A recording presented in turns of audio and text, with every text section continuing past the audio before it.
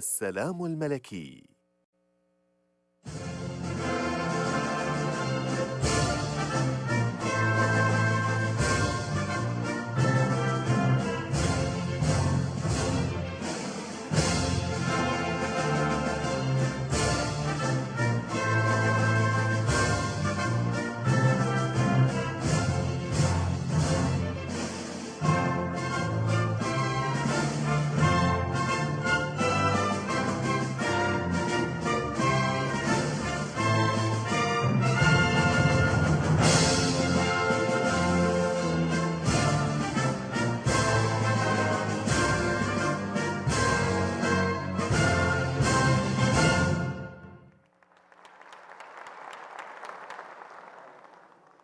Stage transmission in progress.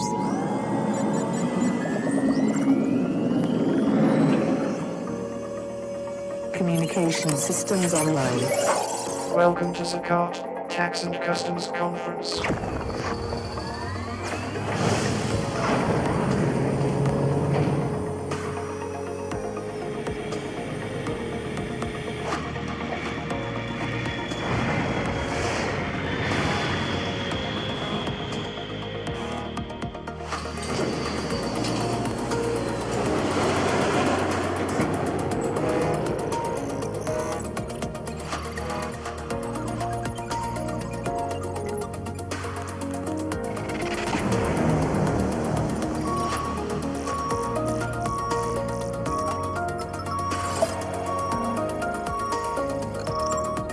Initiate countdown.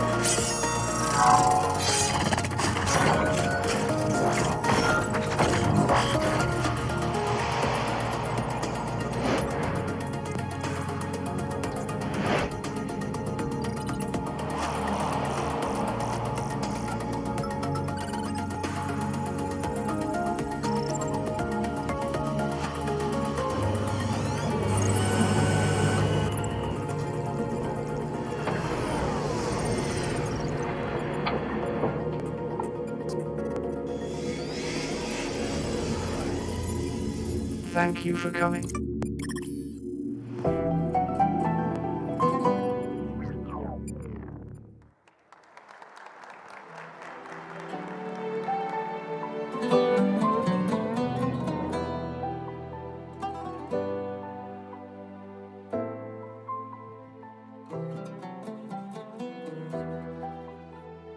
أصحاب المعالي، أصحاب السمو، أصحاب المعالي والسعادة، حضورنا الكريم، مشاهدينا من خلف الشاشات ومن على منصات التواصل الاجتماعي، أهلا بكم في مؤتمر الزكاة والضريبة والجمارك لهذا العام 2023، والذي يحظى برعاية معالي وزير المالية الأستاذ محمد بن عبد الله الجدعان، وتنظمه هيئة زكاة والضريبة والجمارك في السعودية.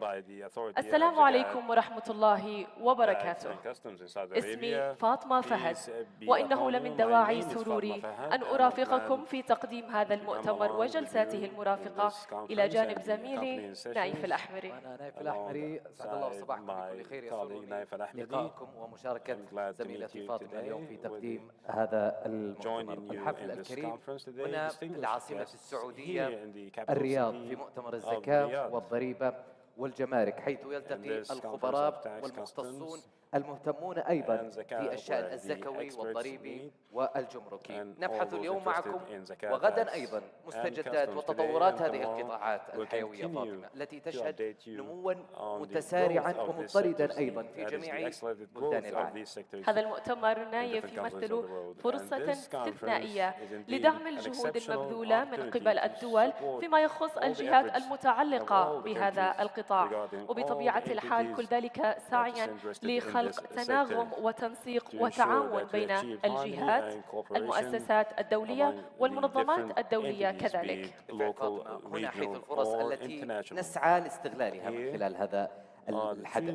حضورنا الكريم لهذا المؤتمر أهداف وتطلعات، وكذلك من خلالها تسعى هيئة الزكاة والضريبة والجمارك، جميع المشاركون أيضا معنا في هذا المؤتمر إلى تحقيقها، وهي في ذات الوقت تعبر عن تطلعات المملكة العربية السعودية في مواكبة التطورات المتسارعة التي يشهدها العالم في شتى المجالات، وهذا المجال أحدها into different sectors. وتحديدا وخاصة فيما يتعلق بأتمتة Specifically الزكاة regarding the والضريبة automation والجمارك، of وذلك tax, من خلال customs, الحوار ومن خلال and تبادل zakat الخبرات. through فخلال discussions and يومين exchange وعلى of مدى expertise هذه for اليومين 2 حضورنا days, الكريم بمشاركتكم with your ووجودكم participation, ستثرى with your جلسات presence, وورش عمل هذا these sessions المؤتمر shall be بأكثر enriched من 10 جلسات with حوارية more than 10 وأكثر من dialogue 50 sessions متحدثا and more than بتجارب 50 تفاعلية speakers with وأكثر من interactive 30 ورشة عمل experiences مصاحبة and more وبأكثر than من 30 70 قطاع accompanying مشارك من workshops, القطاع more than الخاص 70 sectors والقطاع from العام. both the public and the private نحن sector. اليوم نناقش And today, أهم Fatma, التجارب we will be العالمية discussing the most التطورات المحلية important أيضا في قطاع international الزكاة experiences and the والضريبة development والجمارك and tax, والتحول الرقمي customs الذي and zakat تشهده field هذه and the digital المنظومة. transformation مدى that we تأثيرات are أيضا seeing in حتى these التقنيات systems المستخدمة and اليوم even على the advanced الكفاءة على technologies, الفاعلية أيضا the كذلك على competency, the العمليات efficiency, دورها كذلك في and the خلق role اقتصاد of the operations to اقتصاد create قوي. a هنا thriving and نبحث strong مستجدات economy. هذه الحلول As we الرقمية are trying to نحاول أيضا explore أن these نبحث في solutions, we are also تحسين trying to كفاءة الخدمات improve المقدمة في هذا the القطاع level نركز of على services سبل in these تعزيز دور sectors, الأمنية means في المجتمعات of enhancing وكل security. ذلك بطبيعة الحال ما And of يفسح يعني course, إلى بناء all of these efforts as we نموذج strive ريادي to مشترك build نرسم فيه a الطريق joint نحو pioneering مستقبل واعد model to نحو achieve تنمية a اقتصادية promising مستدامة. future and إلى sustainable هنا economical يطيب لي growth. وانضموا معي بالترحيب براعي Welcome هذا with me الحفل معالي وزير the sponsor المالية of this ورئيس conference, مجلس إدارة هيئة His الزكاة Excellency, والضريبة the والجمارك Minister الأستاذ محمد بن عبد الله of الجدعان Finance لإلقاء كلمة. and the Chair of the Authority of Zakat, Tax and Customs, Mr. Mohammed Al-Jadaan.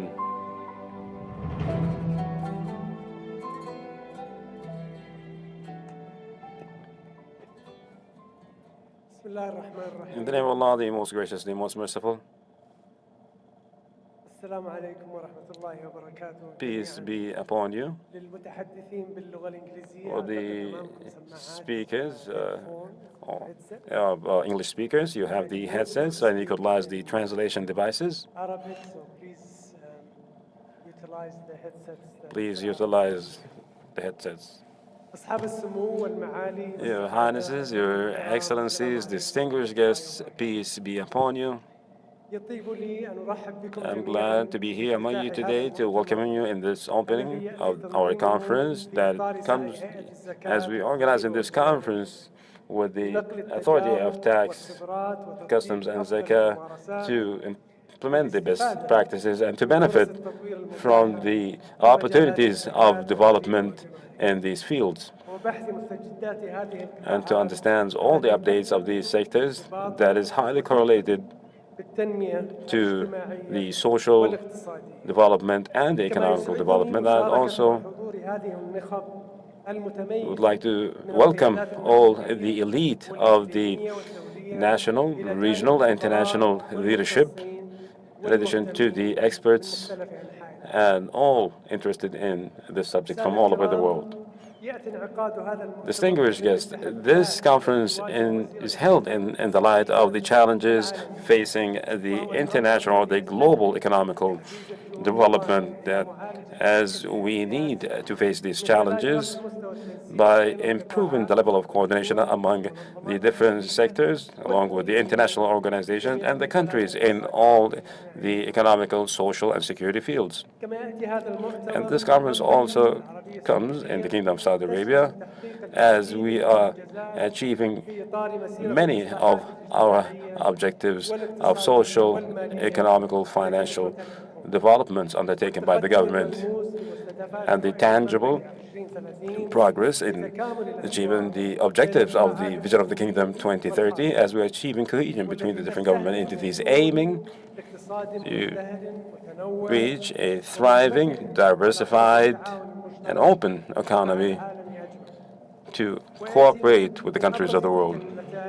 And some of the most important positive result achieved in diversifying the different economical activities and improving our economy. Praise to Allah, today we are seeing a true positive reality in the government systems with different sectors. in accordance and in compatibility with the vision of the Kingdom 2030, and those who are working relentlessly of our youth, men and women, implementing the plans with the leadership of His Highness, the Crown Prince, and implementing the directives of the custodian of the two holy mosques. Brothers and sisters, the continuous development of the tax, zakah, and custom systems through the efforts and the initiatives undertaken by the government, including the national program that will limit the illegal economical activities and to improve the economical environment. In addition, to continue our commitment of the tax compliance by using automation and advanced means of technology, in addition to the electronic billing system, and with full cooperation and active participation from the private sector, we achieved unprecedented success in this regard and received high acclaims, both regional and international. Distinguished guests, the objectives of this conference is based on strategic pillars that was adopted by the Authority of Tax, Customs, and Zakah in the Kingdom, emphasizing on the importance of the inclusive automation in the different tax, customs, and zakat services that will lead to facilitate these processes on the taxpayers and the different government entities, and also to implement the smart services initiatives and to enable the private sector with high level of participation to reach high level of transparency and fairness. And at this time, in this conference, on focusing on enhancing security and economy by utilizing digitalization, we are hoping that the advanced technologies will enhance the tax, customs, and zakat compliance and enrich the business community and the usage of data in taking decisions to ensure that we achieve qualitative leaps in this field. And we open through the activities of this conference to open new horizons of cooperation and to reach the best practices in combating the challenges. And we are hoping to achieve the objectives of this conference, as we can see it before our eyes, to continue progress and success. Allah willing. And I thank all the organizers of this event, and also would like to thank you for your presence and for your participation, and peace be upon you.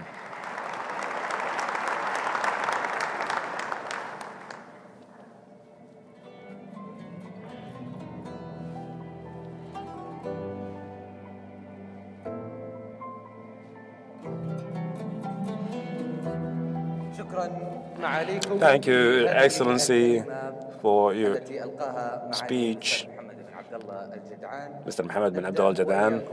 And now we start the agenda of our conference today, hoping always to achieve success.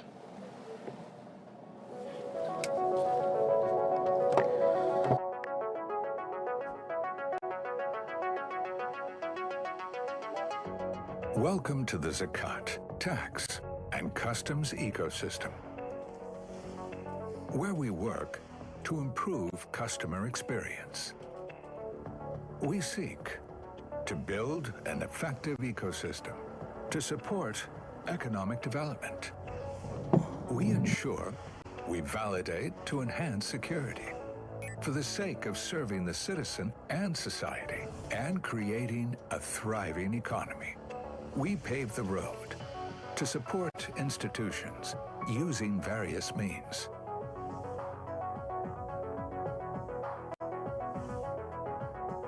To become a global model in facilitating the movement of global trade.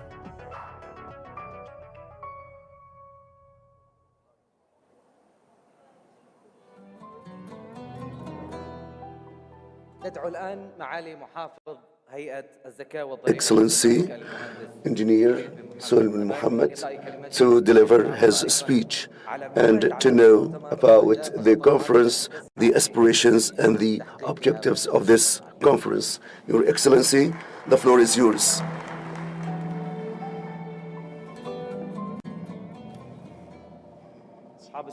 Your Excellencies, distinguished guests, brothers and sisters, distinguished guests, good morning to you all. It's my pleasure to welcome you at Zakat and Tax and Customs Conference under the title of Integrated Ecosystem, Digital Ecosystem, which highlights the topics of enhancing cooperation and harmonization in tax through the sharing experience and discussing the latest development, global development in this system, which witnessed the advanced technology, which makes it in a different position in a global level. The Zakat seeks to organize this conference to be an international and world model to facilitate trade with the effectiveness, focusing on the taxpayer by practicing the best practices and integration and translating into initiatives and solutions which enhance the operations and process of customs. Through supporting economic development and security, the authority adopted the best practices to apply and to implement its strategy in alignment with the Vision 2030. And the most important element e-invoice as an extension of digitalization. This has achieved a remarkable success in the first and the second phase with the compliance of the corporates, and which exceeded 93%, and the application of the second phase was started at the very beginning of this year with the linkage with the corporates, including the entities in the first stage. The invoices exceeded more than 40 invoices. On the security level, authority has benefited from the latest development to enhance the customs authority by building a risk management based on the latest development, and the authority raised the capabilities of customs and the coordination with the clearance authority to achieve the most important objectives of the authority to facilitate goods clearance within 2 years. And the clearance time took 12 days in 2017 to be reduced to 24 hours in 2018, and in 2021 clearance time took 9 hours. Right now it's only 2 hours, and this is advanced stride which enhance the effectiveness of the procedures of the authority.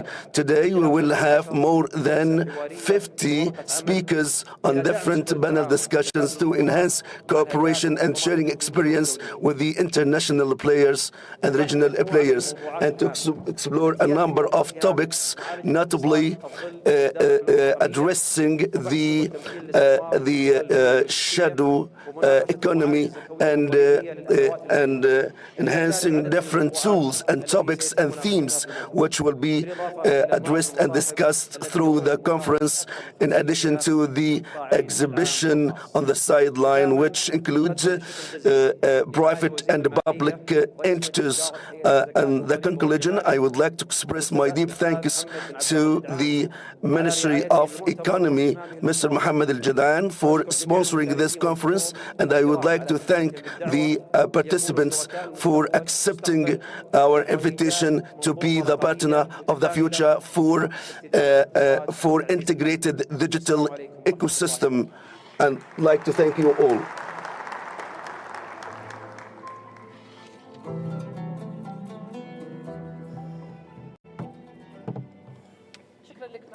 Thank you, Your Excellency, the Governor, for this valuable opening remarks. In fact, applying the best practices will help enhance and facilitate cooperation. Your Excellency, distinguished guests, right now will start the signing of 10 agreements in different areas associated to the mandate of the authority, which aims to enhance coordination and taking the services to the next level. The first agreement is cooperation between zakat and tax and customs, represented by Deputy Governor and the Ministry of National Guards. Your Excellencies, kindly join us on the stage.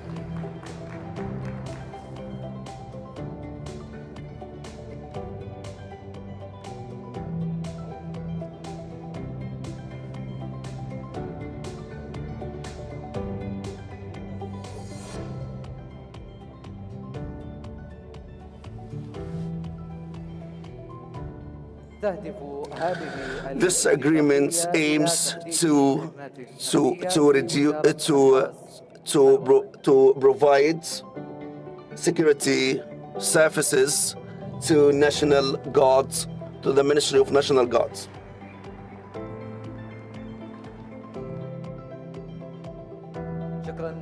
Thank you, Your Excellencies. The second agreement is cooperation between Zakat Tax Customs Authority, represented by the Deputy Governor for Security Affairs, and the General Directorate of Civil Defense, represented by Major General Salman Madani. Kindly join us on the stage.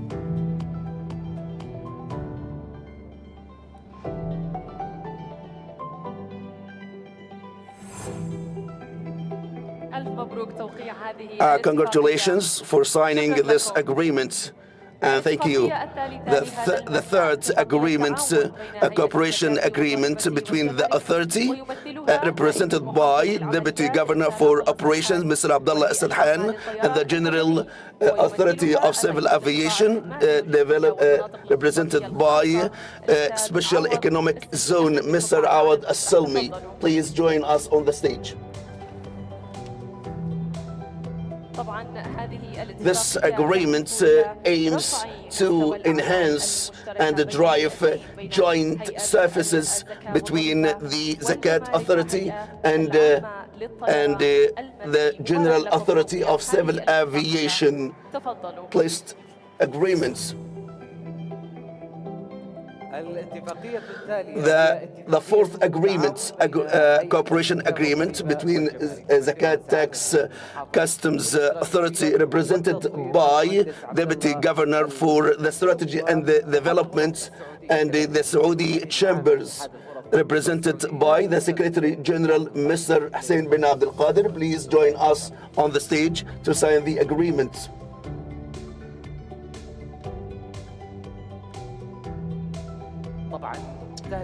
This agreement aims and to activate, to integrate a timer for goods, for the release of goods. Thank you, Your Excellencies. The fifth agreement, it's agreement between the authority, presented by Deputy Governor for Strategy and Development and Red Sea Company.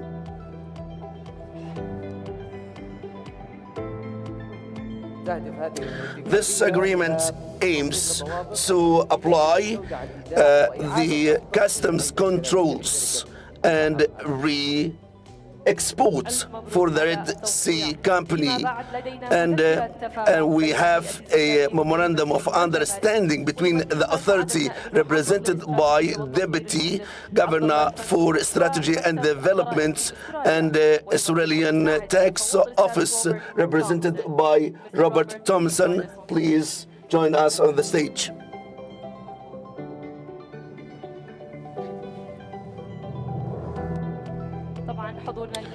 Distinguished guests, this memorandum of understanding aims to set the frame, the general frame for the cooperation activities in sharing experience, training, and in participation of workshops with the in areas of interest. We have a raft of agreements providing electronic services represented by Deputy Governor for IT, Engineer Hajar Al-Badrani, and the Saudi company for sharing information Tabadul, represented by CEO Mr. Sultan Al-Sheikh. Please join us on the stage, and congratulations signing of this agreement, which aims to render electronic services between the authority and the Saudi company for sharing information, electronic information to Badal. Congratulations.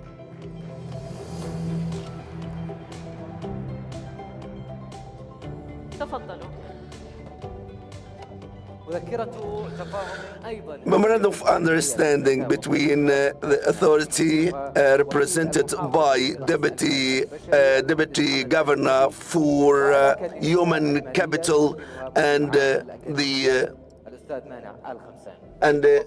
Human Resources Academy, represented by Mr. Mana. Please join us on the stage. This is memorandum of understanding aims to enhance cooperation to provide an advanced training and education services and courses. And we have a memorandum of understanding between the authority represented by Deputy Governor for Human Capital Engineer Hamad Al-Ahmedi and the European Institute of Business Administration represented by Mr. Bashar.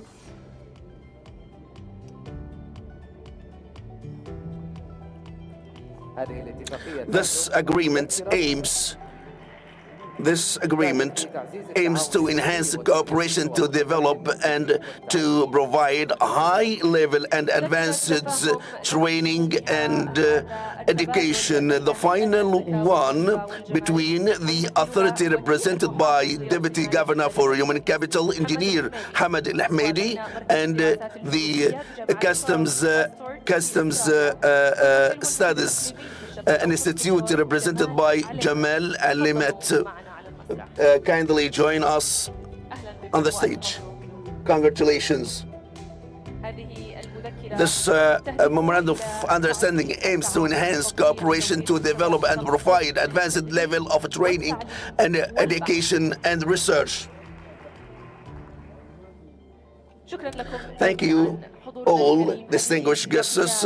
This raft of agreements embody the synergy of different entities for integrated digitalized ecosystem to enhance security and stability.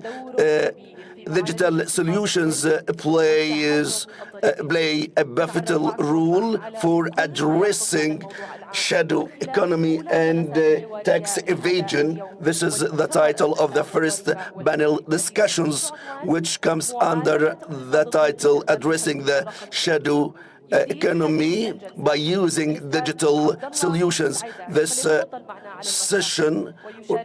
panel discussion moderated by Abdullah Saadan, and this panel discussions will have His Excellency Minister of Finance and Minister of Planning and Dr. Marcelo. Please join us on the stage.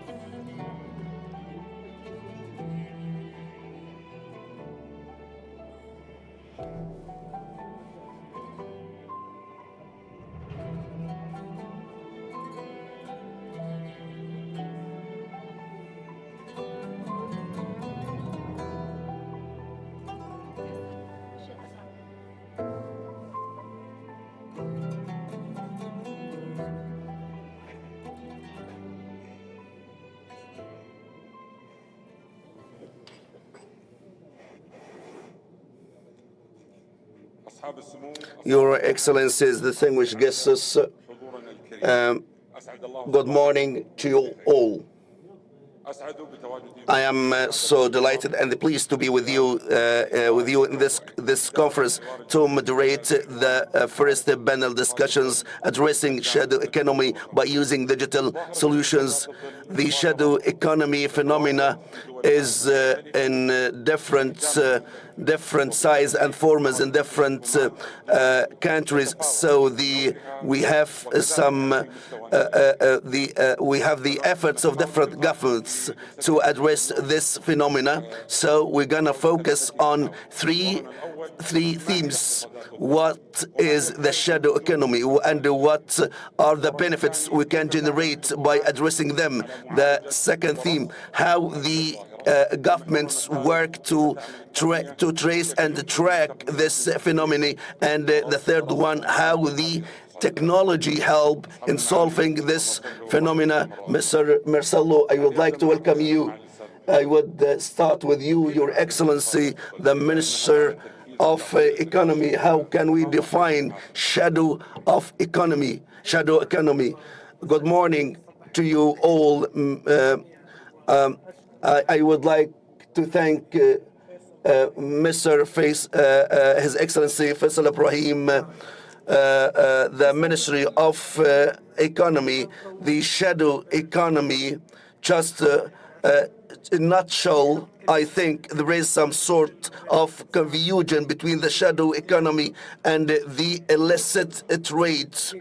In this frame, in this context, the shadow economy, it's not in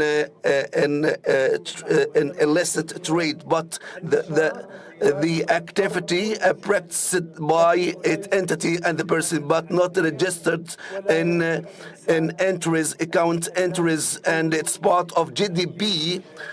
For the concerned government or state or country induced, and it's not part of the financial statements submitted to the official authorities. Shadow economy is spreads all over the world. It's not only in one country.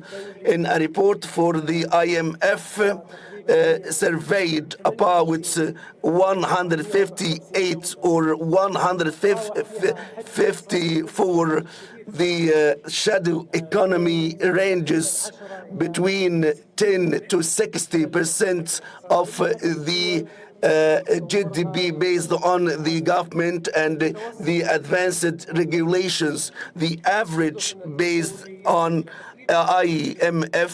IMF about 23% of the economy, and this is a remarkable size by using the general standards. So it's very important to handle it. Your Excellency, Mr. Faisal, focusing on local environments.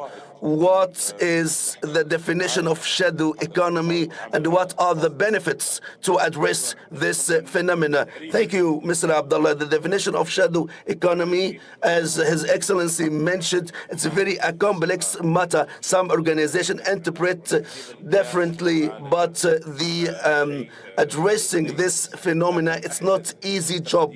But the latest estimation for the volume of shadow economy was close to the average of advanced economy, about 15%. So this percentage, or the average of the low income and medium income countries, is about 30%. And this is in alignment with the statement of His Excellency, the Minister of Finance. So we will, in the past, we have some sort of certainty. The volume of shadow economy has been declined because of the initiative and the solutions. Some instances, we have non-cash transaction, the sale points increased from 400,000 1.4 billion, and the value of the transaction increased from 300 to the double number. So this is, and we have the e-invoice supported a lot this endeavor, and we have some regulations such as organizing the contractual relationship with the expatriates. So this is can handle the shadow economy, and this is the shadow economy can affect the competitiveness of between among the private sectors. So the benefits of addressing the shadow economy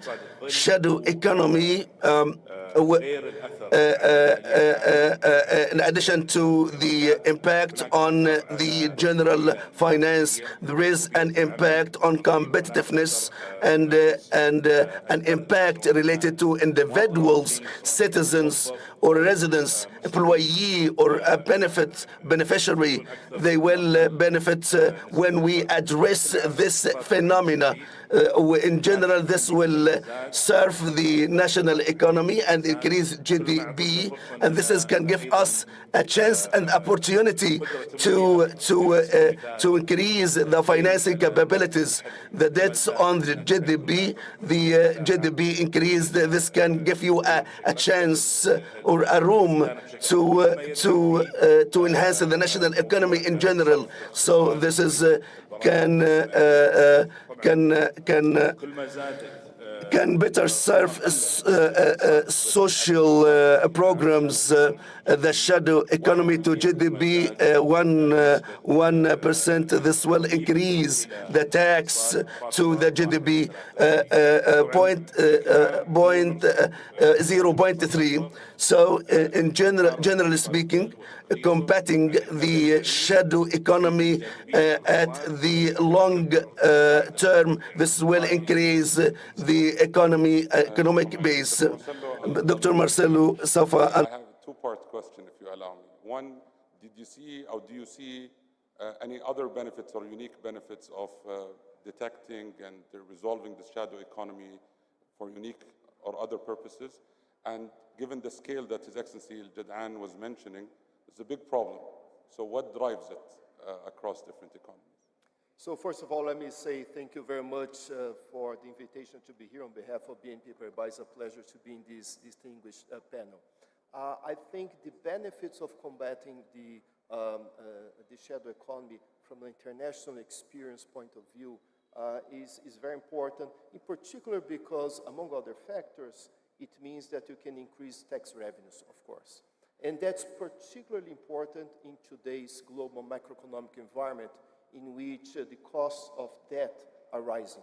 Monetary tightening is happening across the globe. The Fed, the ECB, the Bank of England, all of them are hiking interest rates to fight inflation. So that's the first issue on the fiscal front. The burden of interest payments is rising everywhere. But most importantly, the benefit of having higher taxes is that you can address the rising pressures on the spending side. Particularly after the pandemic, it's very clear that spending more on health, but not just health, but education, infrastructure, and other areas are very important for socio-economic reasons.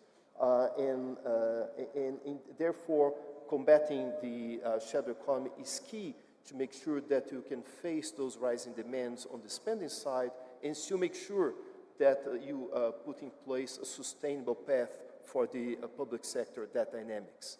Now, there are many drivers for the shadow economy. I'll highlight quickly what I think are the three most important ones. I think the first one is, taxation itself, right? When taxes are high, when the system is complex, when there is a perceived unfairness in the tax system in some cases, that's the situation where the shadow economy tends to occur. We have to think it, in a sense, almost like human behavior, right? People say there are only two things that are inevitable in life, death and taxes. So mankind has not yet conquered death, but many people are trying on the tax front. So that's one angle, taxation. The second driver, I think, is regulation.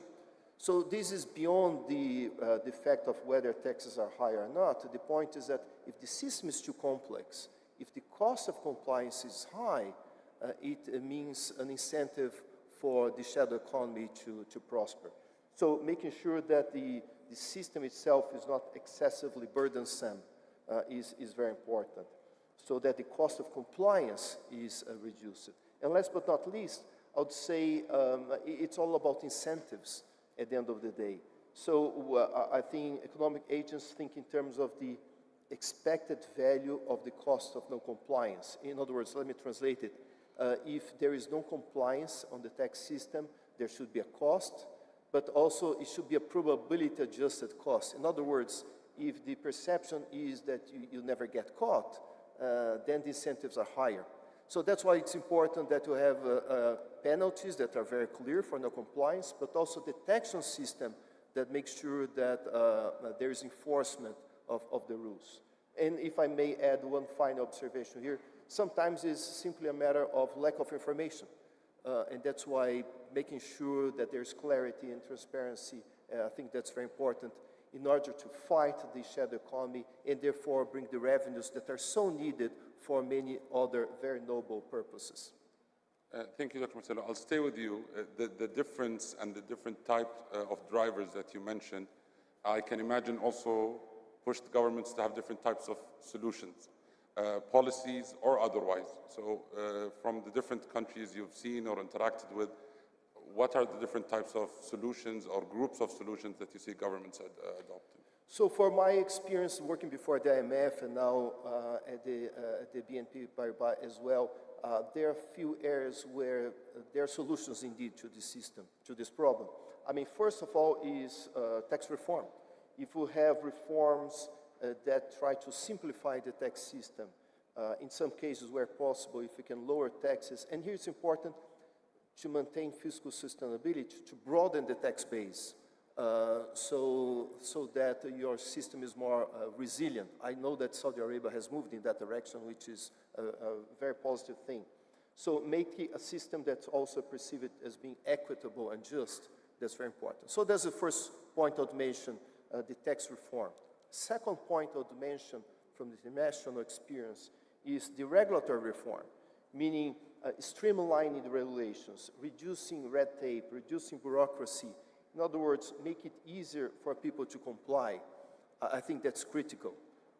Even when corporates and individuals want to do the right thing and comply, sometimes the system is so cumbersome that it makes it harder. And the last thing I would mention in terms of the policies to mitigate the problem is to finally provide the right incentives. In other words, have a system which is transparent, which is accountable, enforce the detection mechanism. In other words, provide both the stick and the carrot. I mean, the stick in the sense that if you don't comply, there is a penalty with improper enforcement, but also make clear that there are benefits to the individual and to the society at large. I give you an example from the country I'm from, which is Brazil.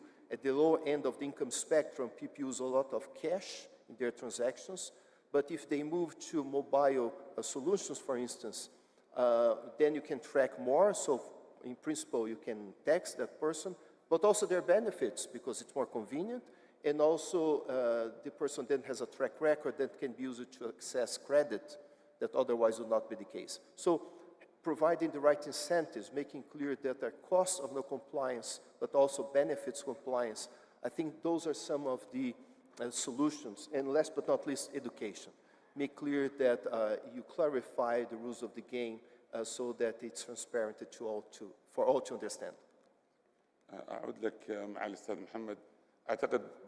And back to you, Your Excellency, Your Excellency, the Minister, some examples that Mr. Marcelo explained. We have experience. We have focused on some efforts contributing to detecting the addressing shadow economy and the steps that you perceive and that you think the government will take in the future.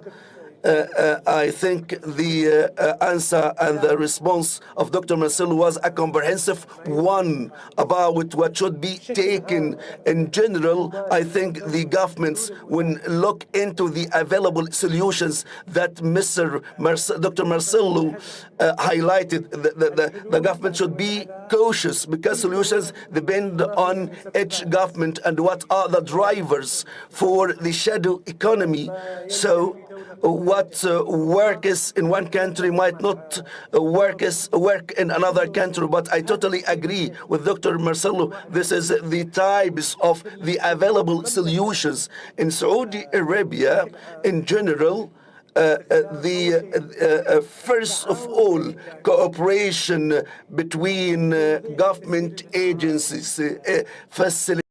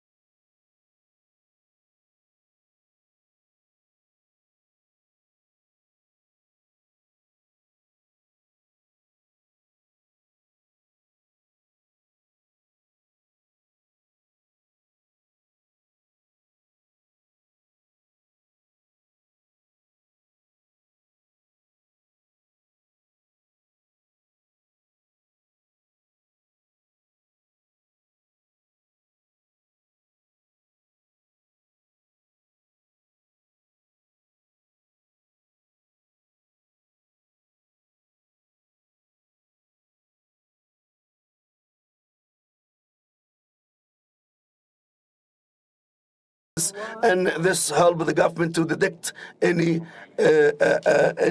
non-compliance. Just, I would like to thank His Excellency, Minister of Economy. He corrected me. I said 23, but he said 32. So I would like for this correction, gentle correction. I think that it's very important to comment on his answer.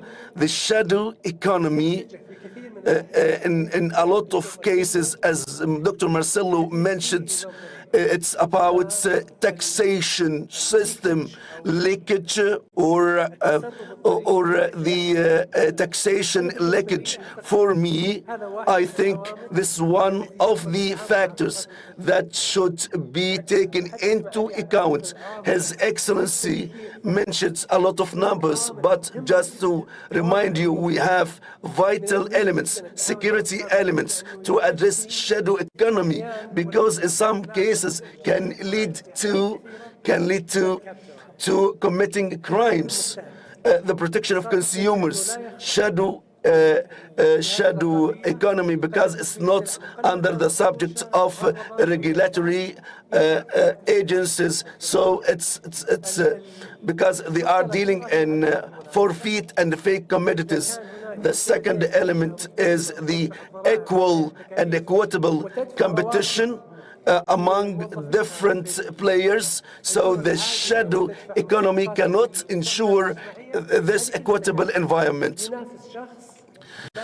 To ensure fair competitiveness, we should combat and fight shadow economy. I think this is a very important element. I totally agree with you, and the protection of the employees as well. Your Excellency, Faisal, the solutions, the local solutions are different based on the scale and the reason behind this phenomena. But I'm gonna talk about the international efforts, intergovernment efforts to trace and detect this phenomena regarding the cross-border trades. The very important points are the challenges which increase the percentage of the shadow economy in total. Each economy is different. The cost of compliance is not, if it is not low, this is a challenge. Lack of information is a challenge as well. Risk and the perception of risk compared to the enforcement of regulations. If the risks are low, this is a challenge. I think most of the companies, if they work, countries, if they work together to find a solution, this can help to reduce this phenomena.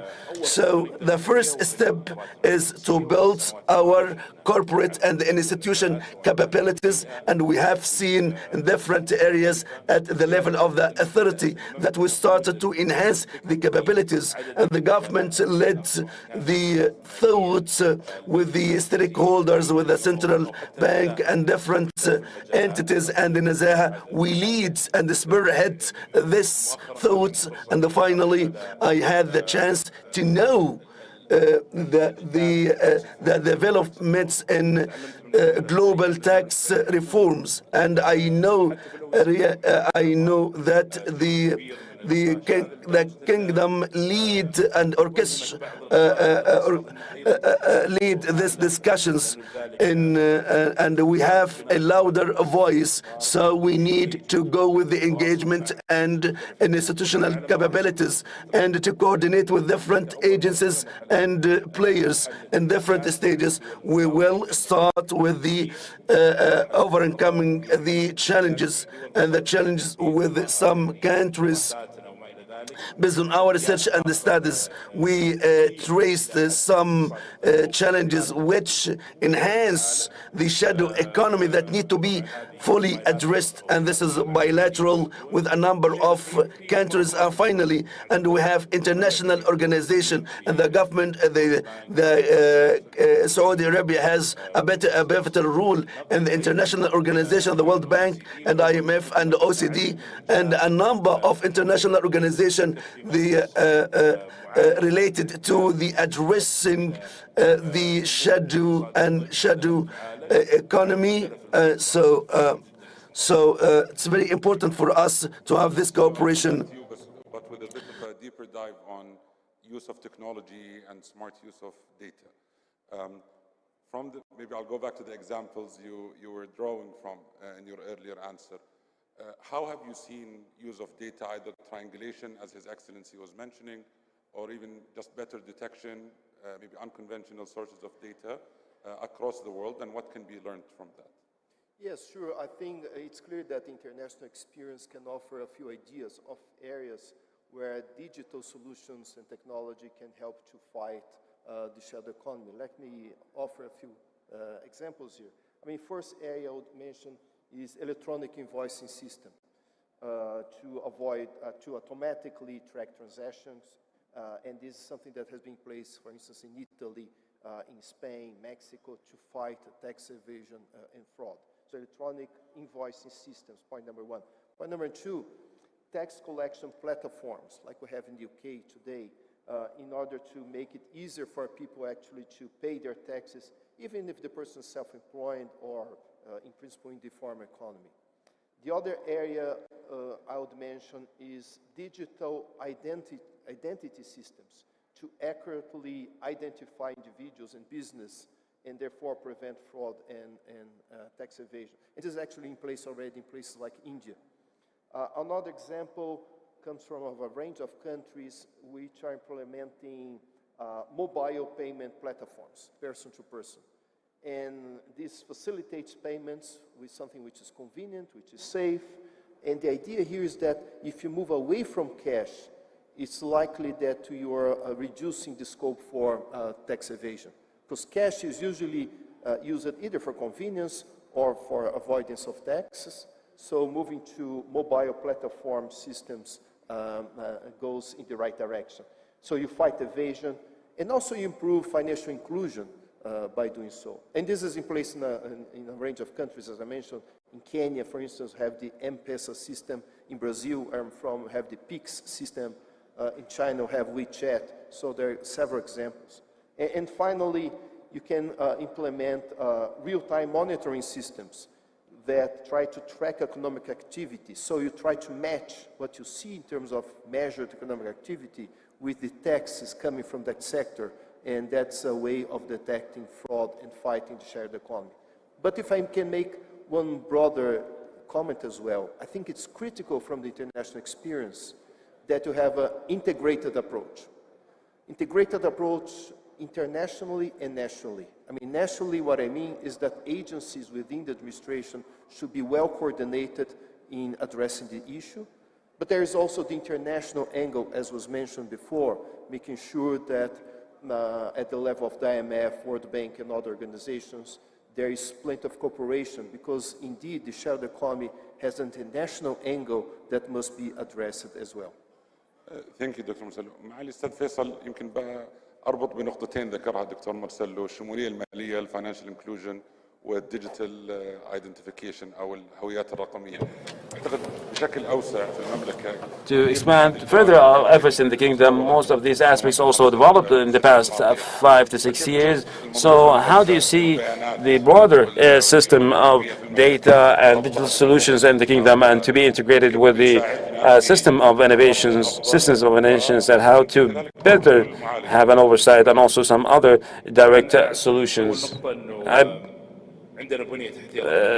First, I believe that we have a strong digital infrastructure, and the Kingdom of Saudi Arabia is one of the best, ranks among the best 10 countries in the world in digital aspects. The data, be it Sadaya or any other entities. There's a high level of maturity and also, I would say, continuity of this level of maturity, and levels of cooperation continue to improve. That will help us receive better information or better process data. That also helped us to provide better services to reach individuals or families that were not included before. As said by His Excellency, the legitimate aspects of this process that will eventually pour into the benefit of the economy. The digital services,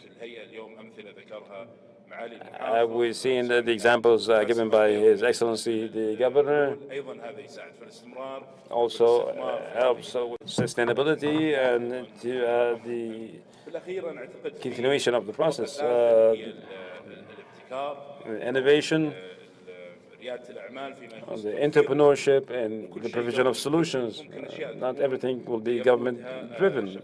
Some of the efforts can be led by our youth, and we have many examples of applications that assisted in formalizing many professions, is clarity and the better understanding of the data. And this is a less complicated level to the level, as we've seen some of the entrepreneurs established companies that base most of the activities on artificial intelligence, and the private sector as well, that will help us to reach information by non-traditional means through the big data, the artificial intelligence, and so forth. And I think we should bet more on the element of our youth. We are a young nation, 60% age younger than 30, and use non-traditional methods of receive this data, and how can we have a better oversight of the economy. We gave a good example of the ability of our youth when Al Hilal won the game with Flamingos. Sorry, doctor.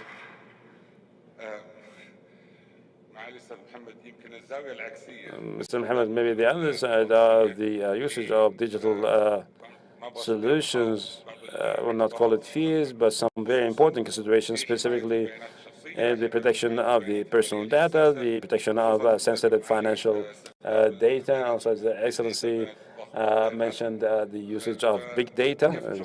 So how can we protect this important information? Also, we need to integrate all the sources to improve the oversight. The winning of Hilal took me for a minute.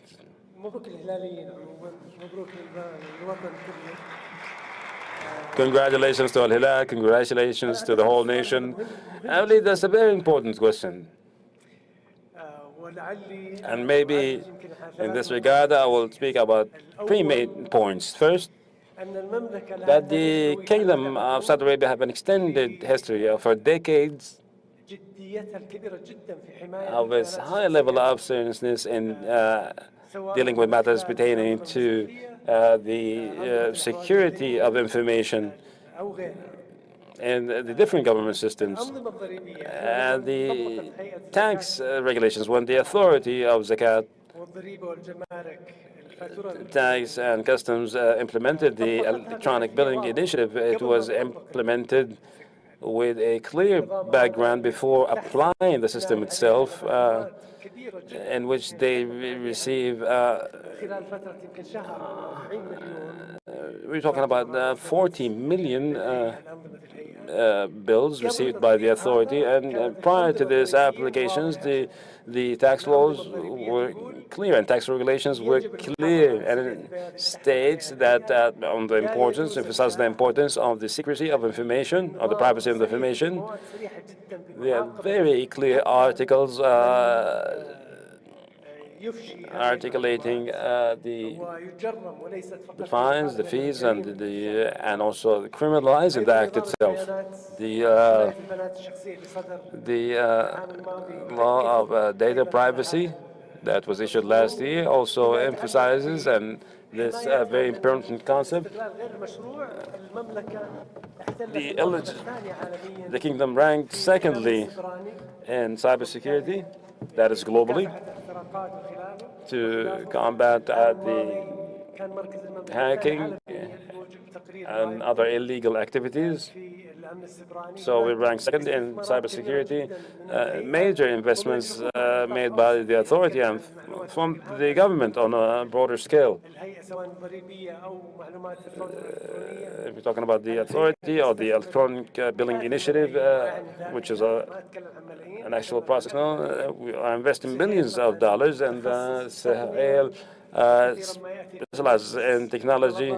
And normally, we are asked to increase the level of technology aptitude of the authority. This is a very sensitive topic and important to our economy. We cannot maintain that right for the individuals and the establishment, then we cannot achieve success. And there are many risks associated with the dissemination of this information with prior authorization. Now, if there's a certain business that would know all the information pertaining to sales and other accounting information.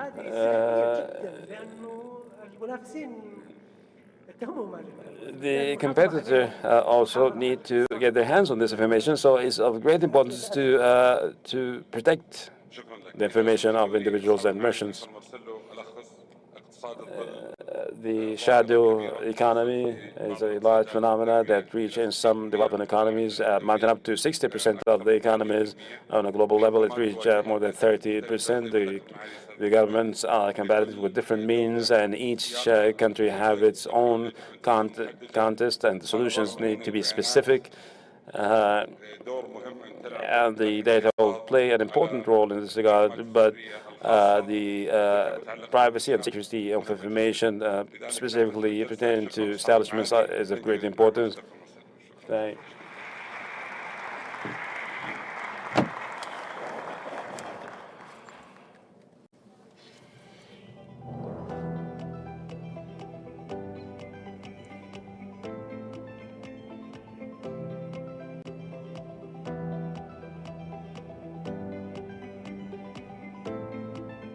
نشكر ونقدر لأصحاب المعالي the excellencies for enriching this session. And now, moving on to the second session of our conference for a logistic environment that is empowering of investment, standing against the global turbulence that threatens the supply chain. The second dialogue session, titled Logistic Environment Empowering Investment, Mr. Radwan Al-Ahmari will be moderating this session.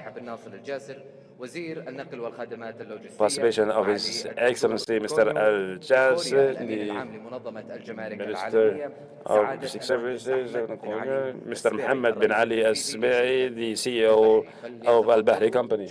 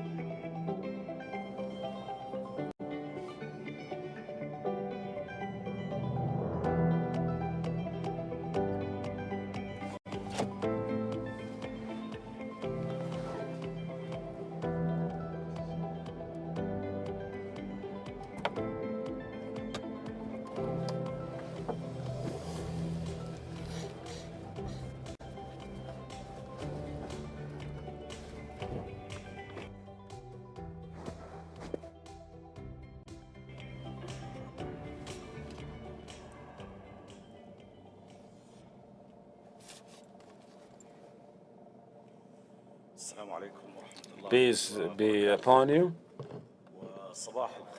and good morning from the capital of the vision and improvement, and also the capital of the decision, that is Riyadh. And today we have three of their excellencies here with us, but the numbers and the responsibilities for each one of them are truly a great responsibility. Mr. Saleh Al-Jasser, the Minister of Transportation and Logistics Services, Excellency, the Secretary General of the International Customs Organization, Mr. Konyo, or even to CEO of Al-Bahri Company, Mr. Ahmed Sbe'i. 80% of commodities in the world are transported through seas, and Mr. Nikoya at the International Customs Organization, the membership of more than 84 countries, and these countries amount up to 89% of the commodities exchanged throughout the world. And Mr. Saleh Al-Jasser has aspirations and plans that is willing to implement directives from Royal Crown Prince Mohammed bin Salman, and we will reach 250 destinations in the Kingdom of Saudi Arabia, to trying to achieve what we have been dreaming of, that the Kingdom of Saudi Arabia is a country that links three continents, but this information or this fact did not link the three continents indeed until the National Strategy of Transportation and Logistics Services was launched. So I would like to start with Engineer Saleh of this vision. Was the kingdom delayed in the logistics services field? Did we have a high level or international level of logistics services? Thus, what efforts had been undertaken from the moment of the inception of this vision up to date? Thank you. I would like to highly acclaim the partnership between the transportation and the logistics services sectors on one hand, and the authority of tax, zakah, and customs to develop the logistics sector as far as integrating the systems, the joint committees, the joint cooperation in shortening the clearing processes and other activities that help us advance in many of the international indicators in the logistics sector. And since the inception and the launching of the National Transportation and Logistics Strategy launched by His Highness the Crown Prince, and the Kingdom is taking confident steps to transform the kingdom to become an international logistics hub by adopting many reforms, be it legislative or structural. They also taken into consideration the reform of improving services and developing the infrastructure, and the strategies and inclusive program that includes hundreds of initiatives that is taking accelerated implementation steps in logistics. For example, we established an agency of logistics services as a subsidy that takes into consideration the coordination processes and the logistic reforms. The committee has been activated along with NIDLIB efforts in which more than 17 government entities gather periodically, and the number of meetings of this committee reached more than 50 meetings in the past 2 years, more than 210 resolutions, all lead to facilitate, develop, and expedite the reform processes in the logistics services. Many of the indicators does indeed show the improvement that we have achieved. The unified license of logistics only need to obtain license from one entity as is integrated also with the number of entities. More than 1,500 logistic licenses have been issued since we launched this type of license. And 2 days ago, we launched Logisti platform. It's an inclusive, unified platform of all the services provided by the transportation and logistics services, be it aviation, maritime, or land transportation, customs, and all in one portal to facilitate the process of the beneficiaries, be it the businessmen, individuals, or the different government entities. 70 services provided through this platform, and we are continuing to improve the services to reach 450 automated services, and the indicators show that we achieved progress, and the ports of the kingdom taking a leadership status and the handling of containers, and that is working closely with our colleagues in the authority, the indicators of the airports, the reforms in land transportation, reforms in roads, infrastructure, all moving with confidence. Dr. Konyo, I want to ask you about the role of the International Customs Organization, the membership of more than 184 countries. 89% of the commodities exchanged in the world are made through the member states of the organizations. What can this international organization provide in regards to investment in logistics services to accelerate the process of improving the supply chains and all the other related topics? Well, first of all, thank you very much for your invitation. This year is special for us because it is the 70th anniversary of the WCO and also 50th anniversary of the accession of Saudi Arabia to the WCO.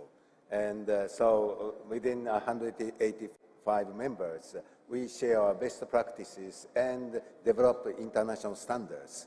Because you are talking about how best to address that issue. We have been experiencing supply chain disruptions caused by COVID-19, war in Europe, and inflation in crisis in food and energy. So how best customs can address those issues? And also in the remote area, increasingly we see fragile borders. So there are many challenges. What we can do is that first, we need to have a standardized operation model. That is international standards that WCO develops. Well, surely you know about WTO's Trade Facilitation Agreement or WCO's Revised Kyoto Convention, which are aimed at ensuring connectivity at borders, because our vision is borders divide, customs connect. And in that sense, first implementing our standards, international standards, developing that and assist implementation is important. Then the usage of technology, because as we've seen at the opening video, Saudi Arabia has introduced many good technology, digitalization. But the digitalization brings us more data. So how to utilize data is very important. Well, using the data analytics and get the risk management is important, but that usage of data should not be limited within one country, because it has to be, even in one country, the data should be shared with other government agencies, including customs tax, but also beyond the borders. So how to share data is important, and this is how we are supporting our customers. And also, in terms of implementing standards and using digitalization, you need human resources. So capacity building has become utmost importance. And Saudi Arabia has helped us in establishing regional training center here in Riyadh. So I appreciate that. And all through what we aim at is really establishing trust among members and among our stakeholders, including other government agencies, but also with our business partners. So we developed the compliance standards that is authorized economic operators so that customers can identify trustworthy traders and provide more facilitation. So this is a win-win situation, and especially those business should be able to give us more data because we are managing borders with the data. And then we can provide more facilitation. And in that way, at the same time, we can address illicit trade, to counter illicit trade by using data and with trust with our government agencies, partners, and business. It's very important.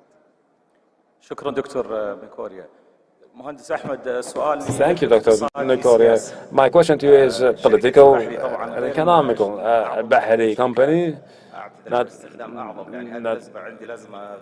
it's one of the greatest companies, one of the biggest companies in the field of maritime transportation, but also one of the biggest companies in oil transport. In the past 3 years, we've seen some global crises, such as the pandemic, the war in Ukraine, and also the incident in the Suez Canal.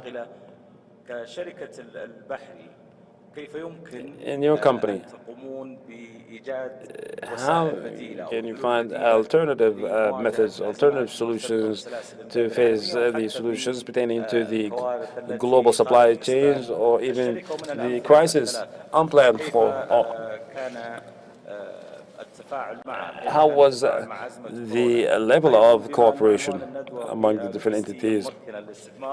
An empowering environment of logistics, that's the title of the session. So what is Bahri investing in currently to avoid the hardships of the past? Good morning. And I thank you for naming Bahri a great company. And I'm truly honored to be in this session with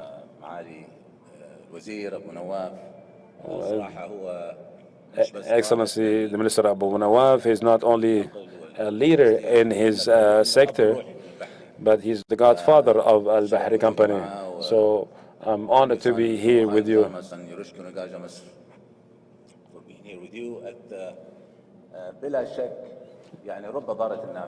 No doubt that what we've seen in the pandemic truly opened our eyes to the importance of the supply chain. If we did not have control as a national transporter, and we have control over our supply chains, our economy would have been disrupted. Our sector is the generous sector that empower other sectors. If our sector is affected, the other sectors will be affected as well. During the pandemic, we were able to, specifically in the oil sector,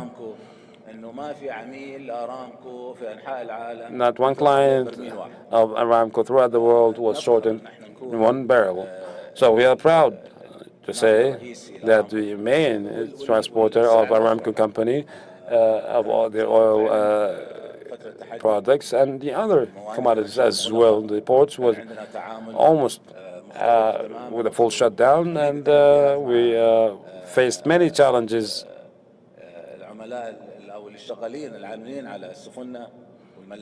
The workers of our shipyards, but we overcome these obstacles. We were able to provide support to our economy. Some of the other crises, current crises again, focusing on supply chain, be it the trade war between the U.S. and China, or the current conflict between Ukraine and Russia, because those countries are sources for many important commodities.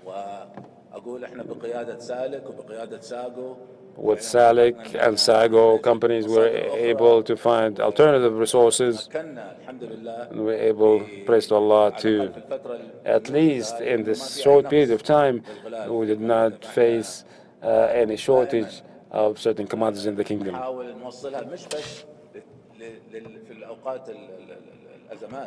Not only during time of crises, but we are trying to have in addition to the trade operation, high level of competitiveness, being friendly to our environment. We have a modern fleet that will enable us to find these solutions, be it commercial or even on the environment level. Thank you, engineer. Coming back to Your Excellency and the airports.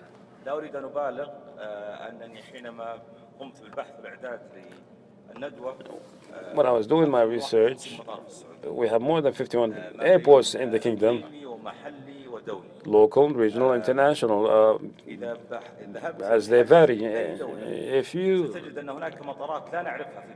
try to travel in a country, there are airports in different countries for transit trips, and Turkey today, city of Dubai, 51 airports, yet the Saudi is still weak in transit activities, aviation transit activities. 51 destinations, 30 million travelers. We are hearing these numbers, and now the actual plans are implemented. Why are we late in improving the airports? What is the plan, and what are the practical steps? 250 international destinations and reaching 30 million travelers. Can we reach these numbers? And what is the time frame to reach these numbers? The kingdom is a country of the size of a continent, and the kingdom,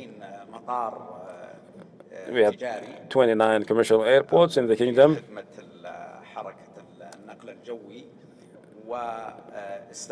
And the strategy of transport and logistic services and the sectoral strategy of the aviation sector, the kingdom shall become an international aviation hub, determine two pivotal axes of aviation of importance, that is the city of Riyadh and Jeddah city, in addition to the other initiatives for the remaining airports of the kingdom and the aspirations of NEOM to build an axis of aviation. And we have taken very important steps, and that was announced recently, and we continue to have more announcements, as we are well aware that the aviation was greatly harmed due to the pandemic, and now the kingdom in the process of recovery of aviation, our percentages of recovery is higher than on high levels on global. And the international aviation numbers speak for themselves, and this is higher than the global average, and also try to mitigate the impacts of the pandemic as not to impact the strategic steps to transform the kingdom into an international aviation hub. King Salman Airport, we are taking clear steps in this project, and we announced the general plan and also the designing processes, the implementation processes. King Abdulaziz Airport, we also prepared a plan for future expansion projects. Even during the pandemic, the aviation sector contributed in mitigating the impact of the pandemic by recovering many of the citizens that were left stranded in different countries of the world, and also doubling our activities of commercial transportation, ensuring the availability of medical equipment and medicine, as many flights were activated to transport commodities, as we are well aware that about 60% of the aviation transportation takes place in passenger planes, and the pandemic brought this movement to a halt.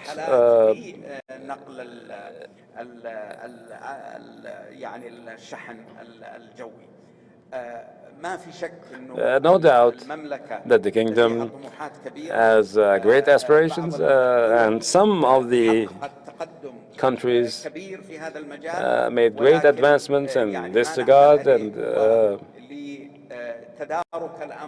we are trying to have a clear understanding, and the implementation continues in this regard. Dr. Konyo, I want to ask you about the expediting the clearance processes by encouraging countries of expediting the processes related to customs clearing. The Customs Authority had an ambitious plan that the clearance process should not exceed 2 hours. This is considered a record time, or is that the average? What is the international average, or the true indicator of the time window of the processes? As an international organizations, how did you encourage countries to accelerate in this regard in expediting the clearing processes?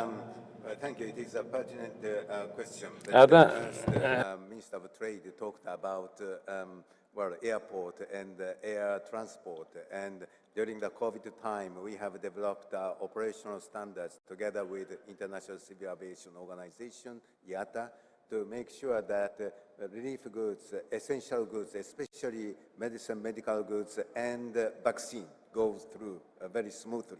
So that expedition and business continuity plan is important in time of emergency happens. But coming back to your question of in the ordinary time, how to facilitate trade is another of the importance, because we customs can greatly contribute to improving investment climate by providing that service. Because for the investment, quite often border procedures, infrastructure, it is hard and soft infrastructure that is very determinant in investment. And for that, when I explain always customs procedure, is that customs want to facilitate the trade, but at the same time, secure supply chain. So what is important is getting commercial data accompanying that flow of consignment, to get that so that we can quickly assess the risks with those goods. And once it is okay, we want to facilitate. And what I talked about authorized economic operator is just giving that facilitation with trusted traders. And regarding your question about performance measurement, yes, this is what we have been making. And we have established standards of timely study, how you measure how you measure time, clearance time necessary for each step. And quite often, it is not only customs, but other government agencies' procedures, or even physical infrastructure is concerned. Therefore, what we recommend is that based on that timely study, develop action plan, national action plan, for each stakeholder, how best they can improve that the procedure, that is time, because time is money, and time is the real indicator. So this is what we have been doing, and also trying to get data before the arrival of goods. If we get advanced data before the arrival of goods, we can already do our risk assessment. And then when the goods arrive, we can already say that, yes, please go through. So that kind of advanced electronic data that we receive is increasingly important to make sure that facilitation and security is well addressed. So our several standards, even in the area of e-commerce, we have framework standards. Those are all measures to support our members how to facilitate and secure supply chain. شكرا معاليكم. أريد أن أسأل أيضا سعادة المهندس أحمد على ما تطرقت إليه في جوابك حينما تحدثت عن الأمن الغذائي مثلا أو تأمين بعض الاحتياجات الأساسية في الأزمات العالمية. أريد أن أسألك يعني وأنتم مكون أساسي في مجال سلاسل الإمداد والتوريد، كيف يمكن أن تساهم البحرية وكيف يمكن أن تساهمون في موضوع الأمن الغذائي للسعودية من خلال منظومة النقل المرتبطة بالبحري، لا سيما أنها أحد أهم أهداف رؤية 2030؟ أول شيء أحس أنكم بعيدين عنا شوي، ودي أقول أقربوا شوي، منصة بعيدة شوي، لكن هذا طريقة ترى ذكية من المهندس أحمد عشان يحضر الإجابة. لا يبدأ بنكتة ومن ثم يفكر. الغلال والأمن الغذائي من أهم أهداف المملكة صراحة، وإحنا نفخر أن احنا نكون لنا باع كبير في تمكين قطاع الغذاء الموجود عندنا في المملكة. احنا الآن سوينا استثمارات كبيرة مثل ما قلت سبق وقلت لكم على إيجاد أسطول كبير وحديث يقدر يوصل لأي مكان في العالم. والحمد لله الآن في تعاون كبير مع سالك، تعاون كبير مع ساقو. احنا يعني جينا من منطقة أولموس الصفر، والآن إن شاء الله يكون معانا نصيب الأسد من جلب الغلال هذه من مناطق متعددة في العالم، لأنه الأمن الغذائي يتطلب أن يكون ما عندك مورد واحد، والموارد صارت أبعد، صارت في أماكن أبعد من الأماكن اللي احنا معتادين عليها في الآونة الأخيرة، فيتطلب يكون في عندك أسطول dedicated للغلال ومخصص إلى جلب الموارد هذه بطريقة اقتصادية مثل ما قلت، لأنه فترة الأزمات فترة قصيرة، لكن الفترة الأكبر هي فترة السلم.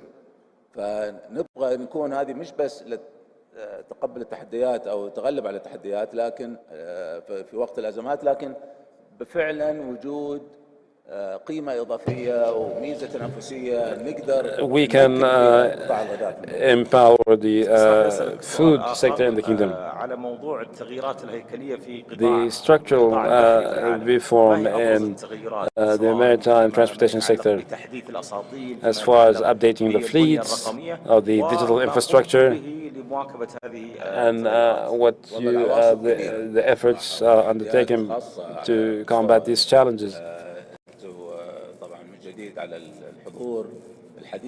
All this is well aware of the concept of the fuel of the future. Will it be ammonia, hydrogen, natural gas, methanol? Deep and discussed topic that will affect the fleets of the maritime fleets of the future. And this is one of the challenges that we are currently facing, but now with the industry of manufacturing chips in the kingdom, we shall find the solutions and will be part of solution making. But we will see that all these challenges, as they grow bigger, we'll see. Are we talking about acquisitions? Here, the middle-sized establishment cannot face such challenges that require human capital, financial resources. I believe that now we're in a position that we can go through this journey, and Bahri company will play a major role not only in food security but also in energy sector, minerals, pharmaceuticals.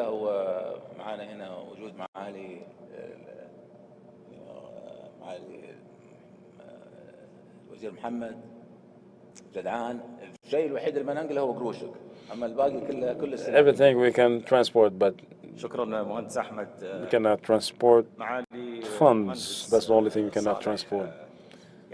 Excellency Engineer Saleh, the traffic jams, and I believe that most of the audience maybe faced an extra 30 minutes of traffic jams, maybe about the logistics services.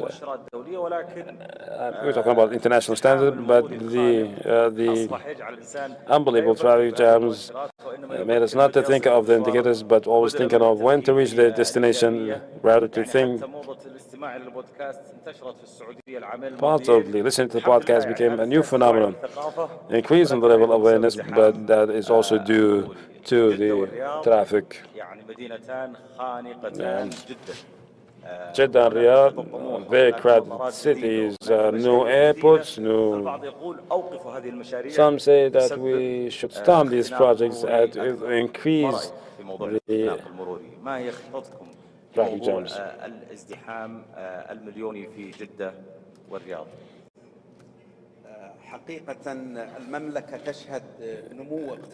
The kingdom is witnessing a great economic growth, and also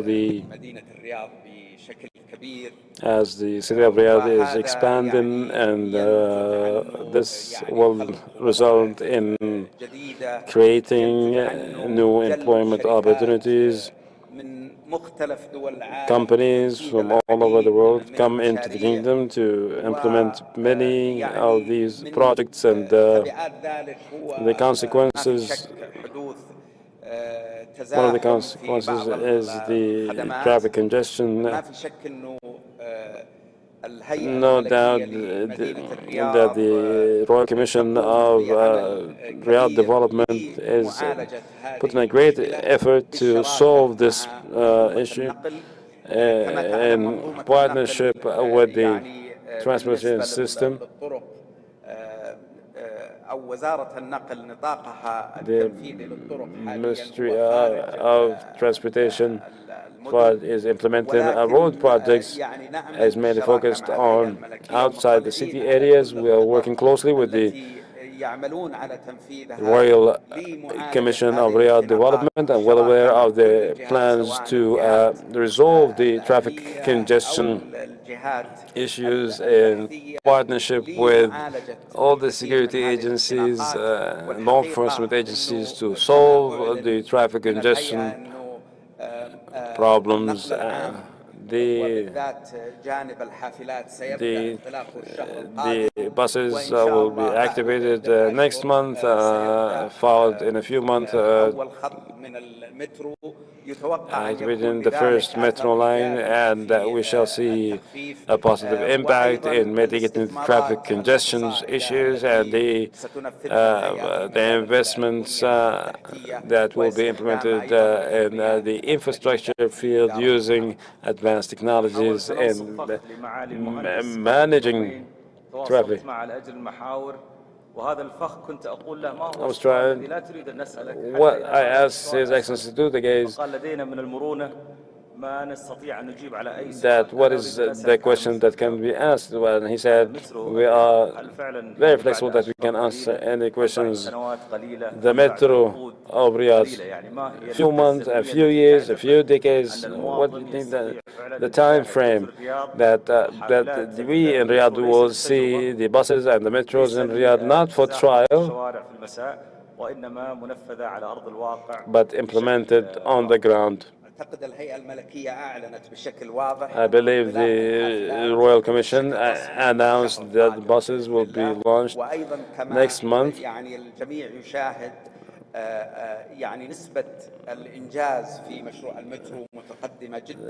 Advanced levels and the metro project took about a month to announce the first services of metro, and the Royal Commission of Riyadh will now have an announcement very soon. But I can assure you that the metro project in very advanced stages is one of the best metro projects in the world. It might be the biggest metro project in history implemented in one step. And before the end of this project and to launch this project, there are plans to expand this project. So yes, the project might have taken more time, more than planned for, but I'm confident that our colleagues at the Royal Commissions put in all the efforts to accelerate the process, as it will be an addition on a national level, and the residents and the visitors of Riyadh will benefit from this project and will have a clear impact in improving the quality of life in Riyadh. I know how much time left. Mr. Kohli, I want to ask you about a very important topic. That is the pandemics and how to deal with it, and with the customer authorities deal with the pandemic. When the pandemic came, how were you able to protect the workers? Some of the goods were contaminated, or maybe went through transit through different countries. And also another question, what are the investments that you encourage other countries to engage in since the pandemic up to date? Well, thank you. Well, in the previous question, you asked about congestion. And of course, road congestion, traffic congestion could be one indicator of rapid economic development. But at the same time, we have another challenge of climate change, because we have to make sure that our system, transport, trade, customs, should be compatible with sustainable development. So we are looking at how best we can reduce customs carbon footprint in our operations. And this is related to your question to me, because the answer is quite often digitalization, because through digitalization, we can reduce that carbon footprint, and also it could address the issue of COVID-19, how to protect workers, customs officers on the ground, because paperless trade or contactless clearance is the way forward. Of course, it should be based on risk management, so that risky goods should be treated separately, but in general, that paperless trade and contactless clearance is the way forward using digital technology.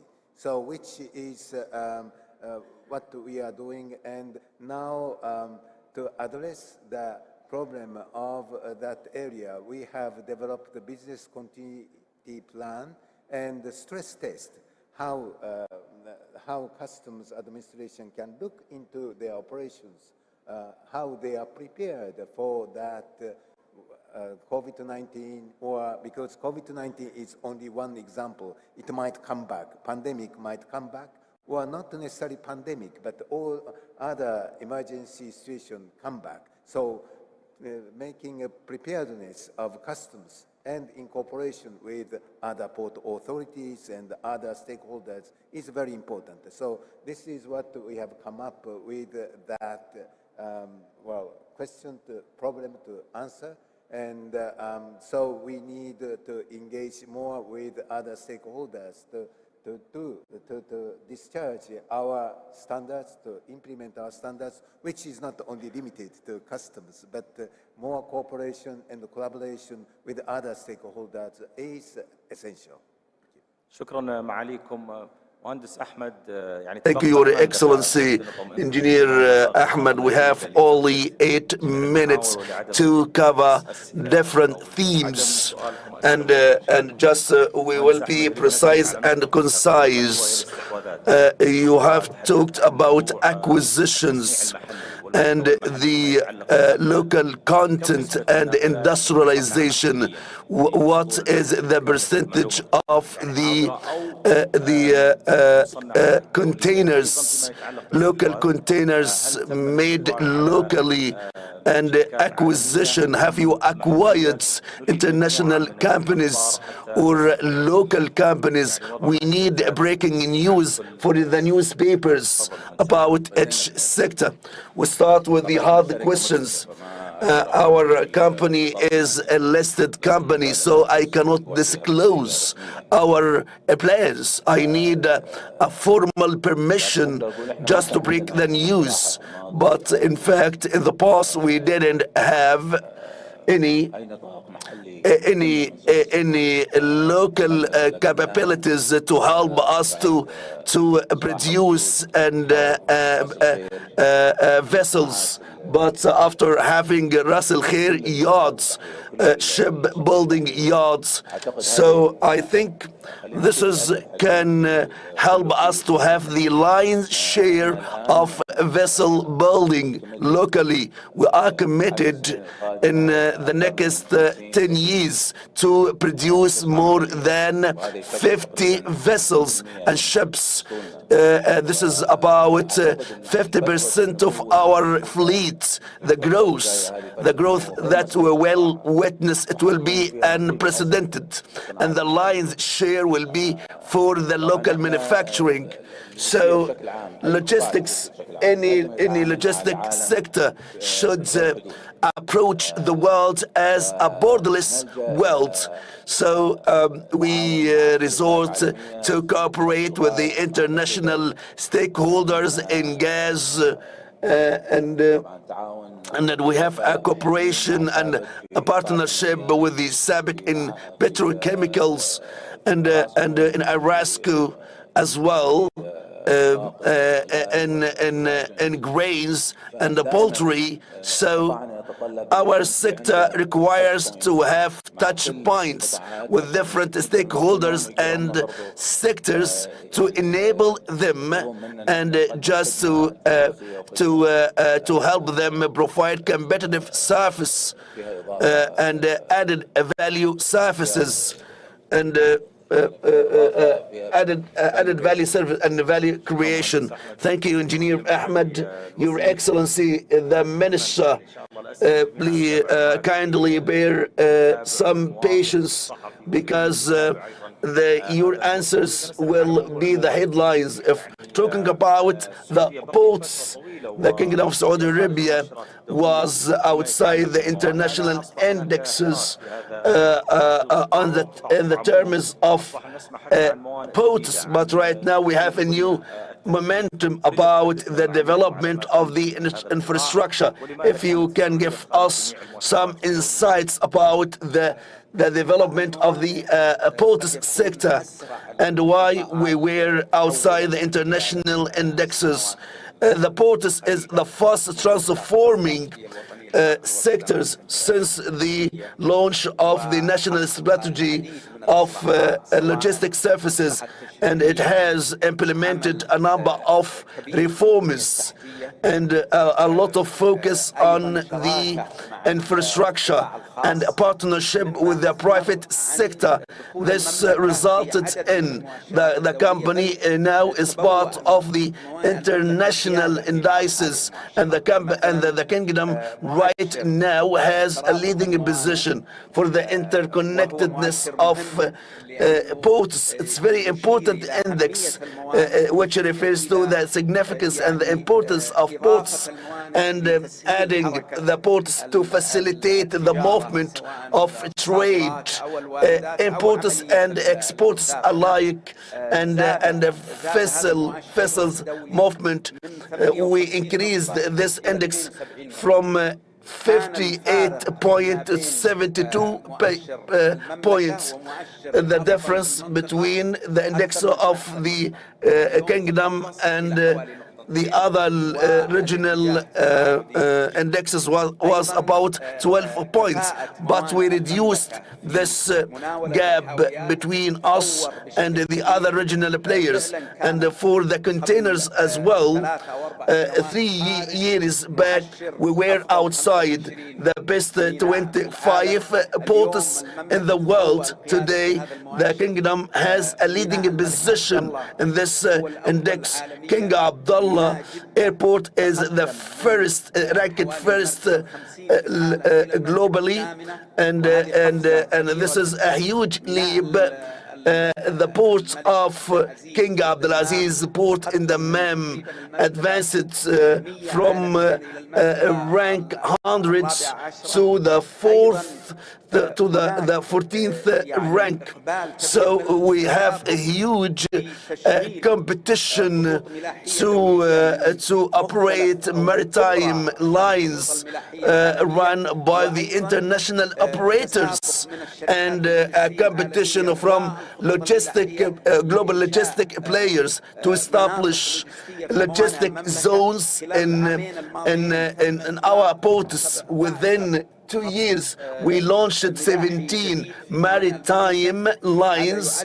This has enhanced the interlinkage and efficiency and enable the kingdom to increase its share in vessels movement, which increased over the 3 years 12% in the region to 32%. This is a huge leap for the logistic zones established, which was announced by the International Maritime Company, reached about 8 logistic zones. The final point, the partnership with the private sector, it's a very important index. With the cooperation with the Privatization Council and a number of national agencies, we signed contracts with a number of companies to operate and to build stations, vessel handling in Jeddah port and the King Abdulaziz port, with investment of the private sector about 17 billion Saudi riyal. And this is highlight and illustrates the confidence in our policies and the national economy, and the streamline and of the procedures. Thank you, Your Excellency, and hopefully, please, we need exclusive news just for us to announce this conference. Your Excellency, Mr. Cohn, I need to ask you about customs, which is the evasion and the fake and forfeited goods. What is the role of your organization to reduce the forfeit and the fake goods? Does technology play a role in this regard or not? Well, thank you. IPR protection, intellectual property rights protection is important. Counterfeit and piracy doesn't help, especially for the competitive environment, because if piracy or those counterfeit goods are rampant, who would invest in your country? So this is one of our major focus area, and we have developed what kind of legislation, what kind of practice is really helpful, that kind of standards. And also, we recommend more cooperation with the right holders. But as you've suggested, technology really helps, because with technology, custom officers are not necessarily specialists of IPR on the ground, but with the technology linked to right holders or central database, they can see whether they have to be careful about those goods suspicious of infringement of IPR. And also another helpful area is that they have the contact with the right holders through technology. If they can contact with the right holders immediately using that technology, it can enormously help customs officers so that they can really support them by getting how to identify suspicious goods on IPR infringement, and how to contact with those right holders, and what kind of evidence they should collect to bring it to justice. So, as you said, technology helps. شكرا معاليكم. Thank you, Your Excellency, Engineer Ahmed. I will. There is no need to exclusive breaking news, but talking about clean energy, and alternative energy, and the neutrality of neutral carbon policies. So, how have you applied this in the maritime operation, and there is some pressure on the Saudi Arabia in this regard? Climate change is one of the biggest challenges, and just I would like to. If you look into the Chinese language, if you need to write a street or name, just you can select a character to describe what you need. The exception is disasters. They use the character of risk, and the other one opportunities. We look into the challenges as being opportunities because they enable. Bahari is a leading company, a leading organization internationally and globally speaking. From now we have increased our fleet with the scrubbers, and we started to use the reduced fossil. We use clean energy, and now we have studies that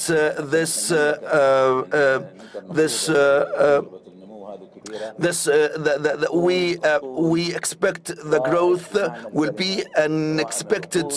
Our fleet will be a leader in fuel and building it, and I have the passion, and I am so eager for the next era, because we're gonna make a world-class fleet in maritime activities. Your Excellency, Engineer Saleh, I would like to ask you about the exclusive breaking news. As a matter of fact, for the announcement of the transport system are announced to the public, but what I can say, a piece of news related to the procedures taken by the transport system to support and to reduce the crowdedness and the traffic jam. We have two projects in Riyadh region and the Mecca region to move the cargo movement from the west to the east of the kingdom outside the major cities. This will have a positive impact on the traffic management, will reduce waiting time for the cargo, and as well mitigate the traffic jam issues inside the major cities, and this can really result in enhancing the quality of life in these cities. What can I say? 2023, with the unlimited support, you will hear 3 announcements in logistic and transport systems. Hopefully you will give me this piece of news exclusively. Mr. Kanyu, what is the exclusive piece of news that you need to announce across this platform to the world? We need a piece of news related to the World Customs Organization. Well, Saudi Arabia, through this conference, declares that it would be a showcase for logistics, the most modern logistics, using technology, but also make sure that, compliance environment is there to mitigate any risks. I talked about IPR, but quite often I saw the major threats coming from e-commerce. It is thriving, so we have to make sure.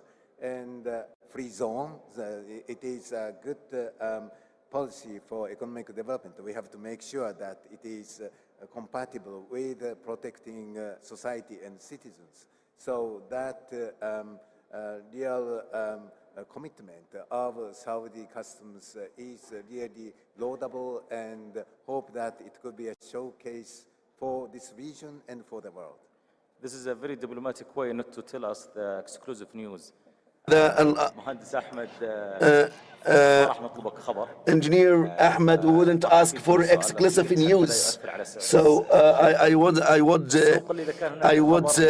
exempt you from the exclusive news about the industries, about the vessels.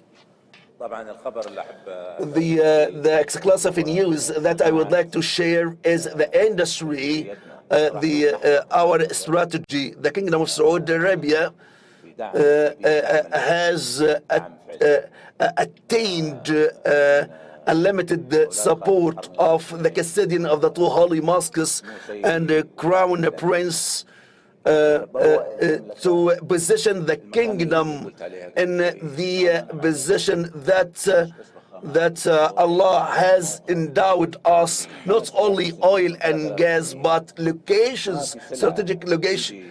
Any commodity moving from east to west, it should transit and go through the kingdom. The Kingdom of Saudi Arabia would take its position that fits its strategic location on the international map in Bahari. We are so eager and passionate to have a role in this success, and you're gonna hear about news about the development plan. The next board will announce as such. So, God willing, we are able to enable each sectors in Saudi Arabia without any exception. The pharmaceutical, food, mineral sectors, and you're gonna hear good news in March before Ramadan about this plan and how can we enable other sectors. If you allow, give us more time, I would get exclusive news. I would like to thank my panelist, His Excellency the Minister of Transport, and Mr. Kanyu, and Engineer Ahmed Sabai, the CEO of Bahari. I would like to thank you all. And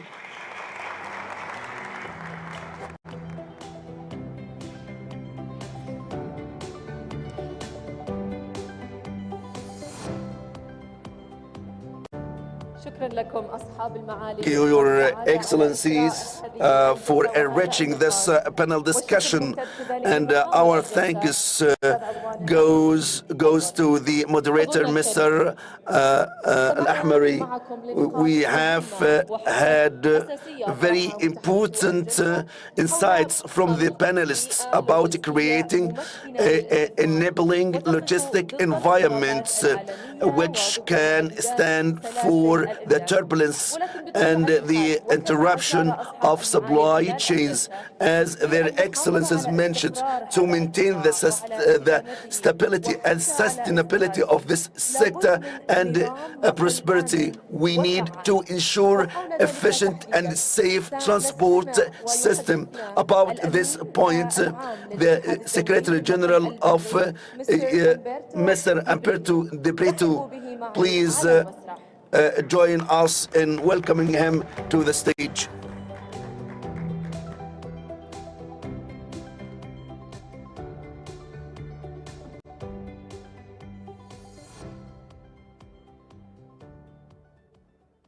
Shukran.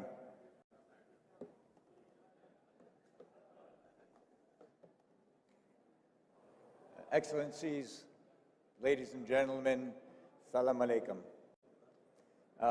It's a great pleasure to be back in Riyadh. If you understand that in Geneva right now we're having extremely cold weather, and in my hometown of Ottawa in Canada it was -40 last week, so you can tell how being in Riyadh not only warms my heart but my entire body. But in particular, it's good to be back in Riyadh because it's good to be back where the efforts of the RU are bearing fruit. And for this, I want to thank in particular the governor of Zadka, His Excellency Engineer Suhail Abanmi, with whom I met last October. For those of you that might not know IRU, like the WCO that you've heard from Cuneo Mikuria, we were also created 75 years ago.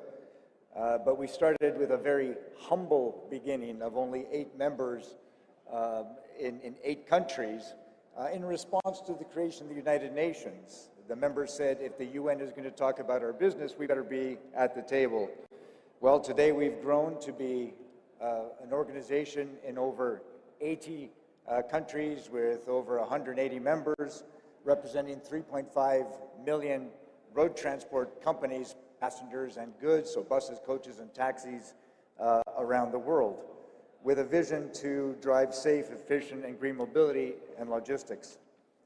Now, if we look at the future and thinking of the evolution of road transport over the last 75 years, we can only see that it will continue to increase and the importance of road transport will continue to grow, knowing that we will have perhaps a 3-fold increase in volumes. The challenge will be, how do we actually address that? How do we ensure that we continue to have efficient and sustainable road transport? Because I would argue that that is the key to all the Sustainable Development Goals, with the exception of the Sustainable Goals corresponding to the oceans. Every sustainable goal will need to be driven by road transport. To challenge you all, think of something in this room, at your home, in your office, that has not been on a truck or multiple trucks. Going back to the creation of the RU, it was very much because of the United Nations saying, how do we help war-torn Europe rebuild itself? And we have accompanied the United Nations throughout these years as a partner in developing conventions that will actually help drive a sustainable future, help drive more secure and facilitated transport.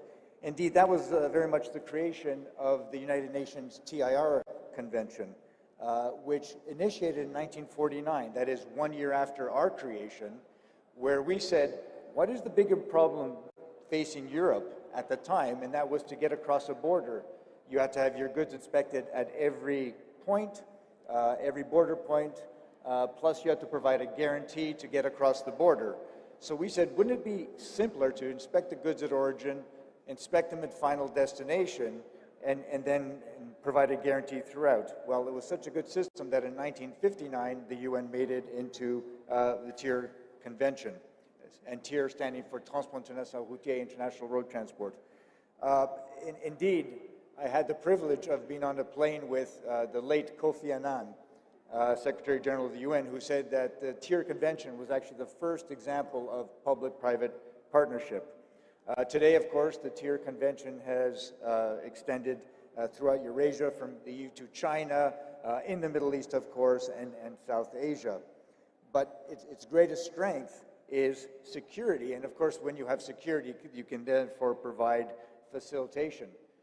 Just to explain that the TIR Convention, there have been some 100 million movements, transit movements, since the creation of the system, and we've provided trillions of US dollars in guarantees to customs authorities for the customs taxes and excise duties owing on those goods. Per year, we issue about 50 billion euros of guarantees.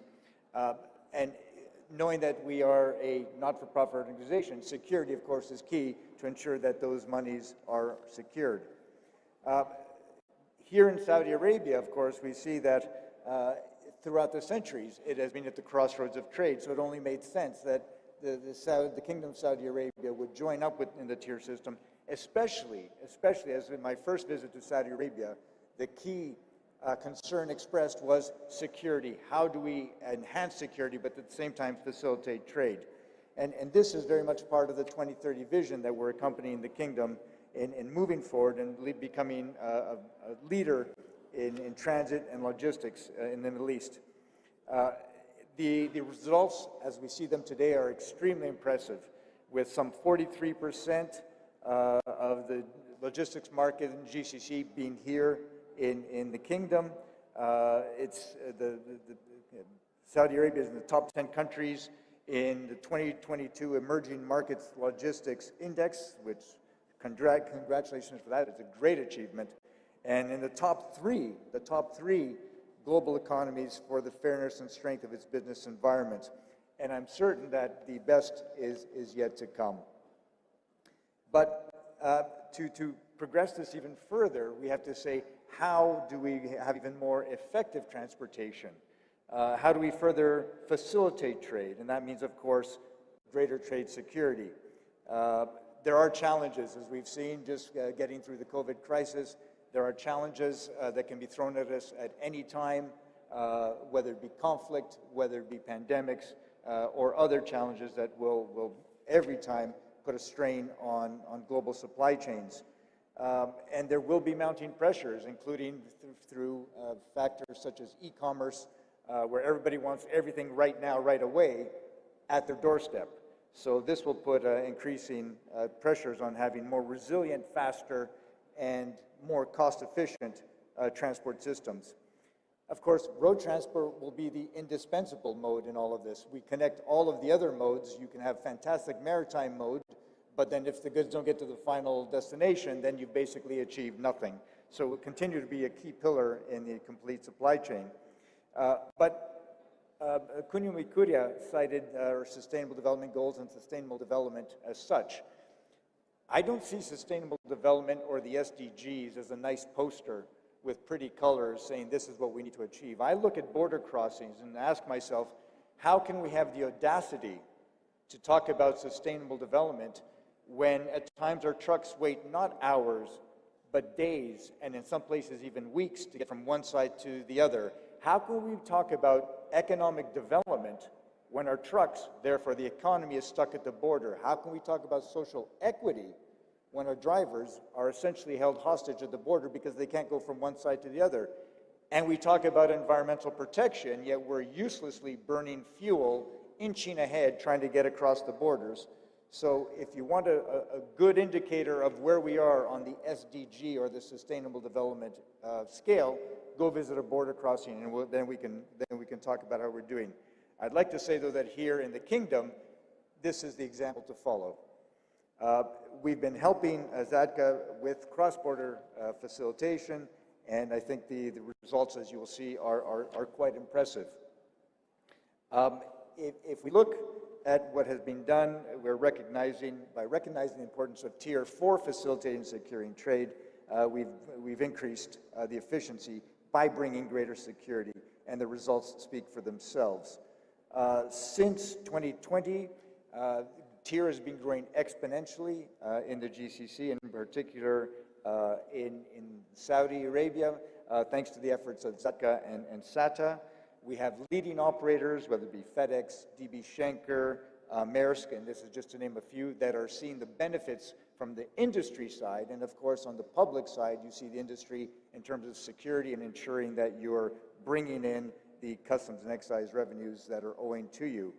But I would say, most importantly, we've had reductions of up to 92% of border crossing. That's why it's interesting for commercial interests that we can get our goods to market more quickly, and in terms of the customs authorities, you can manage your systems much more effectively. And I can say that in this period, there's not been one single customs claim proving again the security of the TIR system. And indeed, it is the security of the TIR system that is most widely recognized around the world and why it has been used.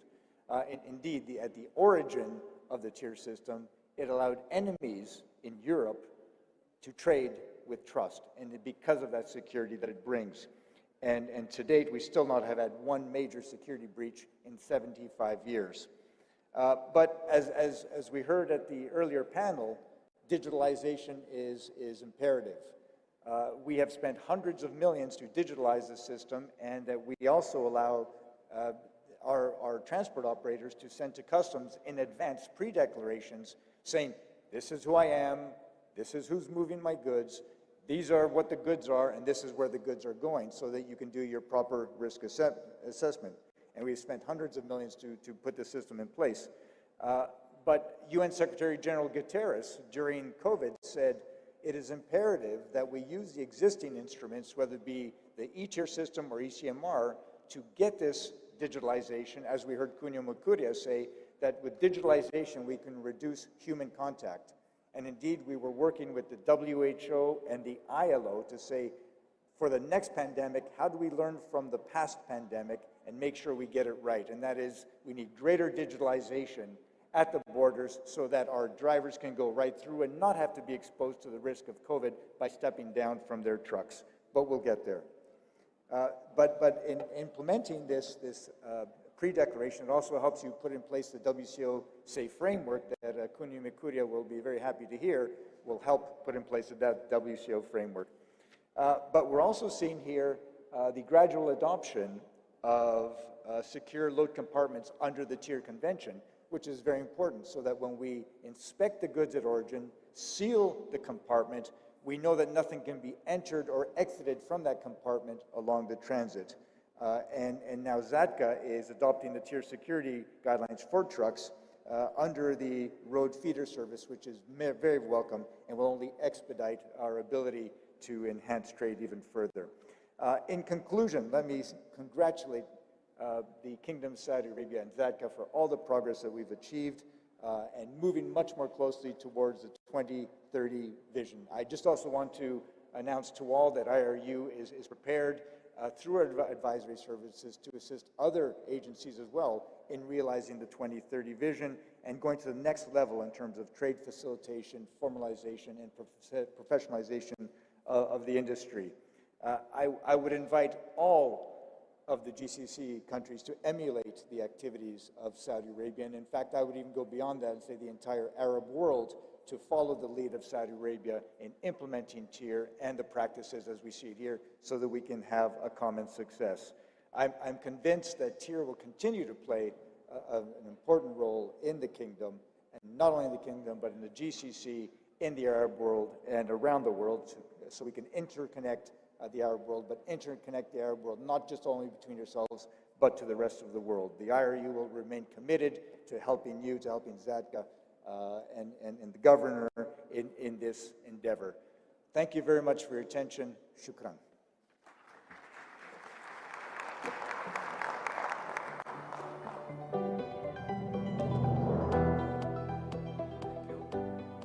Thank you very much, Mr. Umberto De Breito. نشكر الأمين العام للاتحاد الدولي للنقل. I'd like to thank the Secretary General Umberto De Breito for accepting the invitation and for sharing his valuable experience.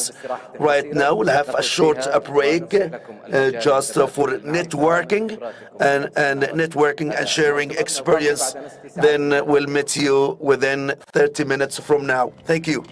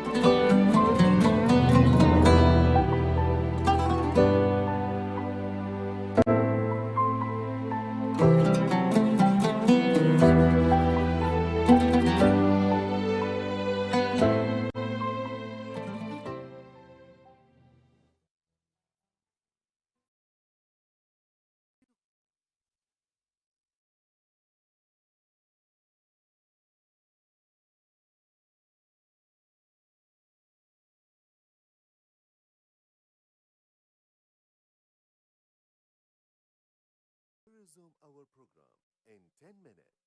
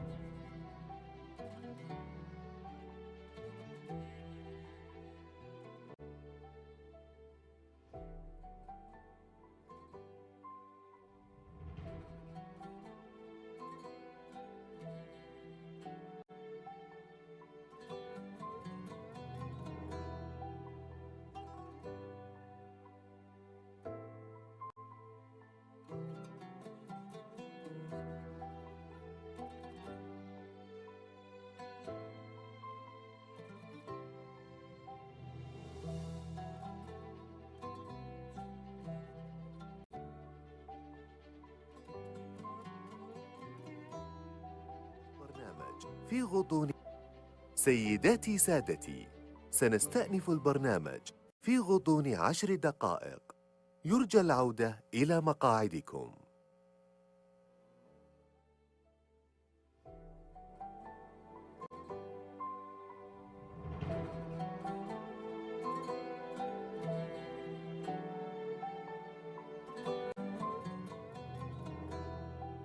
Ladies and gentlemen, please return to your seats as we will resume our program in 10 minutes.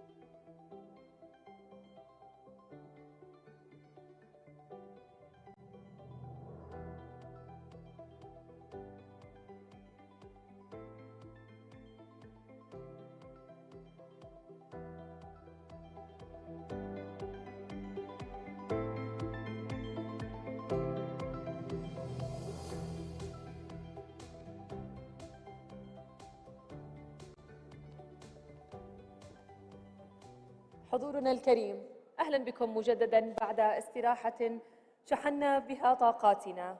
Welcome back.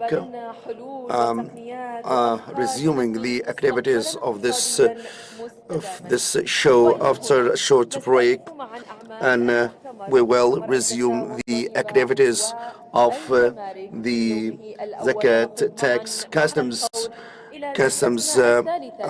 conference. We will delve to the third session entitled The Rule of Customs, the Customs Rule between Security and Trade Facilitation. To moderate this session, I would like to welcome Nasser At-Tibi, and the panelists are Mr. Baram,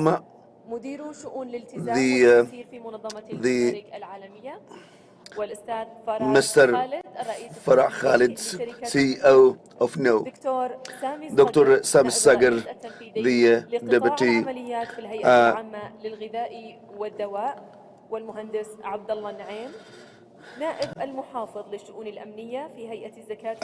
Engineer Abdullah Naim, Vice Governor of Security Affairs, and Dr. Sami Sagar, Executive Vice President, Operation Sector, Saudi Food and Drug Authority, and Mr. Barnab Kumar Das, Director of the Compliance and Facilitation Director, CWCO, and Mr. Faris Khalid, CEO, known. The moderator, and Mr. Mashari Al-Mashari, Deputy Director, National Information Center.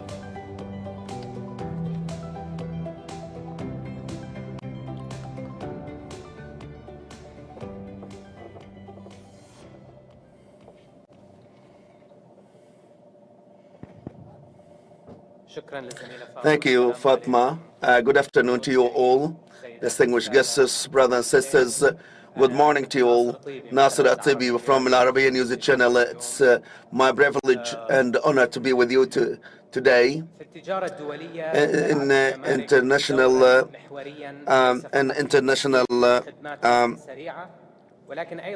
in the international trade. The customs play a pivotal role not only for the clearance and the facilitation of the movement, and to ensure the security of the state and the society, the efficiency and the efficacy of the control customs measures impact the competitiveness of the national economies and the added value, creation of the added value, and especially for the Saudi Arabia. The Saudi Arabia has the ambition to have a global position in supply chain, and this will attract foreign investment, direct foreign investment. The definition of the rule of the customs is inevitable to relieve the movement, the trade of movement of any cumbersome restrictions, and this is will help to streamline the transits of the goods, and this will also play a role to relieve the pressure on traders, and this requires some controls. The customs intervention is required, who will be required in case of any risks. So the customs interference is the exception, not the rule. And this will need harmonization and coordination among the risk management and the compliance management at the customs to discuss this sensitive balance that should be stricken by the customs. I would like to welcome a number of the panelists and the stakeholders related to customs. I will start with the the zakat and tax and customs. How can you see the role of the customs between the facilitation of trade and the national security? Thank you, Mr. Nasser. I'm so privileged. I am so privileged and to be among the panelists. My short answer, it's a complicated and a question that we need to be fully compliant to enhance the national security and to facilitate trades. We depend on Allah and the security efforts and His Excellency. And the Prophet Abraham prayed and invoked Allah to make this country a secure country and to provide this country with the different fruits. So the security is the foundation of our mandate. So without doing any harm to the trade, the Kingdom of Saudi Arabia has a strategic location and a facilitator of global trade. So the kingdom will be a hub for connecting the three continents. So we have three things: the national security, enhanced trades, and the prosperity of the national economy. To answer your question, we have devices, smart devices and advanced technology, and we have police dogs. The kingdom has a national hub for the advanced techniques in this regard to serve the national interest and the global interest. And we have a risk engine, very mature risk engine and accurate information. We depend on the intelligence from the data that we receive and the information that we receive from different stakeholders. And finally, the human capabilities that I am so proud. We have huge potentials in such borders, working at different borders. Mr. Granat. How is the international customs community managing these rather conflicting objectives when you first look at it? Facilitation of trade on the one hand and compliance on the other. Thank you. This is a very interesting question. Mr. Pranab, could you bring the mic to you, please? This is a very interesting question. Actually, the question ultimately boils down to one important aspect overarching the entire spectrum. That is how to reduce the control and speed up the clearance process while guaranteeing security, which is paramount and non-negotiable.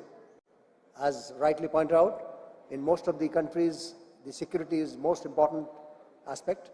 So there is no simple one-size-fits-all answer to this question, but the solution lies in two-pronged approaches.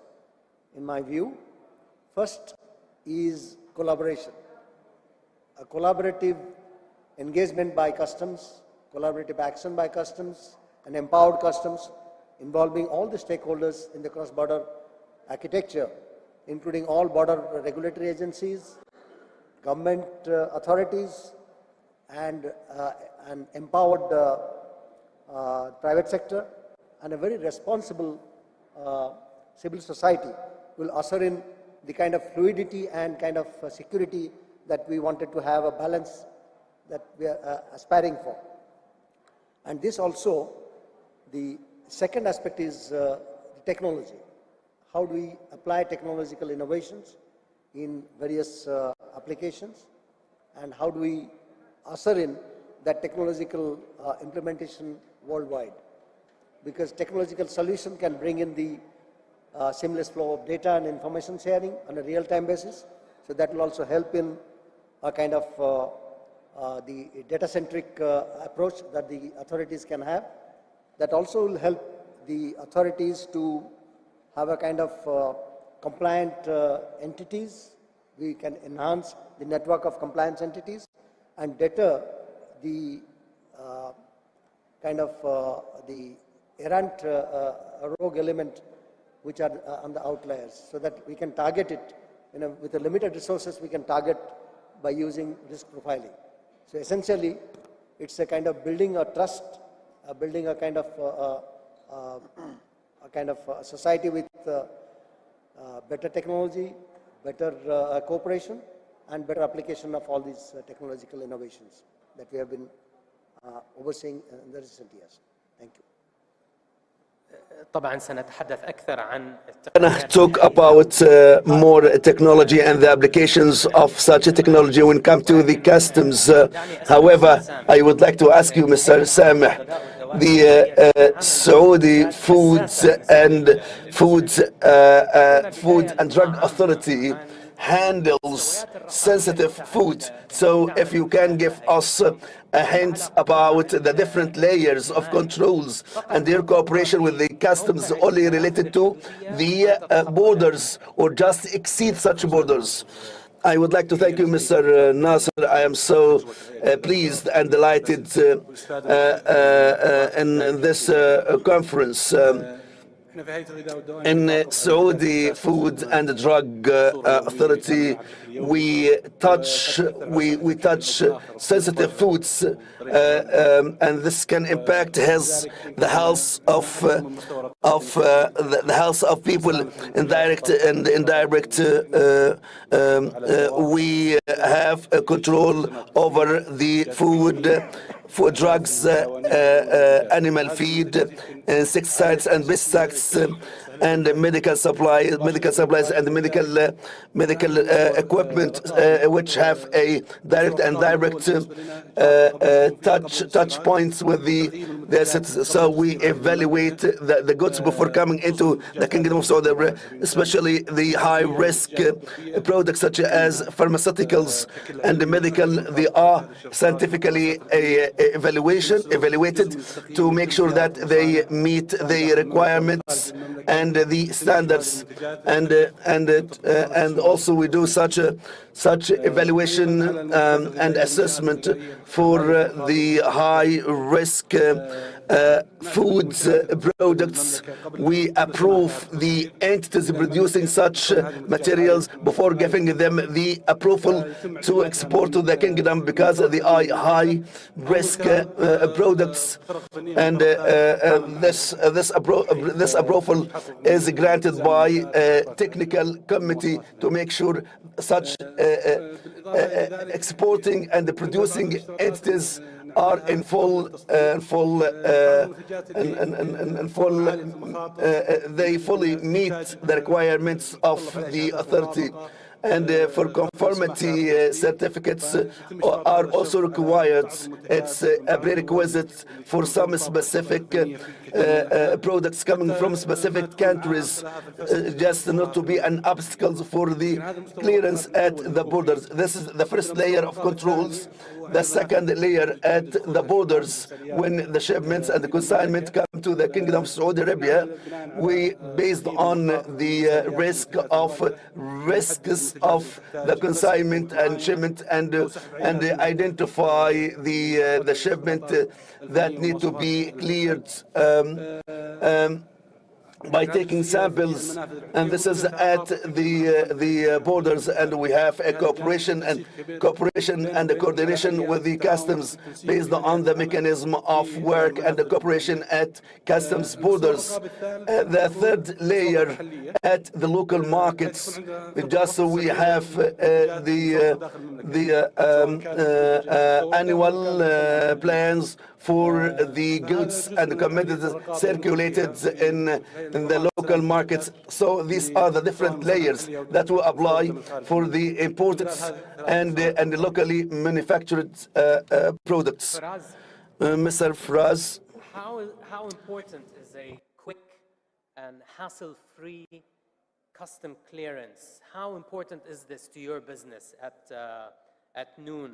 And can you put a dollar figure on time lost or delays at customs? I'm not talking specifically at Saudi customs, but in every other customs that you deal with in the region. Thank you for having us. First of all, it's such an honor to be here. Now, obviously, our business is a utility business. We serve customers in the kingdom across categories, so we're responsible for bringing everything from diapers to engine oil to people's homes. The seamless operations at customs and our coordination with the agencies at the border is oxygen for our business. It's extremely essential. Now, I think the one thing we'll say is that in service of customers and keeping the customers of interest at heart, we're always optimizing to have as much choice as possible. So my favorite example when we kind of talk to our team is that when you go to a pharmacy in the United States and you look at, let's say you are at CVS, and you look at the number of analgesics in the cabinet and you see like what's available, and then you go to a pharmacy in our region, I think giving customers choice and safe choice is the most important thing. And we would like to provide that convenience safely. So I really want to, first of all, thank and congratulate the agencies for being so open that this forum has been organized to kind of discuss this. I think we've made a lot of progress, and a lot of progress needs to be made. We can learn from best practices around the world. The good news is that the kingdom is seeing an explosion of e-commerce. We see in many categories something like 25 to 30% of all demand has now moved online. So if you look at like women's apparel or like certain baby categories, a lot of the demand has shifted online. The good news with e-commerce is that all our data is digitally available. So we can really work closely with the authorities to provide electronically all the details on what's coming in a structured form so we can act. But yeah, I think it's still like a work in progress, and there's a lot we can do and a lot the agencies can do to improve. Just in terms of what it costs, I think a lot of work needs to be done, but we estimate, our team estimates based on our supply chain and the opportunity cost that it entails. Every day of delay at border or customs costs us something like $800 to $1,100 per container is the cost of delay. In terms of opportunity loss, in terms of price decay, in terms of cost of capital and all that stuff. So that's a very, very substantial cost for the volumes that we're moving now. So yeah, I mean, a huge opportunity to improve. And the cost of maybe losing a customer or a client 100%.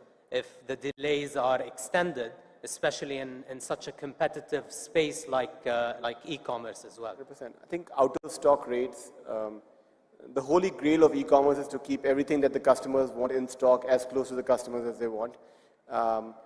All of us consume in our region, and you know, I think it's no secret that a lot of our families order from websites outside the region, right? Because something is available outside and not inside, and our goal, along with the authorities, is to make sure everything is available as seamlessly inside the borders as possible, and as quickly as possible and as safely as possible. We're also kind of like working very hard to figure out a way of, it's at the end we're in service of the customer to bring things as quickly as possible. We recently launched a product which delivers most of the items within 15 minutes to most customers. Now, for that to happen, we need to make sure that everything is in stock, and delays at any stage in the supply chain are detrimental to that. So I think having much better operations at the border will dramatically improve the demand for e-commerce in our region as well. إذن واضح تأثير سرعة It's clear that the seamless of the movement of goods across the borders, the role of the modern technologies play a private role. Digitalization is the password here. How can the password raise the efficiency at the borders? And what is the digital infrastructure required to support digitalization at customs? Thank you, my dear brother. I would like to thank you for being a part of this panel discussion. I would like to thank the authority. Digitalization can be summarized in a very simple word. It's it's safe release and the clearance of goods and efficient and seamless journey of the goods. And I think this is part of the supply chain. So for sure, the digital transformation has greater impact on the clearance of goods, and the impact will be greater, which will facilitate and accelerate clearance. But we have in the case of non-clarity and the documentation of the procedures, we cannot achieve the noble and the ultimate goal of digitalization. So the automation, for the automation, we need the automation with the clear vision and enhance the procedures. So we cannot reach the ultimate goal without clarity and documentation of procedures. So for the leaders of this organization should adopt the automation and technology to achieve the desired goal. For the infrastructure, the technical organization is so similar to other sectors, and the infrastructure is similar, and the storage and the servers and the network programs, software. But I would like to identify the customs clearance, the exchange channels. Why? The customs work is, especially in clearance, engages different stakeholders and different entities and multiple entities without having channels for sharing data and infrastructure for sharing data and to reach and to access and to communicate across such entities. We cannot achieve the desired goal. The exchange channels are very vital, but they are very significant at the customs system, because the integration of the clearance with other entities we cannot achieve as such without integrated work and approach. There is another other side, which is the main concern for us. I'm talking about because we are close to address such challenges. The real issue for the clearance relies on the accuracy of data.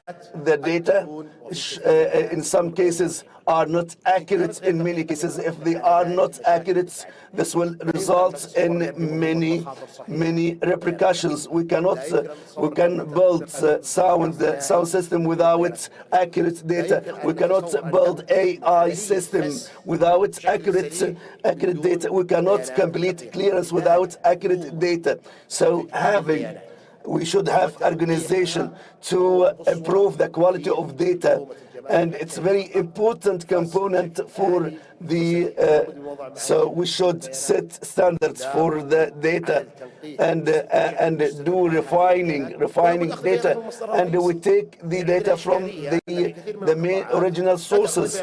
A lot of sectors do not take the register from data from original sources. So we can a number of issues I couldn't emphasize enough on it, closely related to the quality of data. This is the issue that a lot of government agencies face, and in cooperation with the stakeholders, we try to correct this issue and this situation. Mr. Abdullah, as Dr. Mashari mentioned, let me ask you if the quality of data is a challenge. So what are the KPIs that you apply to measure and to track your performance, and what are the benchmarks that you apply?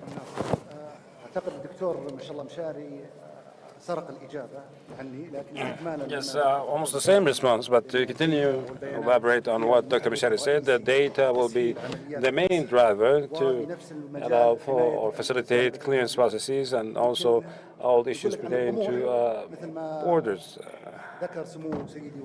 As Crown Prince said, the sky's the limit, so this is we don't have any ceiling of expectations, but the international key base in this regard might be sensitive to the security aspect with our relationship with the International Customs Organization and other organizations.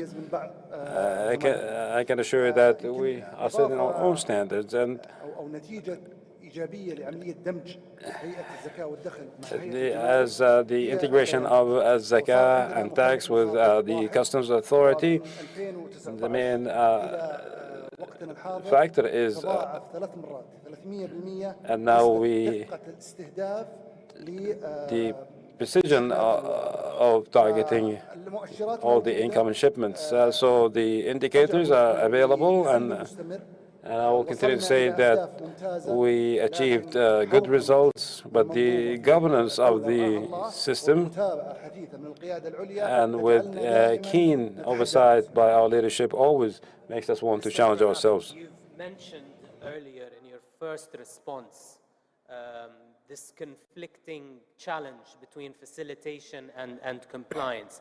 Let's look more at the tools and instruments available to customs authorities worldwide in order to be able to ensure secure and competitive trade. Walk us through these various instruments and tools that could be applied. Thank you. As you may be knowing, WCO is the global voice of 185 customs administrations with the mandate for international standard setting.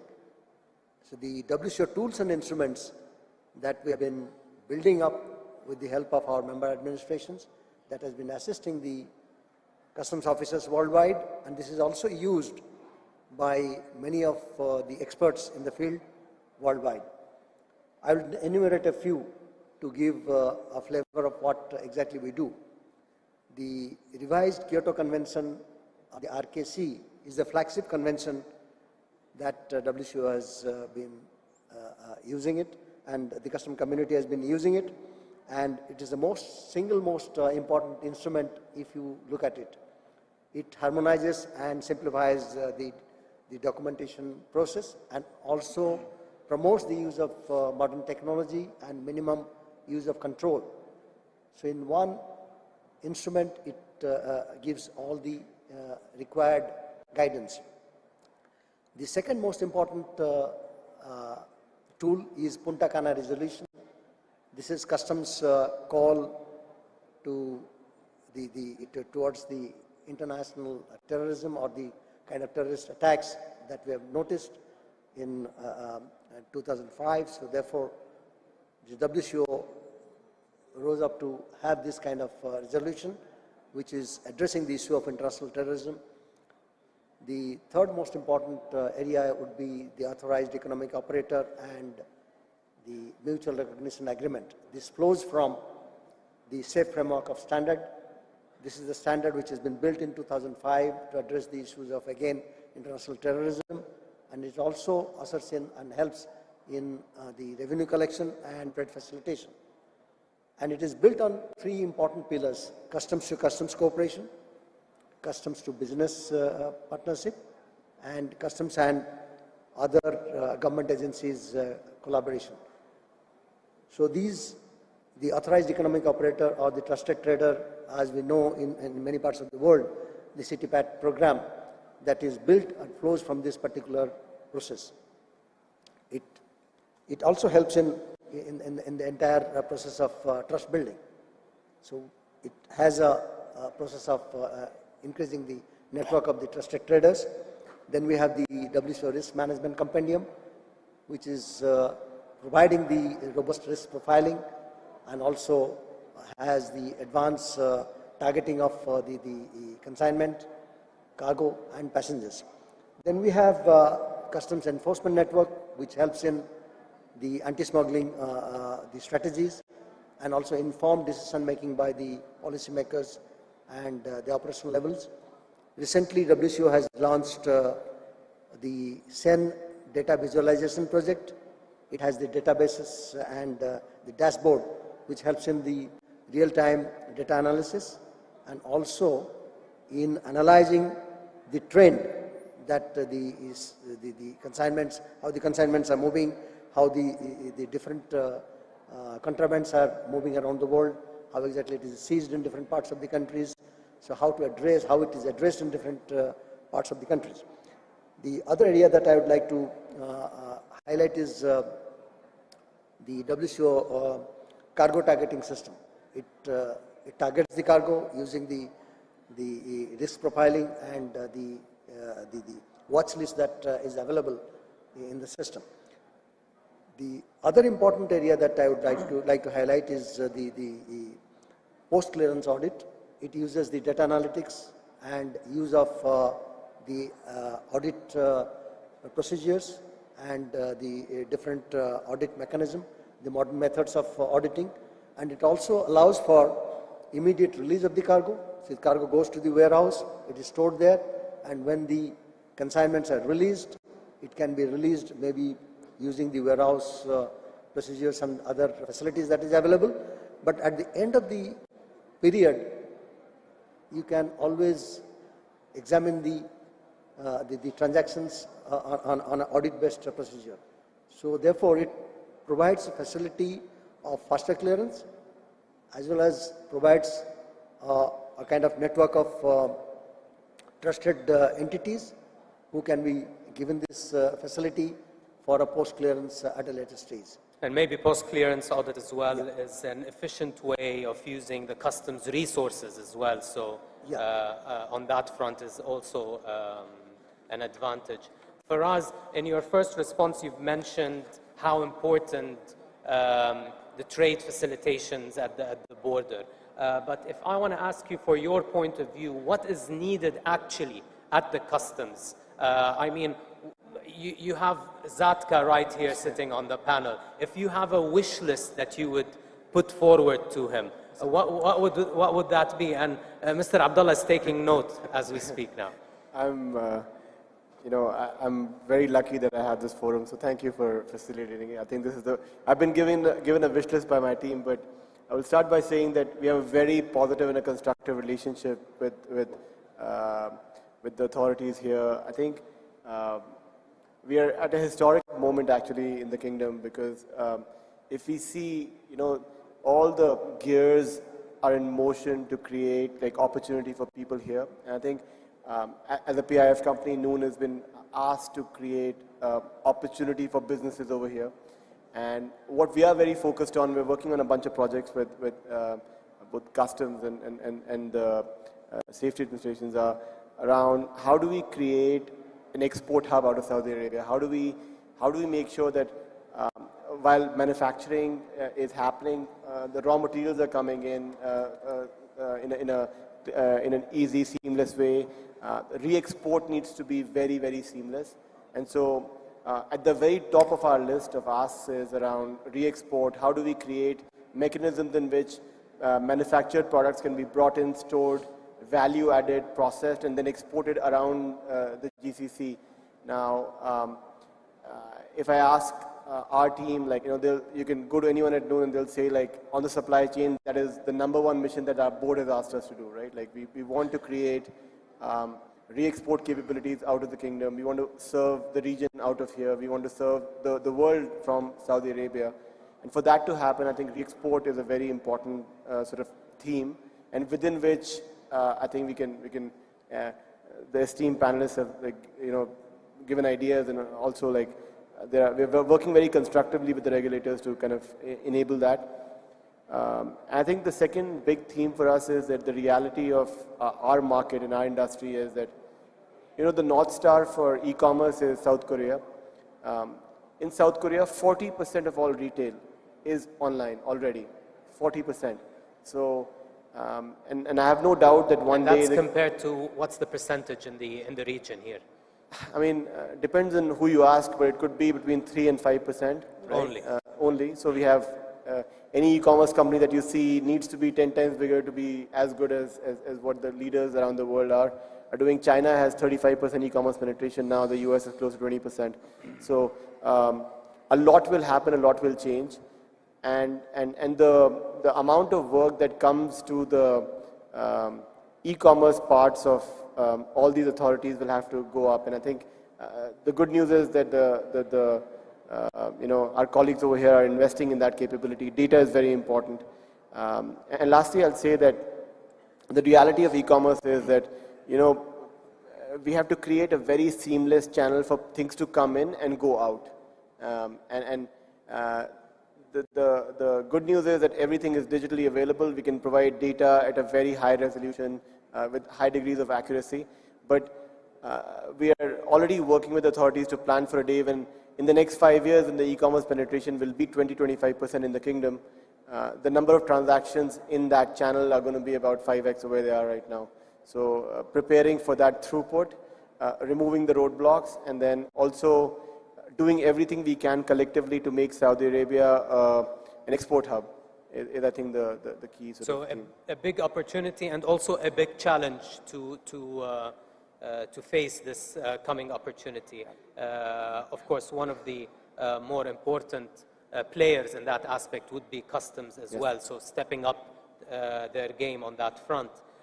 أستاذ سامي أسألك كيف تساعد هيئة الغذاء والدواء على التسويق؟ How can the Saudi FDA facilitate the trade in entry points also while maintaining the safety standards? No doubt that the security procedures will have an effect on the ease of goods entering countries. Facilitating the border procedures will reflect an impact of $1 trillion on global trade. As a supervising entity, we must achieve compatibility to achieve compliance and the ease of facilitating trade activities. We are aware the impact of the oversight and supervision processes on the prices of the goods to the final consumer. The over-regulation, for example, of course, will have an impact on the economy and the investment environment, and will reflect on the increase of prices. The loose regulation, on the other hand, might lead to the entry of goods that is not compatible with the safety standards, and also might affect the reputation of the local producer. The vision of the Kingdom 2030 included very important strategic objectives: enhance the well-being of the society and the growth of the economy. At the Saudi FDA, the strategy is the well-being of society, but we consider ourselves an enabler through the legislations and the regulations, facilitating the trade activities and entry points. We launched some initiatives and implemented some procedures, activating the communication channel with our partners such as Zatka and the other entities, in addition to the private sector, to understand their challenges and to increase the level of cooperation, exchange and expertise to improve our procedures. Evaluating the risks as to target the shipments of high risk and to protect the final consumer. The central clearance was activated, the electronic integration with the customs Simply, these procedures allow for the expedition and acceleration of the process, in addition to ensuring the safety of the products entering the kingdom. Dr. Mishari, 2 minutes. The advanced technologies, some mention AI, blockchain. These advanced technologies, where do you see it implemented in customs sector? Sadaya was established to improve the ranking of the kingdom due to the importance of the artificial intelligence, and it's important in all aspects of life. So therefore, it applies on the custom sector and other sectors. So artificial intelligence could be activated to facilitate and expedite the clearance processes. And the best application of artificial intelligence is the risk system, as it relies on data and the precise forecasting.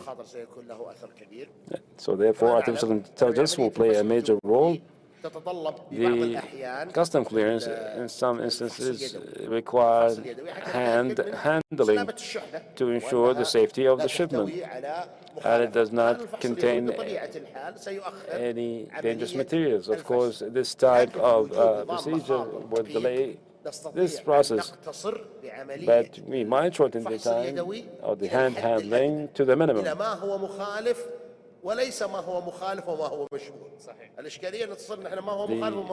issue that we face with goods that are not violating the rules but also not posing any risk, so we might need to achieve a better balance. So therefore, it not only accelerates the clearance but also enhances safety. Without the usage of the advanced technology, we rely on a human element, and error might occur. But with precise forecasting, of course, the custom employees will be able to detect any suspicious packages. And I think there's another important aspect, and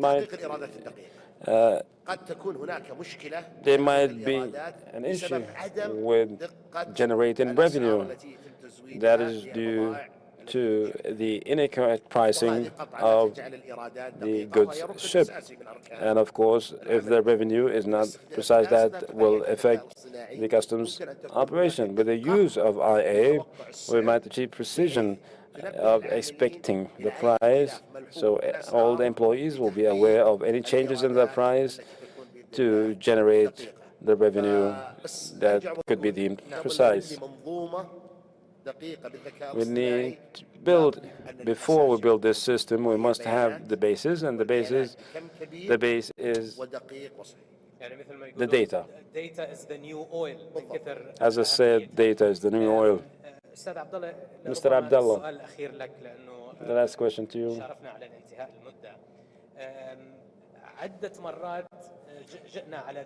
A number of occasions we mentioned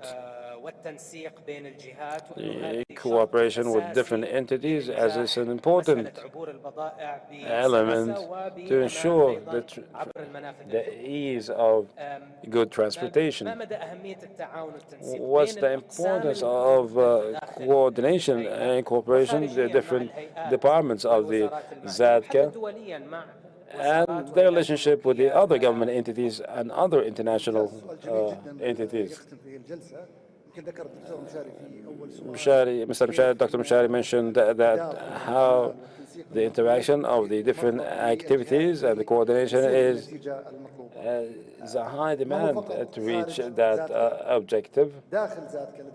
Within ZADCA, we have an exceptional relationship with the different sectors, different departments within ZADCA. We are working together to benefit the final user, cooperation with the security agencies, the Ministry of Interior, Passport Department, Narcotics, and the other government entities. If we don't achieve this coherence and the International Organization, Customs Organization, said they've seen great efforts in the Kingdom of Saudi Arabia. So this cohesion and this integration leads to the ease of clearance processes and taking into consideration first the safety of our nation. But the international system, I can assure that we are cooperating with our all our allies and the other non-profit organizations. Hoping that you all benefited from this session. We thank the participants and we thank the distinguished audience, hoping to achieve success.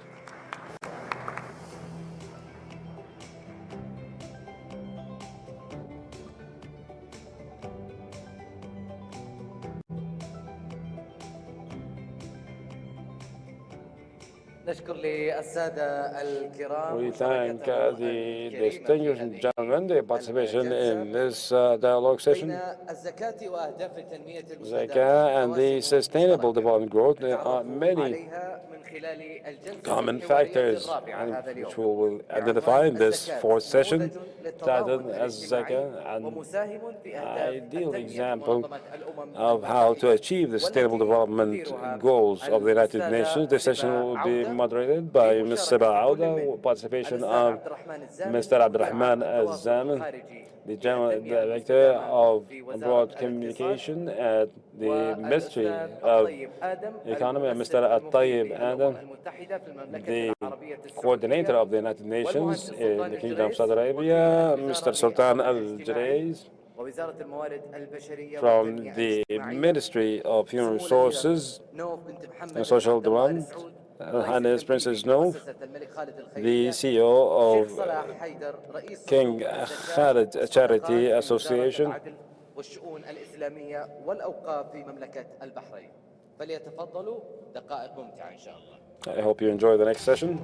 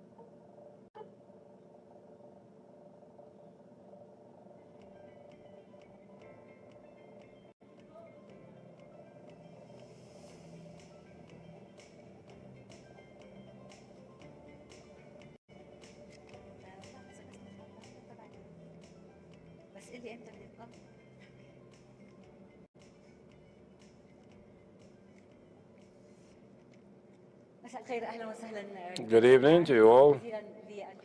Thank you. We thank the distinguished guests. I extend our thanks to the speakers. My name is Siba Auda, and I'm happy to moderate this session. Zakah.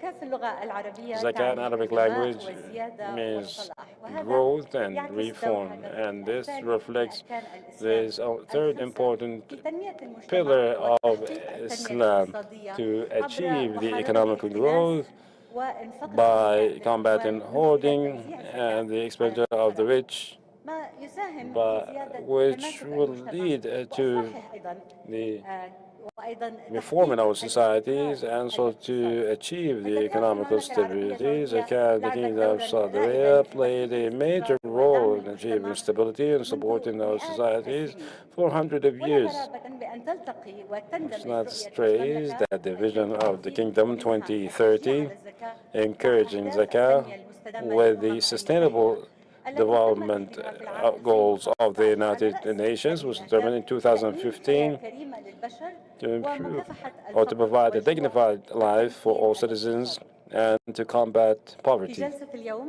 In today's session, we'll talk about the social collaboration and the main principles of Zakah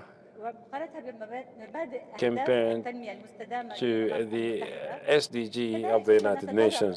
We will also talk about the efforts of the Kingdom of Saudi Arabia, the plans and the methodologies in which zakah is applied in Kingdom of Saudi Arabia. Of course, these efforts are not recent, as it serves the basis and the origins of which our tradition and societies are built on. Our session will be enriched by a lead of speakers. Her Highness Princess Anouf, the CEO of King Khalid Charity Association, focusing on supporting the social development to achieve the vision of the Kingdom 2030.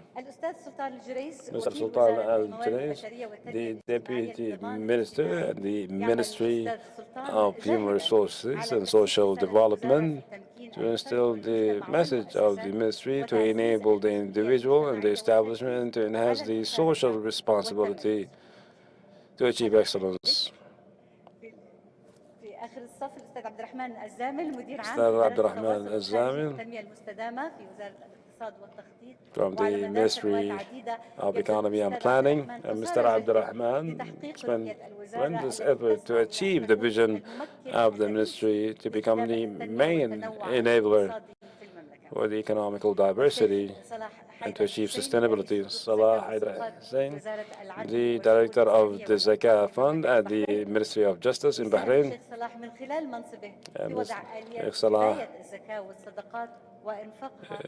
developed the procedures of collecting zakah, which will ensure the social cohesion. And Mr. At-Tayyib Adam, the representative of the UNICEF in the Gulf region, with more than 25 years expertise in his field, Southeast Asia and Africa and the Middle East, and through his post to benefit from the partnership without affecting the lives of the children. Thank you. Welcome you all. Let's talk about the principle of growth and benevolence. And this is a high objective for the governments and the companies and individuals, as this topic is widely circulated in the West. The principles of Islamic financing to create a sustainable financial system focusing on the stakeholder and while being responsible to the needs of the society, to ensure that we achieve the 17 objectives of the United Nations SDGs. Ending poverty, supporting the economical growth by increasing the purchasing power of the needy, all fields that intersect with zakah and the objectives of the Sustainable Development Goals. Yes, sir. What is zakat and its role in social cooperation? As you well aware, zakah is a divine order, and Allah mentioned that the zakah is for the poor and the needy.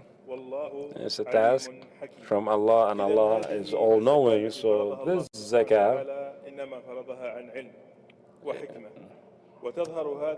and we see this wisdom in zakah and the wisdoms of the legitimacy of zakah. And the first reason in which Allah made zakah a pillar of Islam is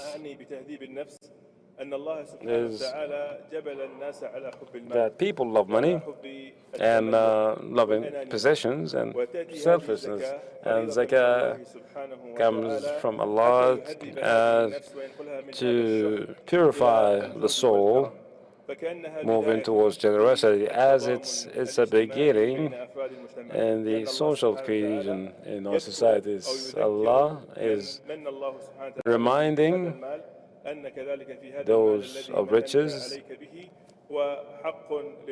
that is always a right for the poor in that money. So if the rich obey Allah in this regard, then the poor will view the rich as good people and maybe pray for them to bless their money. And if their money is blessed, the poor might benefit too. Thus, we achieve security, loving, and serenity in the different segments of society. And also, of the reasons of what Allah made zakah one of the pillars of Islam is not for the rich to control the wealth, and thus by having the rich donate their money or give their money through zakah. And this is indeed an encouragement to invest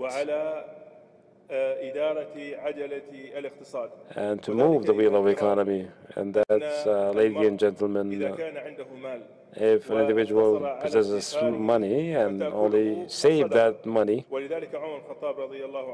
it'll run out by sadaqah. So Umar ibn Khattab, those in charge of the funds of the orphan, to continue engaging in commercial activities to grow these funds. If an individual knows that their savings will be less, they'll continue to invest. And that creates employment opportunities and increasing the revenues of the zakah portfolio. And also the other funds in which they gain profit, as we see evidently and clearly that zakat truly is an inclusive system pertaining to economical, social, and ethical and living matters. Mr. Sultan, it is, of course, zakah helps to invest, and zakah, when it's collected, where these funds are forwarded. Thank you. I'm glad to be here to clarify where the zakah funds are transferred. In the Social Security program, which was established for the low-income families in the society or the marginalized group in the society to provide their basic needs. These families for expenses or for channels to provide their financial support. One of the important channels is the collected zakah by the state. The zakah is distributed through the Social Security program to the beneficiaries directly to provide for the basic needs that will move them above the poverty line, in addition to some other assistance programs by providing additional support to them, which also intersect with the SDG and improve the living conditions of these families.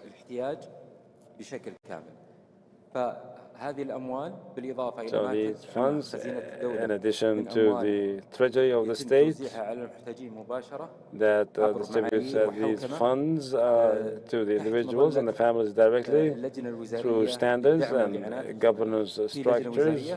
There's a ministerial committee that ensures governance to the standards of qualification and the standards in which the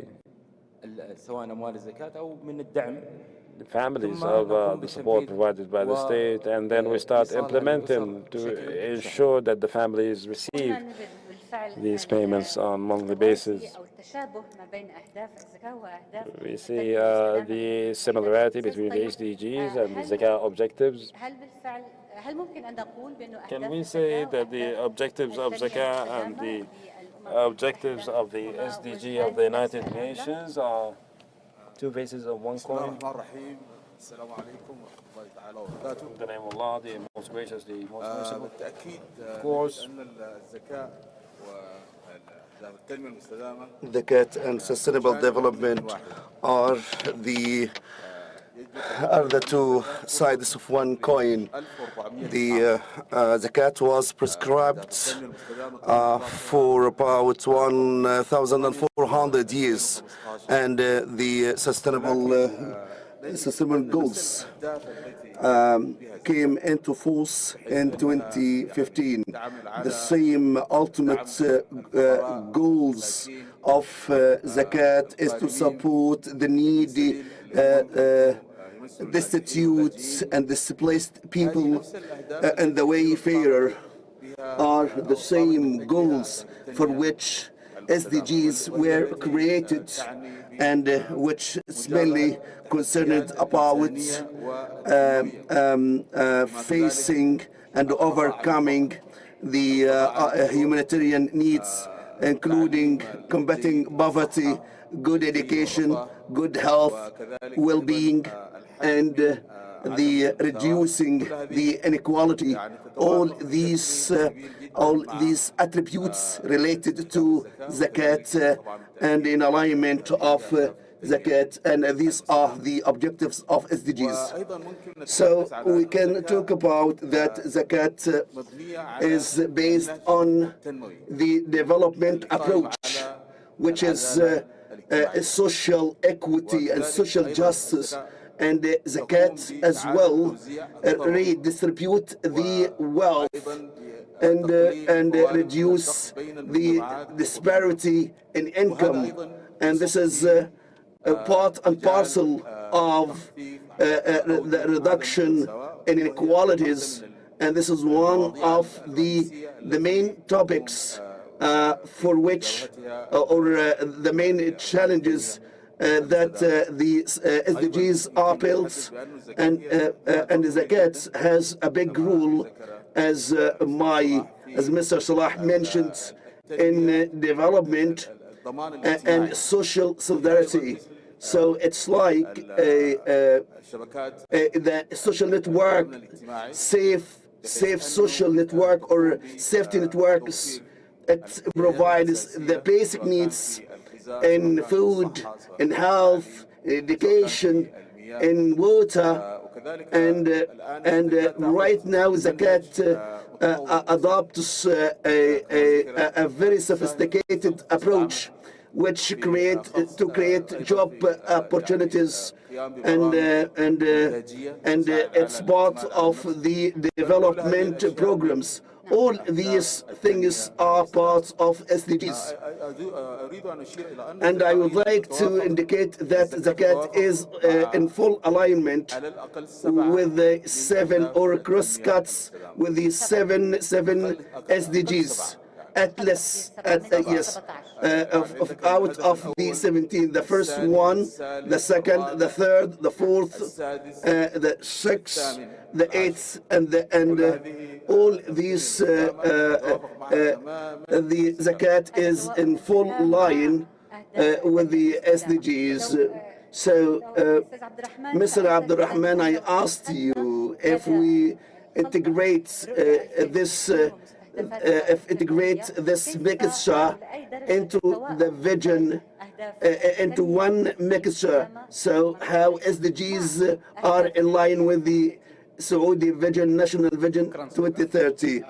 Thank you. First of all, good afternoon to you all. Saudi Arabia is fully committed to achieve SDGs agenda, and the objectives are in full line by 83%. Since the launch of the vision, the kingdom has taken effective strides to realize the vision and SDGs. Mr. Tayyib came to mention the figures and numbers. the combating poverty and the hunger, and the goal number 10 to reduce inequality. The 8th goal is to raise a lot of other goals.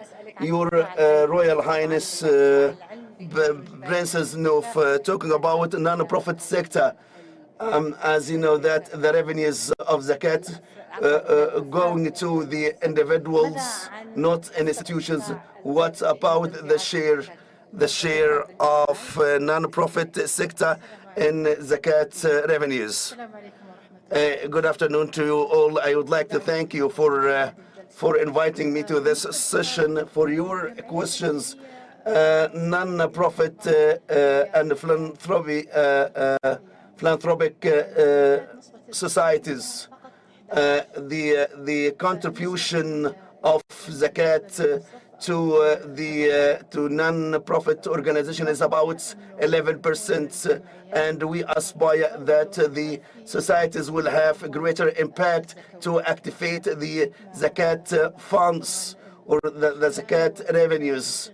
And we see that this sector is at win to social solidarity. So we all hope that this contribution will increase. Why this limited contribution? Because the zakat is paid by individuals, and they prefer to select their channels to pay their zakat. So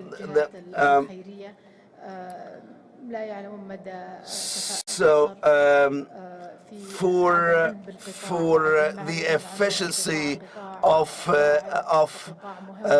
management of zakat funds, it's not fully governed. So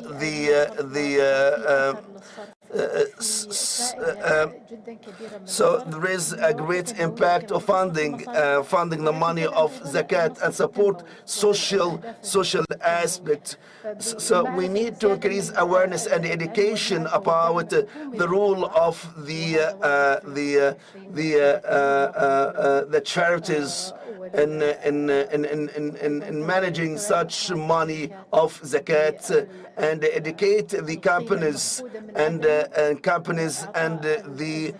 donors and the foundations about this aspect. Mr. Sultan, about the distribution.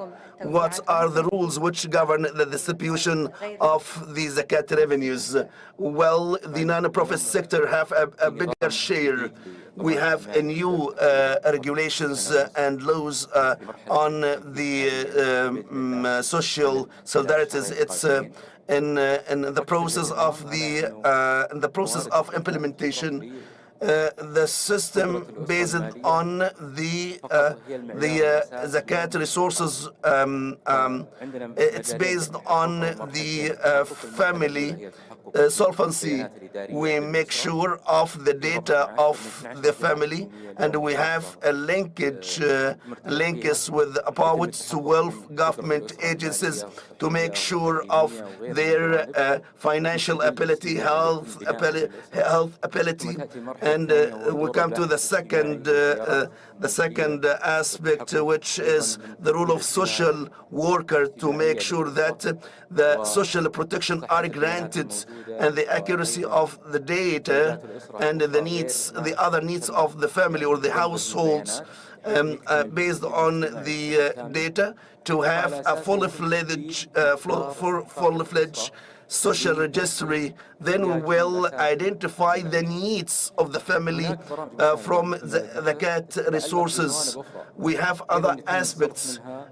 We dispense from zakat money or resources to support subsidies for food and end hunger. And this is a program of social support which exceed about 12 Saudi million riyal. We have programs supporting education education and to support low-income family to send their children to school as not to be affected by the lack of resources, financial resources, namely, and we have a program supporting the affordable housing and the appropriate and suitable housing for the so this is the role of non-profit sector to support this endeavor and to give such money for the eligible based on the standards for the entitlement of these programs. Sheikh Saleh, just can you give us some examples about some programs that you have executed and undertaken or in the process of the execution? Thanks to Allah, the Fund of Zakat conducts a number of projects, but I'm gonna highlight one of the project which has a prominent role to achieving the SDGs, which is paying money for the needy or the in debt. This is one of the channels for Zakat. People in distress or in debt. So we try to select the people in distress that they have a enforceable judgment or sentence to be detained or the freeze of his bank accounts. So we studied these cases. If it's found out that he is entitled to zakat, we pay or repay their debt, and we negotiate with the creditor, and we manage to waive the debt, and the bank is cooperated with us to relieve the family in distress from such amounts, and the creditors, other creditors, when they discover that these people are enabled to repay their debts, they helped us to waive their debts, and we negotiated about this process. And we partially fund their debts or repay their debts, and we rescheduled their debts. We generated a number of benefits, social solidarities among different segments of society. When we announced this project, we have a lot of contribution through zakat or charities or and banks as well contributed to waive some debts, and we collected 50 million Bahraini riyal, and this is a significant amount of money in Bahrain. After we relieve the distress of the people, we open a window of hope for them to have a positive outlook for the world. So he was able to join work, to have a job, and to provide for their family. To comment and to build on what the doctor has said, zakat contributes in achieving a number of objectives of SDGs. In a nutshell, end poverty, end hunger, and good health and sound education. In the past, for both of them, Allah says, God says in His holy book, the charities are for the destitute and the needy. But now education and health for all the different segments of the society. Gender equality is part of zakat.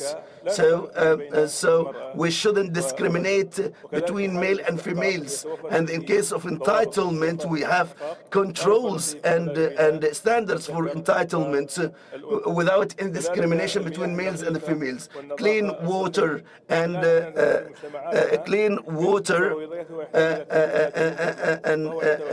they should be provided as part of zakat. the decent work, this is part of our project, so as not to hoard money, but this can drive the economy. These are the pieces that we achieve, we managed to achieve through zakat. This is a very important highlight. Mr. Abdurrahman, to what extent, so what are the evidences for the compliance of the Kingdom of Saudi Arabia of achieving in achieving these SDGs, for SDGs and for the concerted efforts? The Kingdom formed a steering committee including about 20 government agencies to supervise the implementation and to identify the challenges before challenges to achieve SDGs. Through the committee was able to identify a roadmap to overcome such challenges. This roadmap has 3 pillars: the development of policies, the reporting, and the enablers, economic enablers, which include 4 enablers: communication, building capacities, and funding for financing, and funding for sustainable development, science and innovation. Your Royal Highness, what is your role in supporting the charities to benefit from and to maximize their share in zakat?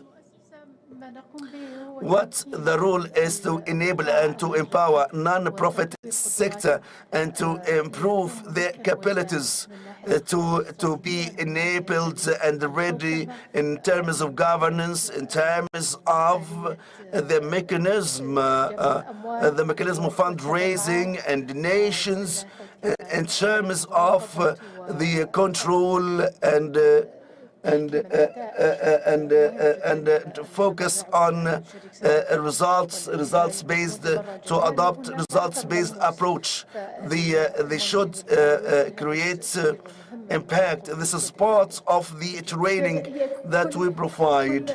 So building capabilities and for any entity, as we are social investors and social interpreters and entrepreneurs, we try to create the impact. Some people might have some concerns that the charities, that any zakat paying to these charities, they might not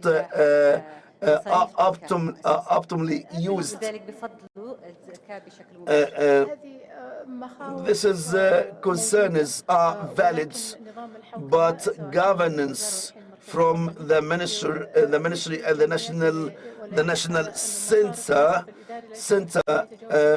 make the charities accountable for dispensing and for dispensing zakat in this sector. And this is support the continuation of the charity and support the outcomes of the project. The donors should leave some of should dedicate some of their donations to administrative work. So, Mr. Sultan, how can you measure today what for the beneficiaries is reviewed annually to make sure that we have provided the basic needs, and then we allocate resources and from zakat and from other resources and the government money to identify the return. We have the basic the basket of basic commodities, and we use the KPIs developed by the Ministry of Economy and to measure the value of this basket and to identify it by the the number of the households and the dependents, so we can identify the amount of money needed for the family based on these criteria and standards, and we have a periodical review for such systems related to the economic indicators and the cost that the family pays to provide their basic needs. And we have resources as well to provide better life in education, in housing, in health, and related to the crisis, and if a crisis arises, it's not.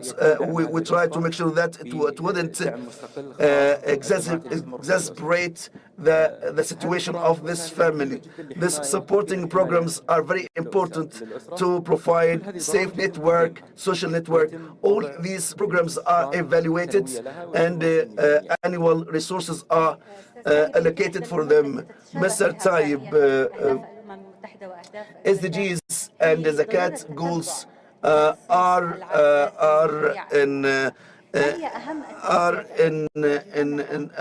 adopted the same approach to evaluate the outcomes of such money. We have some challenges for Zakat. Of course, we have requirements and conditions so that this Zakat should given to the entitled and the beneficiaries, and to identify the beneficiaries as individuals that they are entitled for Zakat. These issues, we have some programs and some means to avoid such challenges, including Zakat is directed to the projects that can help to identify the beneficiaries in indirect manner. Some initiatives are related to monetary support. We have list of the beneficiaries for such aids, and we have some programs related to the providing support for the children affected by the malnutrition. So the number, we identify the malnourished children that they need support, and we have the activities related to the documentations and the reporting. We should have sufficient reporting and documentations in this regard. We work with the Sharia departments. We have a Sharia and some scholars to consult them and to discuss the projects, to give us their insights and to give us their approval to make sure that this project is in full compliance with the Sharia, or if they have some remarks. So these are the process, but for sure some projects are provided to the society in general, talking about water to a community. This is for the entire community. So when we talk about when we approach Sharia departments and the Islamic Muslim scholars, they give us their fatwa or their insights if this project is in full requirement of zakat or so right now we have a huge understanding that zakat exceeds gifts and donations, because I give you money today, tomorrow you need a continuous sustainable source of income. So we focus on sustainable projects, not timely and quick wins, how to get the family out of the poverty circle through a sustainable project. And this is what we do right now.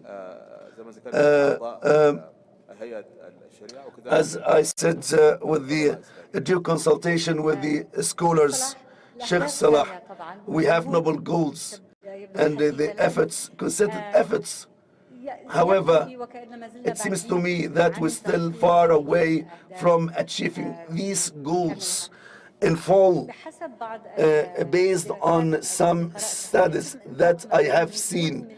2 billion are spent on charities, zakat, in Muslim world, in different parts of the Muslim world. Such significant amounts and such noble goals and such concerted efforts. Why we are still far away to achieve these goals? I started my presentation that zakat is a part of our Sharia to address some social issues, but we can have some issues. Poverty is there, hunger is there, despite the tremendous amounts of donation. The issue is not with the Sharia, but the implementation of the Sharia. Umar ibn Khattab, the Orthodox Caliph, when Islam started to spread, he started to establish administrative departments, including zakat department. So in this time, we need governance. Or the optimal application of governance of the concerned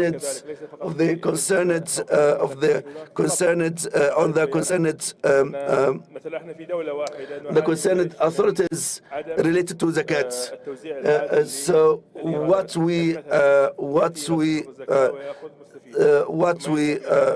the difficulty that we face is lack of coordination of such amount. If we have database and if we have governance in a place, so the money of zakat will be equally shared and would put an end to a lot of social issues. So the issue is not with the Sharia law, but or the regulations, but the implementation and execution. So we are talking about helping the charities to be able to accommodate zakat money. What about the other part? Do you have zakat exemptions or direct contribution to these charities? The charities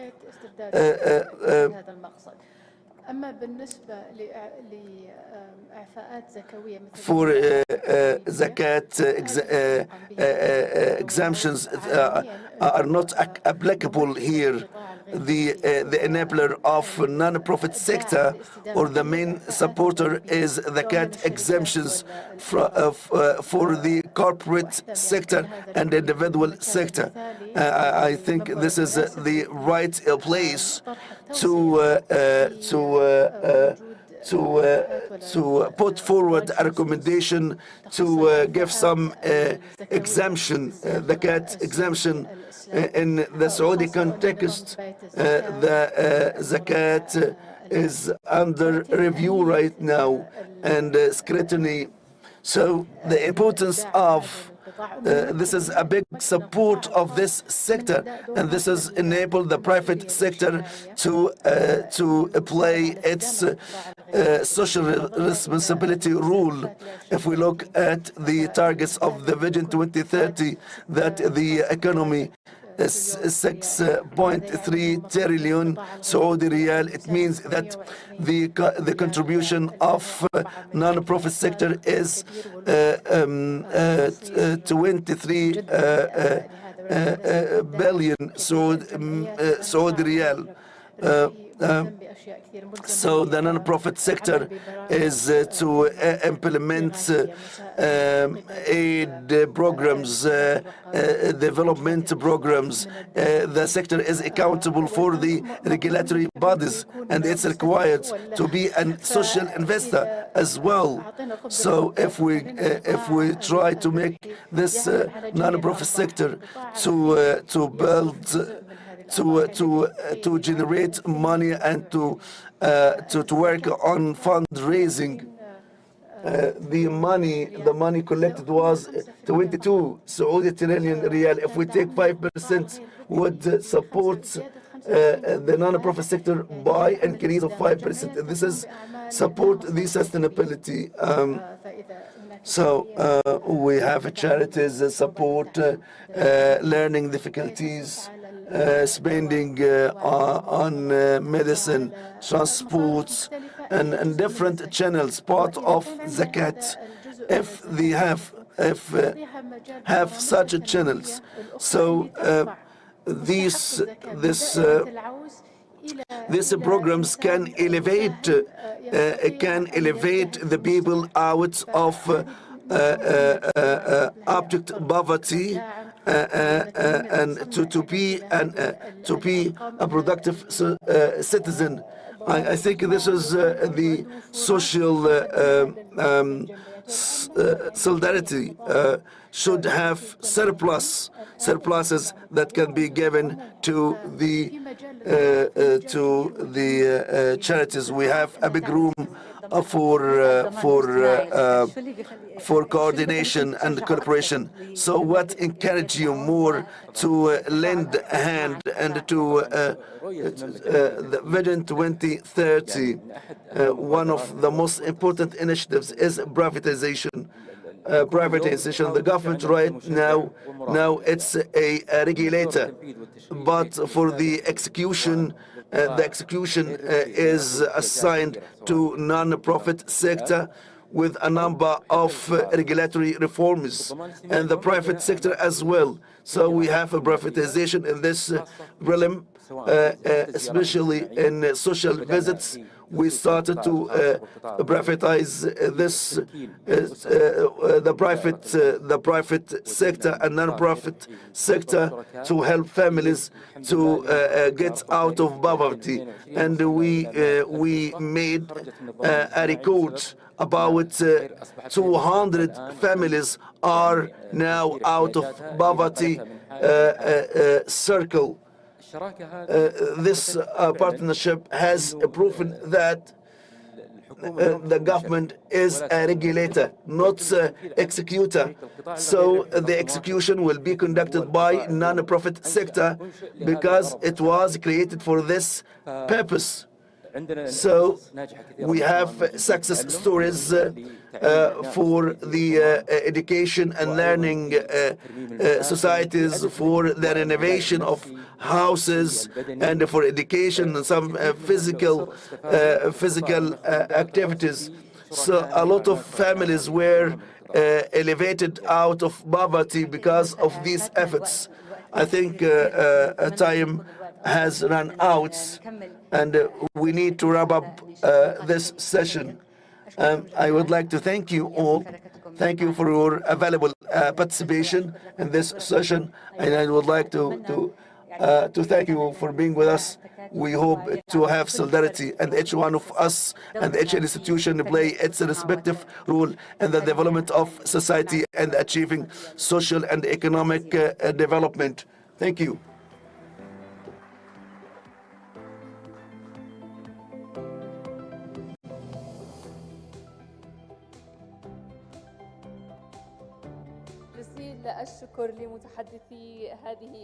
To thank the panelists and for Seba Auda for moderating this session.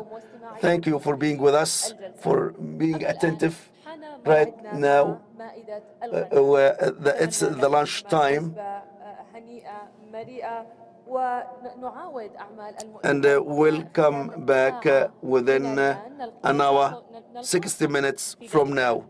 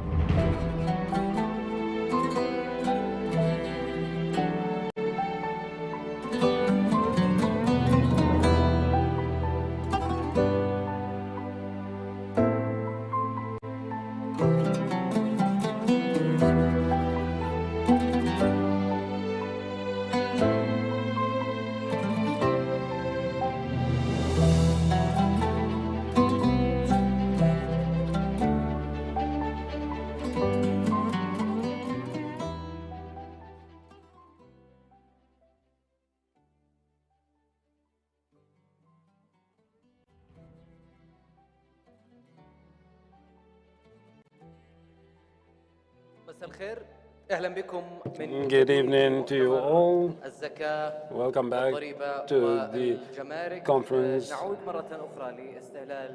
And now we turn to continue our program for the day, starting with a speech given by Mr. Robert Thompson from Australia, titled Raising Awareness Among Taxpayers. Mr. Robert Thompson, please, welcome to the stage.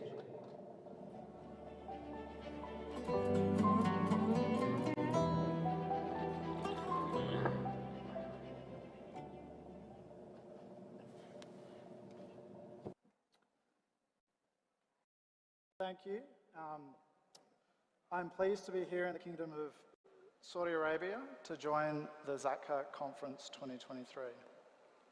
I'd like to thank our hosts, the Zakat Tax and Customs Authority, for putting on this event together.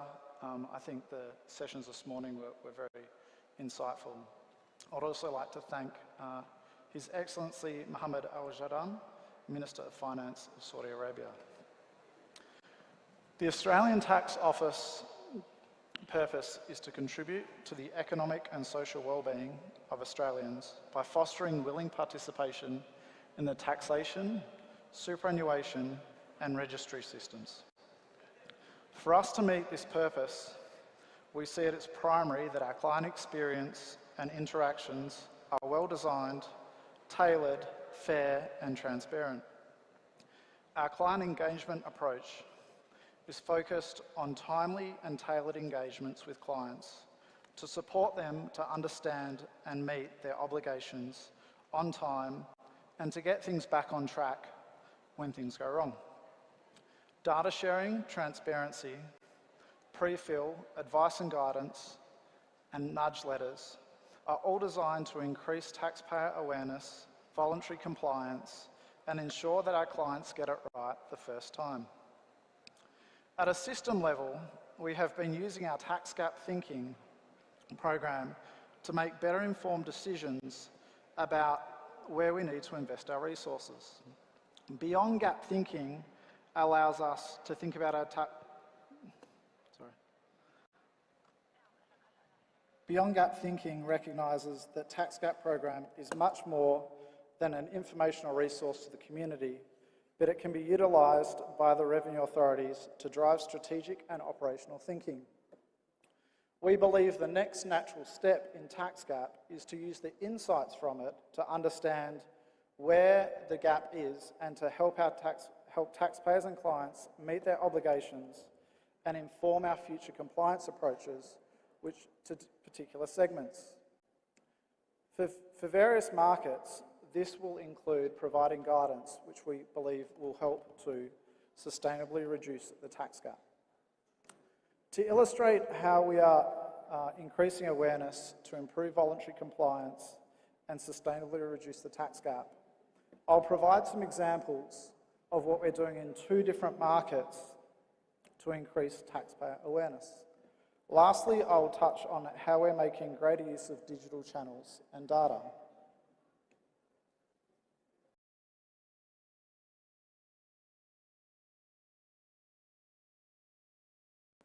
Gone too far.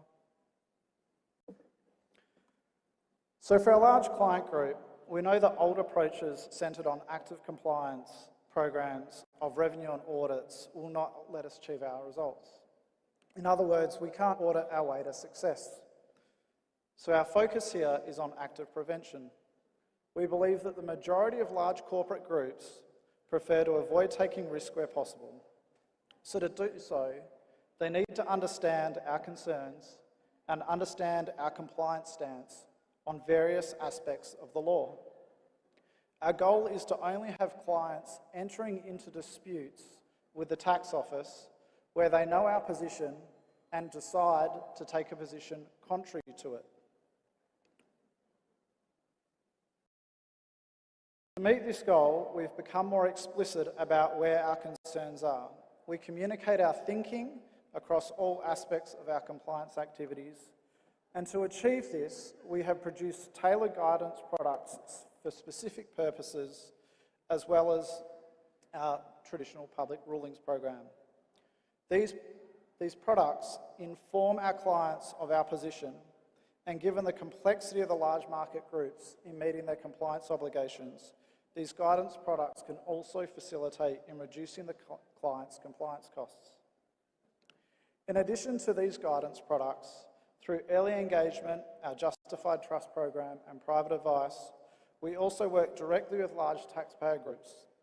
This helps us identify high-risk transactions, make clients aware of our position, and reduce disputes. It allows us to work with the taxpayer to agree on the appropriate tax treatment and at times before they lodge their income tax return. Sometimes we can't avoid disputes, and where we have them, we will order and litigate them. However, our approaches with the large market are designed to reduce the chance of disputes unless the client actively decides to take a position contrary to the Commissioners. As I noted before, we now have a range of tailored products of guidance for large market that assist with taxpayer awareness. We have law companion rulings which provide practical certainty in the form of a public ruling on how we will apply significant new laws. They cover income tax, superannuation, and GST. We publish these not on every time we have a new law, but where the new law introduces a new regime or an unfamiliar concept, or where the client needs to take additional compliance steps to comply. Practical compliance guidelines, as the name alludes to, are designed to provide a practical compliance solution where there is uncertainty, impracticality, or discord between the law and current commercial practices. They cover income tax, excise, and GST. These guidelines provide broad administrative guidance addressing the practical implications of the tax law, outlining our administrative approach. For example, they might cover how we assess risk across a range of activities or an arrangement, and they will help the taxpayer to decide whether an arrangement is low risk and probably doesn't need further engagement with the ATO, or high risk, and there is a large consequence that the tax office will come and audit you or engage with you about that. They also might provide a practical compliance solution where the law creates a heavy administration burden or a heavy administrative or compliance burden, or where the law might be uncertain in its application. The example that you can see on screen here shows our assessment of risk for various inbound distributors involved in the life science sector. This guide allows clients and their advisors to understand which category they fall in, so you've got high, medium and low, so they can understand the ATO's risk assessment with respect to their transfer pricing for related party purchases based on their profit margin. We also have what we call taxpayer alerts, which we issue. These are to warn the community, taxpayers and advisors about a new or emerging risk or arrangement that causes us some concern. Each taxpayer alert describes the arrangement and what the concern is to us. The alerts don't provide our interpretation of the law, but rather they outline that we currently have concerns and will outline what we're doing about it.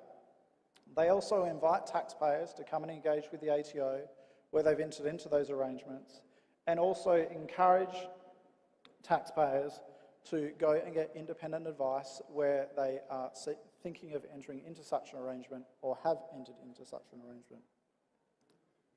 The last thing we do is we work heavily with tax advisors. Tax advisors play an important role in helping taxpayers be aware and meeting their tax obligations and super obligations. Because laws are complex, we encourage taxpayers to seek high-quality tax advice. Most tax professionals provide support for the integrity of the tax system. We work with the tax professionals and explain our concerns to them at the earliest opportunity we can. In this way, we support them to provide appropriate advice to their clients. We also use our strong relationships with tax professionals and their representatives to develop such approaches as I've outlined here. These products, together with our engagement with the tax advisors, provide a suite of guidance products that are ultimately designed to increase taxpayer awareness, increase voluntary compliance, and also resolve disputes.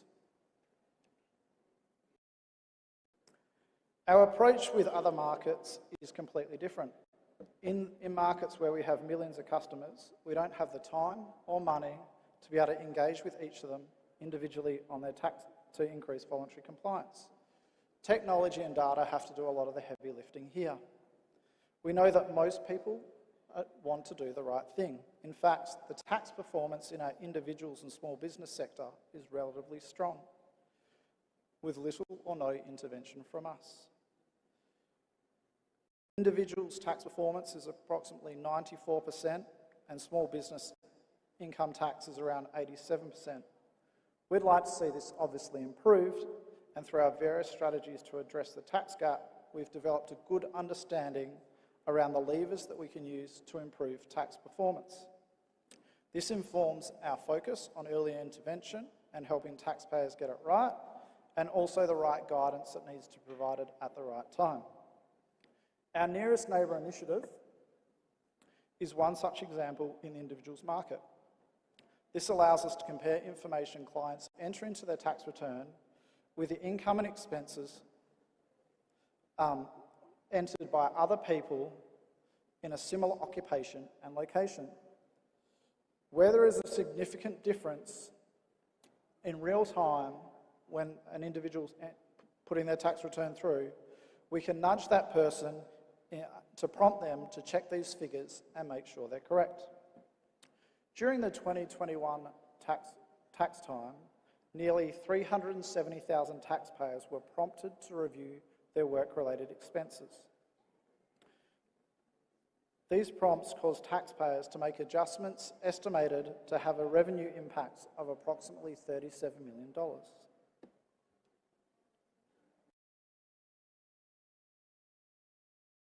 The example of Nearest Neighbour is just the beginning of what we can do to help us manage the individual and small business markets. In order to improve voluntary compliance over the next decade, we'll need to delve further into how we can make the most out of the data that is available to us. We have invested significantly in providing digital services that are safe, secure, and accessible at any time to both clients and tax professionals. A greater use of data and digital not only empowers us, it also empowers our clients to make informed choices. It improves taxpayers' capability when it comes to managing their own tax affairs, and it improves the information that tax professionals have available to them when helping and advising their clients. The pre-fill of income tax returns is a great example of how we're seeking to use data to improve voluntary compliance. We receive and match and pre-fill increasingly large numbers of data from a variety of third-party providers. In 2021, we pre-filled over 89.5 million data points. Therefore, we are continuing to use data and nudge messaging to increase the benefits to us and to our clients, to lock in voluntary compliance, especially for client groups where it is not practical or possible for us to actively engage with each one of them individually. However, as we move to a data-driven world, this is not without risk. We have seen that individuals and criminal syndicates use the same channels to attempt to scam our citizens and defraud the government. We must be aware of these risks, take preventative measures, put in safeguards to stop such action, and use a range of channels to make the community aware of such scams.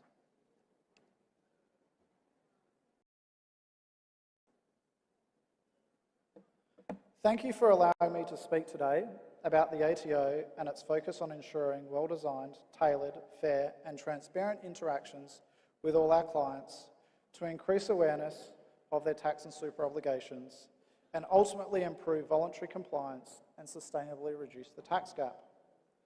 The ATO always values the opportunity to come to forums like this where we can learn from each other. We feel that sharing knowledge and data has never been more important as the global economy continues to grow across all borders and jurisdictions. We are all here and we all invest our time and effort into these international partnerships because we know to be a contemporary tax administration, we know that a contemporary tax administration cannot exist in isolation from other jurisdictions. Thank you very much for your time today.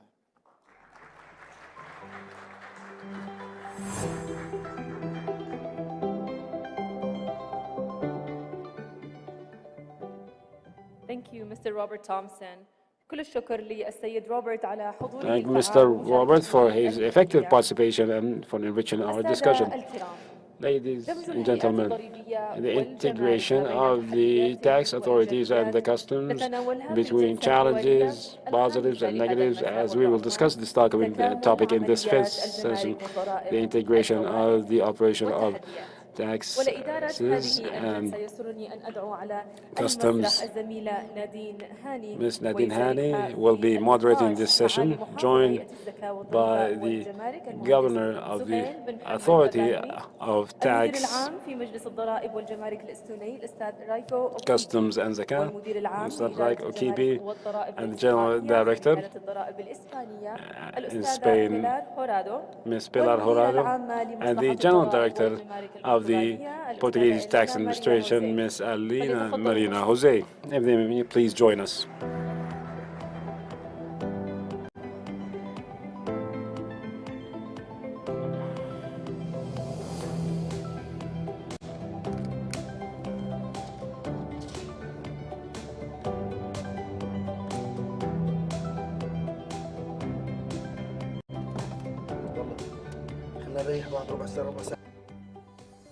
شكرا للزميلة العزيزة فاطمة على هذه المقدمة الكريمة.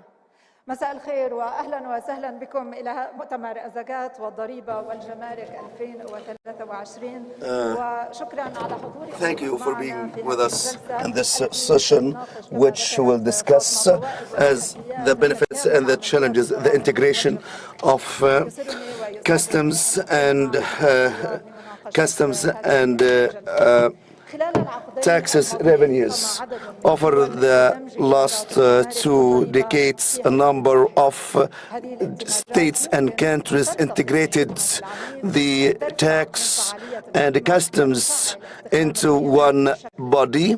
This can enhance the optimal use of data, and this transformation can result in some challenges in terms of human capital and how to use the technologies. And both of two bodies work to enhance revenue, but in some cases the integration can create some barrier. Historically speaking, the two bodies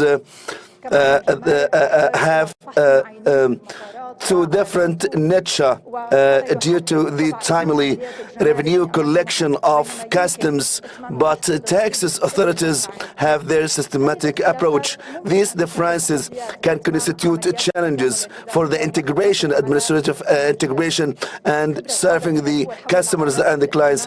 The experience of the people around the world, the integration can create different levels of success, and this is the successful integration can enhance the user experience, and this session will focus on the benefits and the challenges of the integration by generating lessons of international experience. So why we need both of entities to be under a single body, or the integration will be the standards from now and the future. So I have the panelists in this session.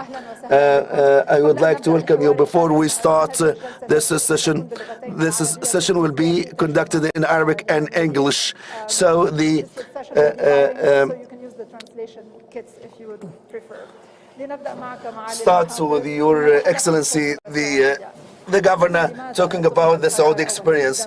So why the decision was taken to integrate the two bodies in under a single umbrella. I would like to thank you. First of all, I would like to thank their excellencies and distinguished guests from the kingdom and from outside the kingdom. I would like to, I hope that you will generate the benefits from this conference and the exhibition. To answer your question, Nadine, the integration of both authorities was based on extensive study for the common grounds and the common functions.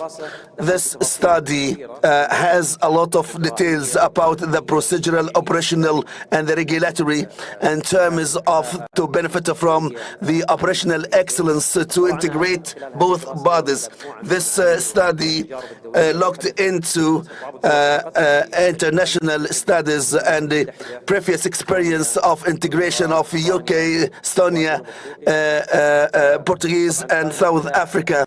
So we examine these experience to generate the benefits and the challenges as well. For sure, we will face such challenges down the road when we integrate a big bodies. After studying the benefits, the advantage and disadvantages, and we submit a report about this study, then we started to achieve the most important goals of this integration, which the study focused on, and I'm going to focus on three pillars. Enhancing the user or the customer experience. The taxpayers and the customers are the same. The entity which imports goods, they have the same transactions and the same activities. So we will create a seamless journey for the same customers by using the same channels. This will enhance the efficiency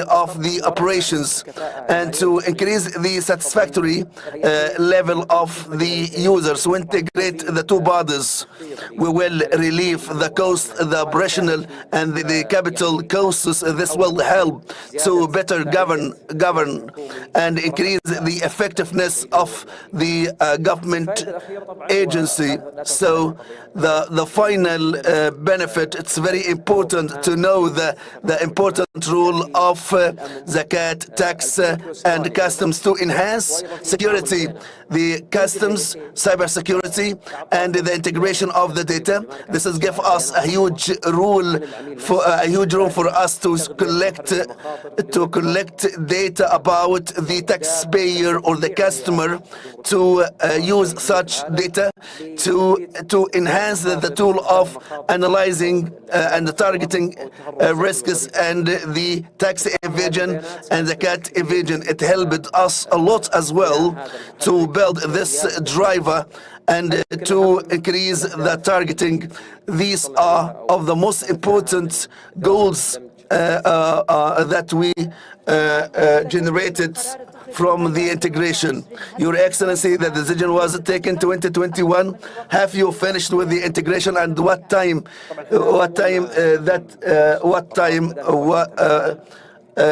the time that you needed to make this integration? By the end of the first quarter, the integration will be completed, and this is a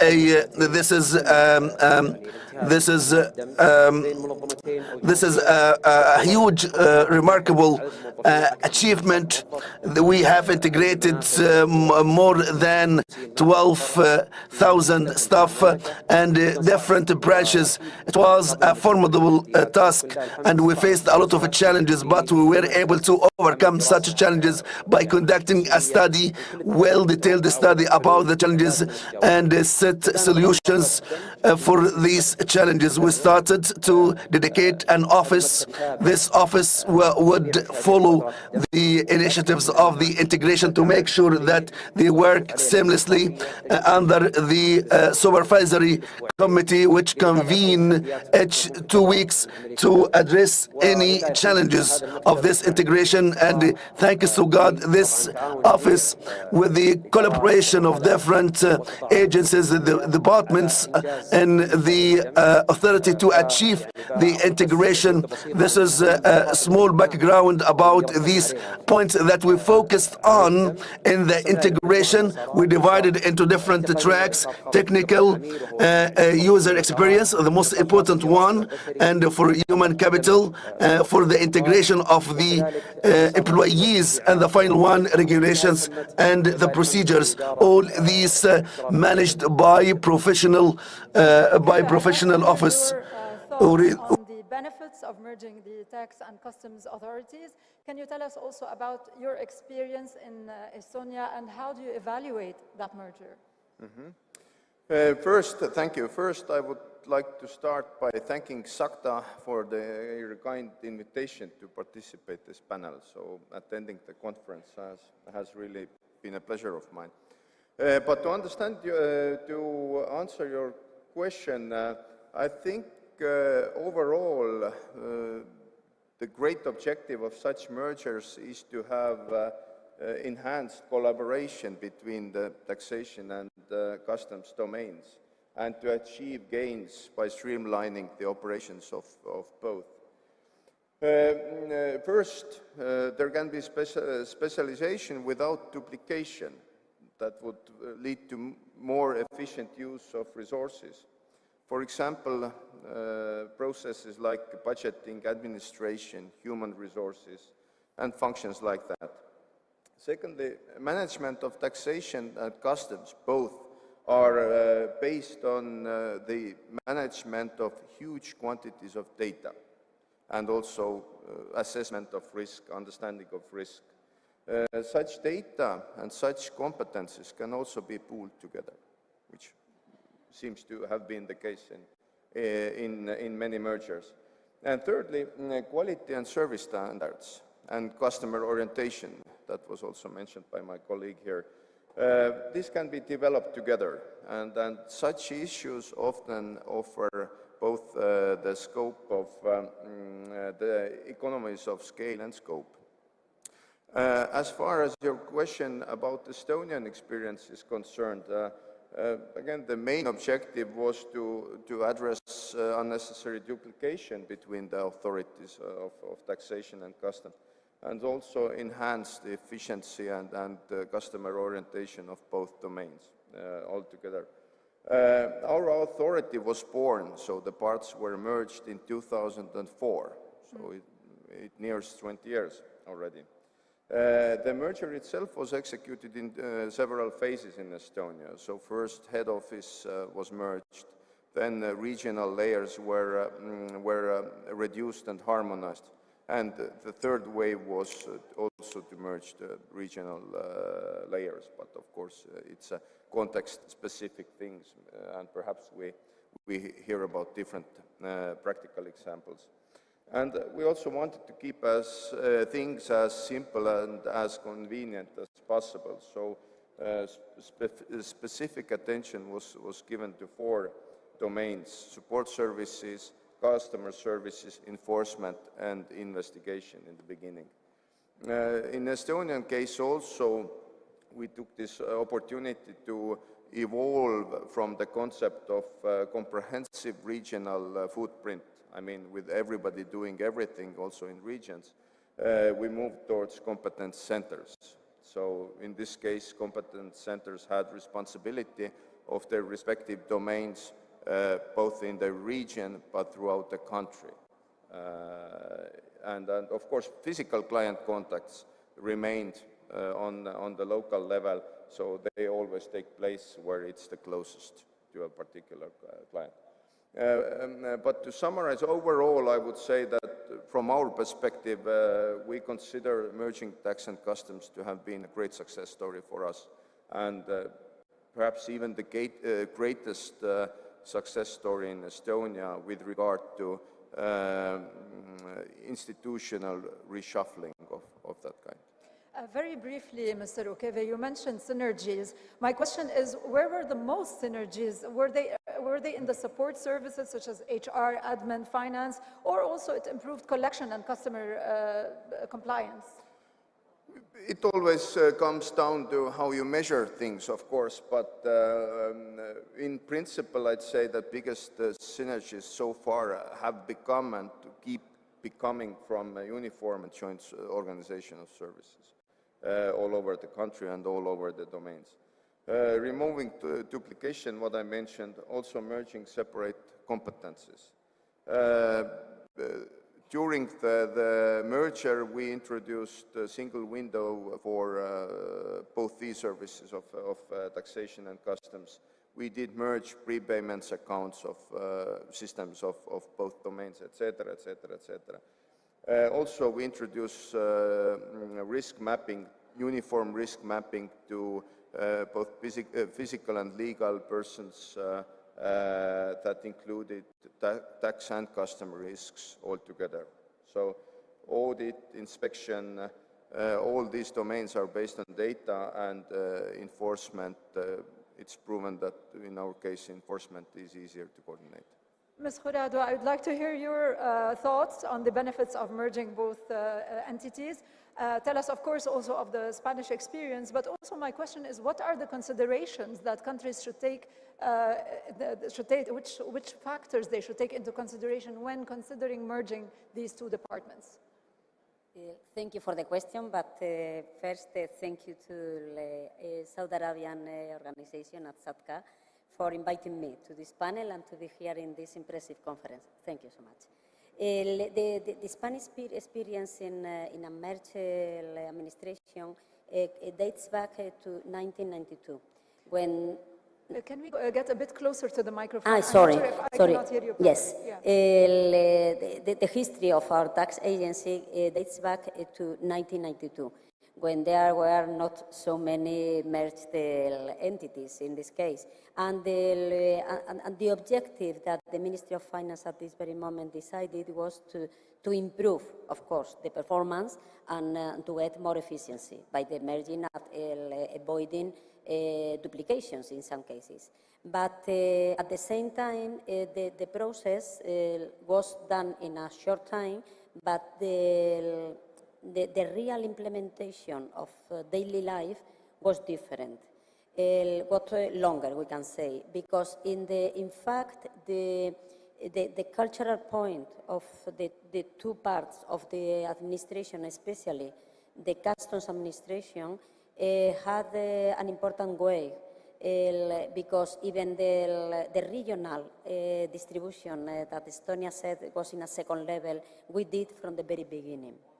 And the organization was regional and national and provincial, depending in the different layers. But assuming that the change has been produced, was step by step in the following years. Relating the benefits and what I found, or what we found in our tax agency that is good in this merging, I will put around the information system, all the information, all the data, all the management of data, because in the end, everything, all the information that a tax and customs administration manages is very, very important from the point of view not only of the management of taxes, but from the point of the economy of our country. And all this information can be used to help the customer to prepare a draft of income tax declaration, and can be used for risk analysis for customs declaration, for example. So as far as the data are well organized, the IT system is integrated so that all the staff, if they need to, and they have authorization to do, can use all kind of data. It will be good for the risk analysis, it will be good for the operations, and it will give more efficiency. And besides these benefits, of course, there's the services, the common support services related with human resources, economic, financial things related with the tenders, and so that everything is in the same place for all the organization. And I think that the fact related with human resources, that the staff consider that they belong to one organization, is something very, very, very important. Just a quick follow-up. There was a study by the World Bank which found out that there is a global trend towards unified, semi-autonomous entities, the head of which directly report to a government minister. And what they mentioned was that this reduces political interference in revenue collection. What are your thoughts on that? I was not there at the moment to know if there was this specific objective, but what I know that got decided is separate the regulation in the parliament, the tax and custom policy, from the execution, the implementation. And so the tax agency in Spain is a technical, very technical organization that is prepared to implement everything that the policy level decided. Ms. Borges, we'd like to hear your experience in Portugal. What do you think have been the benefits of merging customs and taxes under one authority? And tell us, how did it go during the merging operation in Portugal? Thank you for your question, and thank you for the invitation to be part of this meeting today. And should tell that's a great honor for Portugal to be, could be a benchmark or in some way an inspiration for the Saudi Arabic system. In fact, we merged 10 years ago, and at the same time, we made mandatory the e-invoice for B2B and B2C. The decision in Portugal to merge not only two entities, tax and customs, but also the IT department who works for tax and customs, was focused at that time on the need to increase the collection of revenue. So all the decisions were taken to assure that we will have more data, more information, and that we can use that information in benefit of the collection of tax, but also to improve services to the citizens and to the business, because we also intend that information, when it is used in an intelligent way, we can benefit the collection and the trade, and we can build trust with our citizens and business, because if we plan a merger only focus on the benefits of the entities, it is something which couldn't mobilize all the society. If we communicate that the merge has aims to benefit all the society, and it will be good to reduce burden to comply and to reduce time to clearance on goods, I think everyone can understand the benefits of that job. And our priorities at this time was to assure that the level of services and the benefits are clear for the citizens and for business. And of course, it was not only benefits. We had troubles, we had We will problems. talk about them. I will Yes, ask you for sure manage. about the challenges. Yes. But what were the metrics which you used to measure the success of the merger or not? We have been measuring it since then by reducing the tax gap on VAT and reducing time for clearance.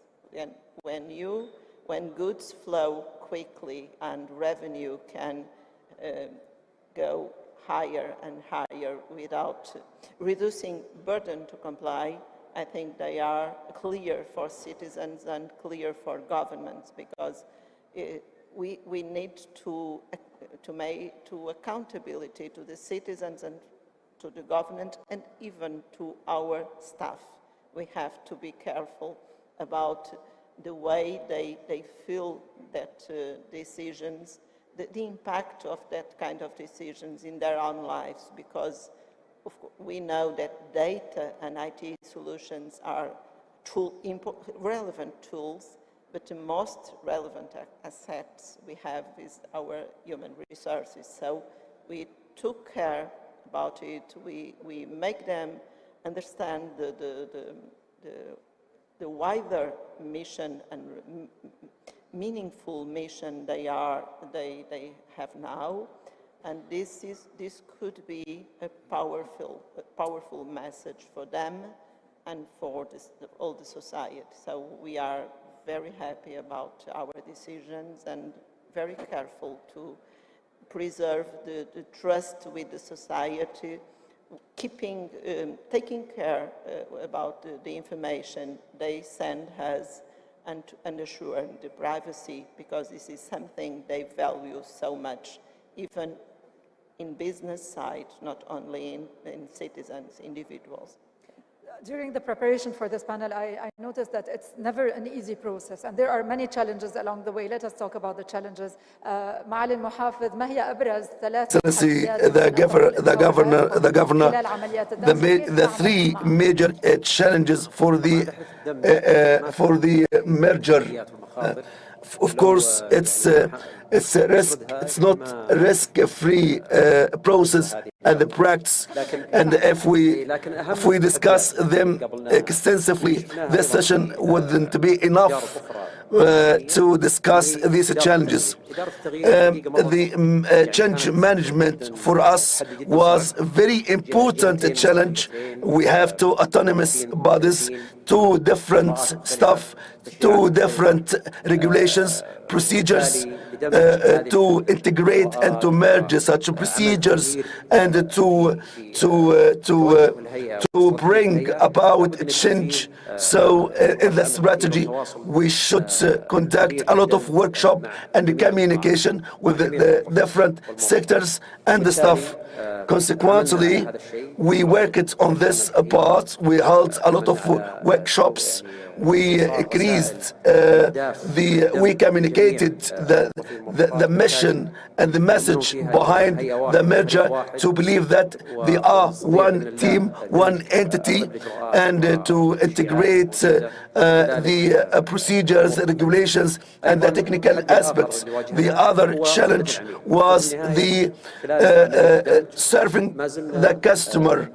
During the merger, we are required to provide tax services, custom services, so we wouldn't like that the customer perceives any difference, but we enhance our procedures, we streamline these procedures, relieve the burden and relieve the time to make the customer feel that it has only one entity and one channel. This enriched the experience of the customer. We adopted customer-centric approach. The final one was the retention of the competences, talent, and the skills. Some duplications. So it's very important to retain such competences in both entities, to be invested in another domain with the competition locally. And this is the additional challenge during the merger stage. As I mentioned, it was a temporary one, and it made some sort of sorting out for the market challenge. We maintained and we retained a lot of skills. Challenges that you faced during the process of the merger? there are always challenges. I mean, post-merger still are, although some moderate over time. But in our case, probably first and foremost, taxation and customs had this practice of operating in silos, if you will. And the main goals of, or objectives of those functions were perceived somewhat quite differently, actually. While taxation is more fiscal, customs has more non-fiscal functions. Also, customs has a real-time aspect of operations, whereas taxation is more of ex post nature. Like bringing those together and preaching these understandings was definitely a challenge, first. Secondly, taxation in Europe is more of a national theme, and taxation policy is domestic.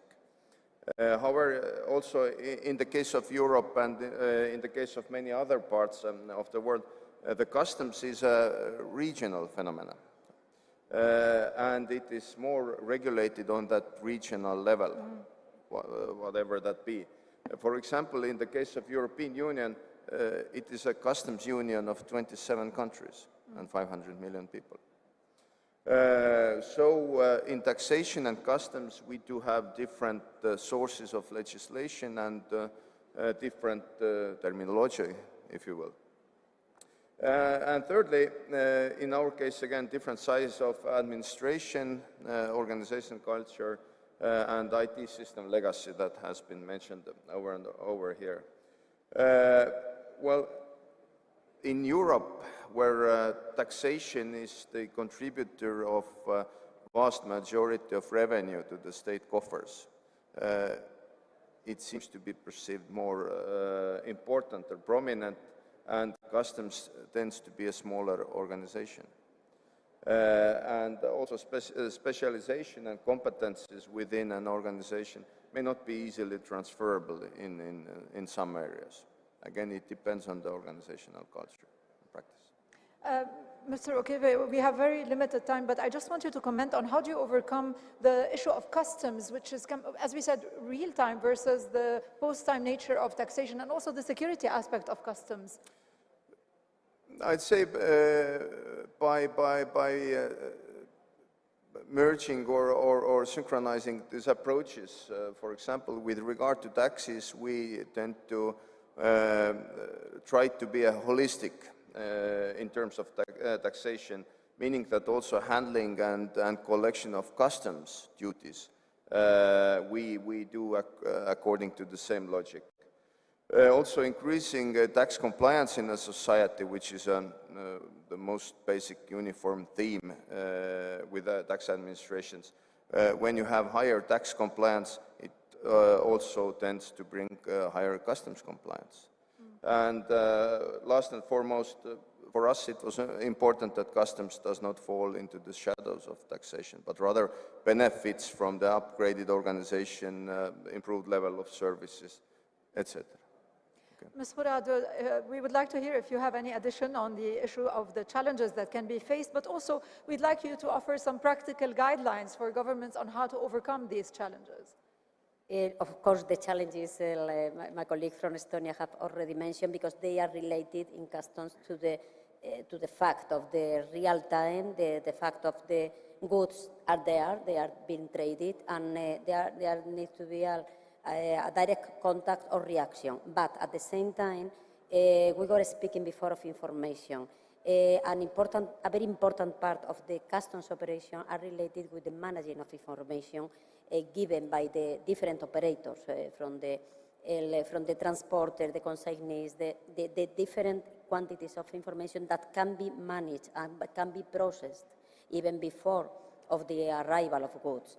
So in the end, there is a IT process that is parallel to what we can do for taxi. So what is the suggestion that using a big quantity of information with a correct risk management of it, it makes it easier to take decisions that not always need to be related with physical control and to a direct action, even sometimes needs to be done. Related with challenges, I would like also to compensate how the cultural different vision in the two parts of the administration, how it could be eased. One of the clear ways is just an important knowledge in one part of the organization from what is done in the other, and vice versa. Sharing practices, sharing goals is a procedure of something new, of a new analytical report of risks had been developed in one side. You can use it on the other side. It's just to take staff and especially management to the idea that what are they managing is a common administration. Even probably in the mind is that or taxes or customs, but we need all of us to be aligned with the same perspective and the same objective. Ms. Khourad, what about the nature of customs that has to be carried out at borders and international airports, whereas tax collection can happen from anywhere? So how can you overcome that challenge? Trying to manage in a correct way, offering our client or customer all the means of doing things easily, doing things with simplifications, and offering the same. Our customers know that they have to go into the tax agency web, and they have different options of declaring, of including information, but that they receive the same idea. And I totally agree with what Raigo said related with the compliance of a customer, of a company, of a person individually. If there is compliance for tax, there is compliance for customs. And all the information, the personal information of a company, of a person, needs to be used by both parts of the administration. Ms. Borges, what were the most challenging aspects of the integration, and can you tell us how did you overcome those challenges? In Portugal, we, as any other country, we had the legacy in culture and legacy in IT solutions and many other aspects. I talk about culture and IT solutions because if to redesign or rethink the IT solutions, we need to harmonize the culture and the meaningful, the understanding of the differences of tax and customs issues and technical issues, and we need to keep some differences to assure that no one feel that lost their identity. It is really a big issue. We are still managing it and taking care about this issue in the details, because we need all our staff committed with our project and our future, and we want them to have a full understanding of what we expect from them. And only when they are really able to understand the wide approach, we can be able to have a new architecture of the IT systems and offer and deliver services in a proper way to the citizens with a wide approach and a unique process. It takes time for our staff, it takes time to the citizens. And during these 10 years, we have been improving the way we manage the change in our processes. We designed some projects that to make citizens, business understand the benefits of the merger and the information they send us every day, every month, every year. So nowadays we we fulfill declarations with the information they give us. We assure the refunds of tax-free in the airports with data from the invoicing. They don't pay VAT on the imports of goods because we use the information we have from the import declarations to control the VAT, so they can benefit from the cash flows. In their cash flows, we assure the control. And of course, we had been able to implement the e-commerce, a common approach to e-commerce, using the information from the customs and the tax area. So it makes it easy for citizens to buy online nowadays because they know we can simplify the service we can deliver and make it easy. And in some of these projects, we are giving them signals, examples of the benefits, because one of the challenges I summarize, I signal with special relevance is we need to keep the interest and the attention on the governments should continue supporting us on the changes we have to implement. They should continue investing in tax and customs administrations, and citizens and business should understand why they can benefit from sending us the information, because we can make it easier and more productive and effective for them. That's one special reason to pay attention to these examples of projects we have been delivering to make it clear. معالي المحافظ دعنا نختم معك لأنه الوقت يداهمنا. Your Excellency, the Governor, let's conclude with you. I have a last question, 2 parts, quickly. To what extent do you see an improvement of the client experience, the efficiency of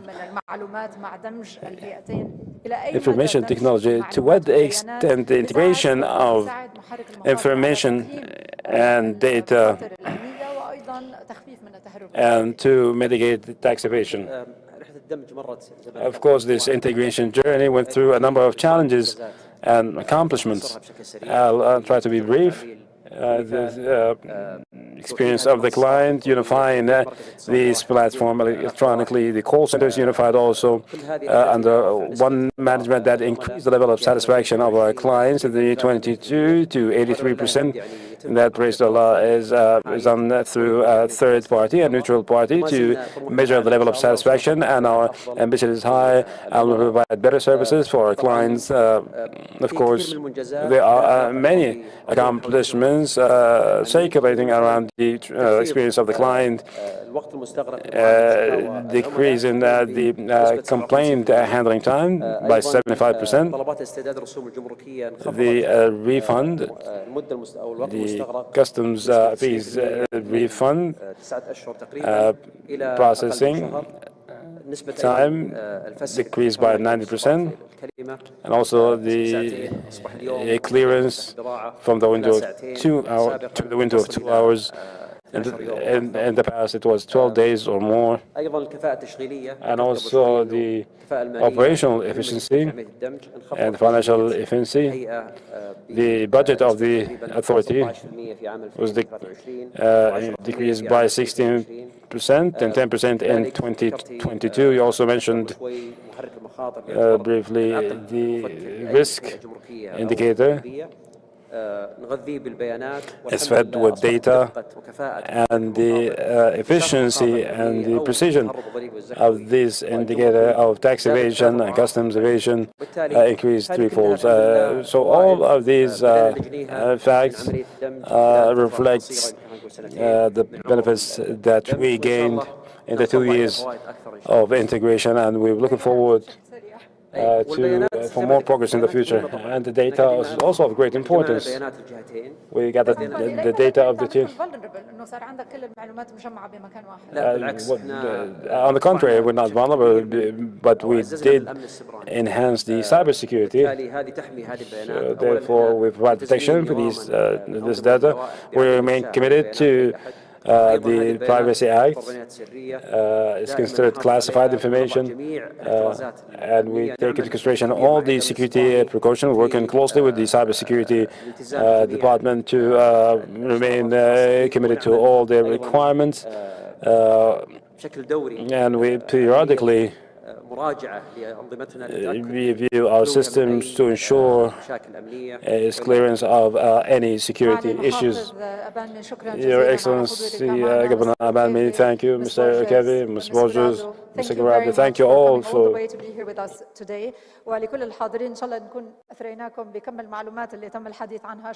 we're hoping that we enrich this discussion. Thank you.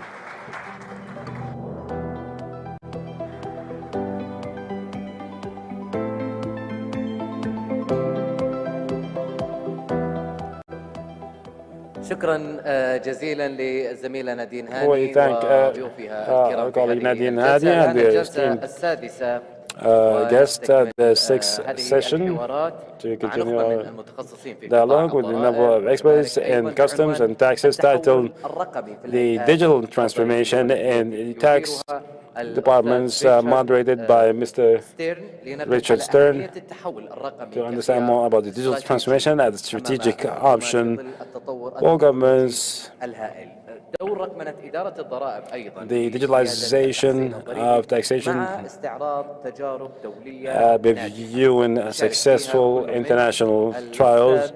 Mr. Peter Green, the director of the tax forum at the World Economic Forum, George Bitfus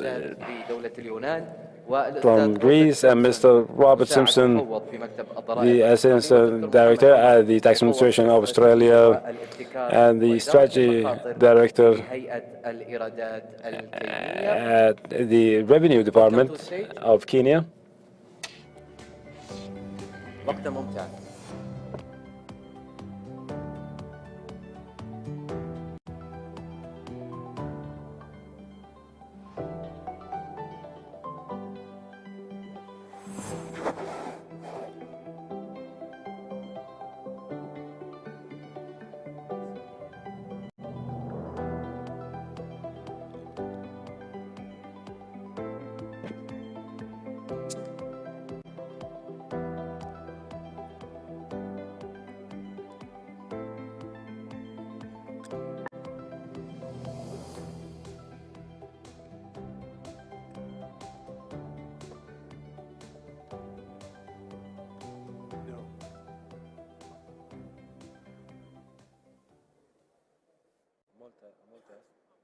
Nope.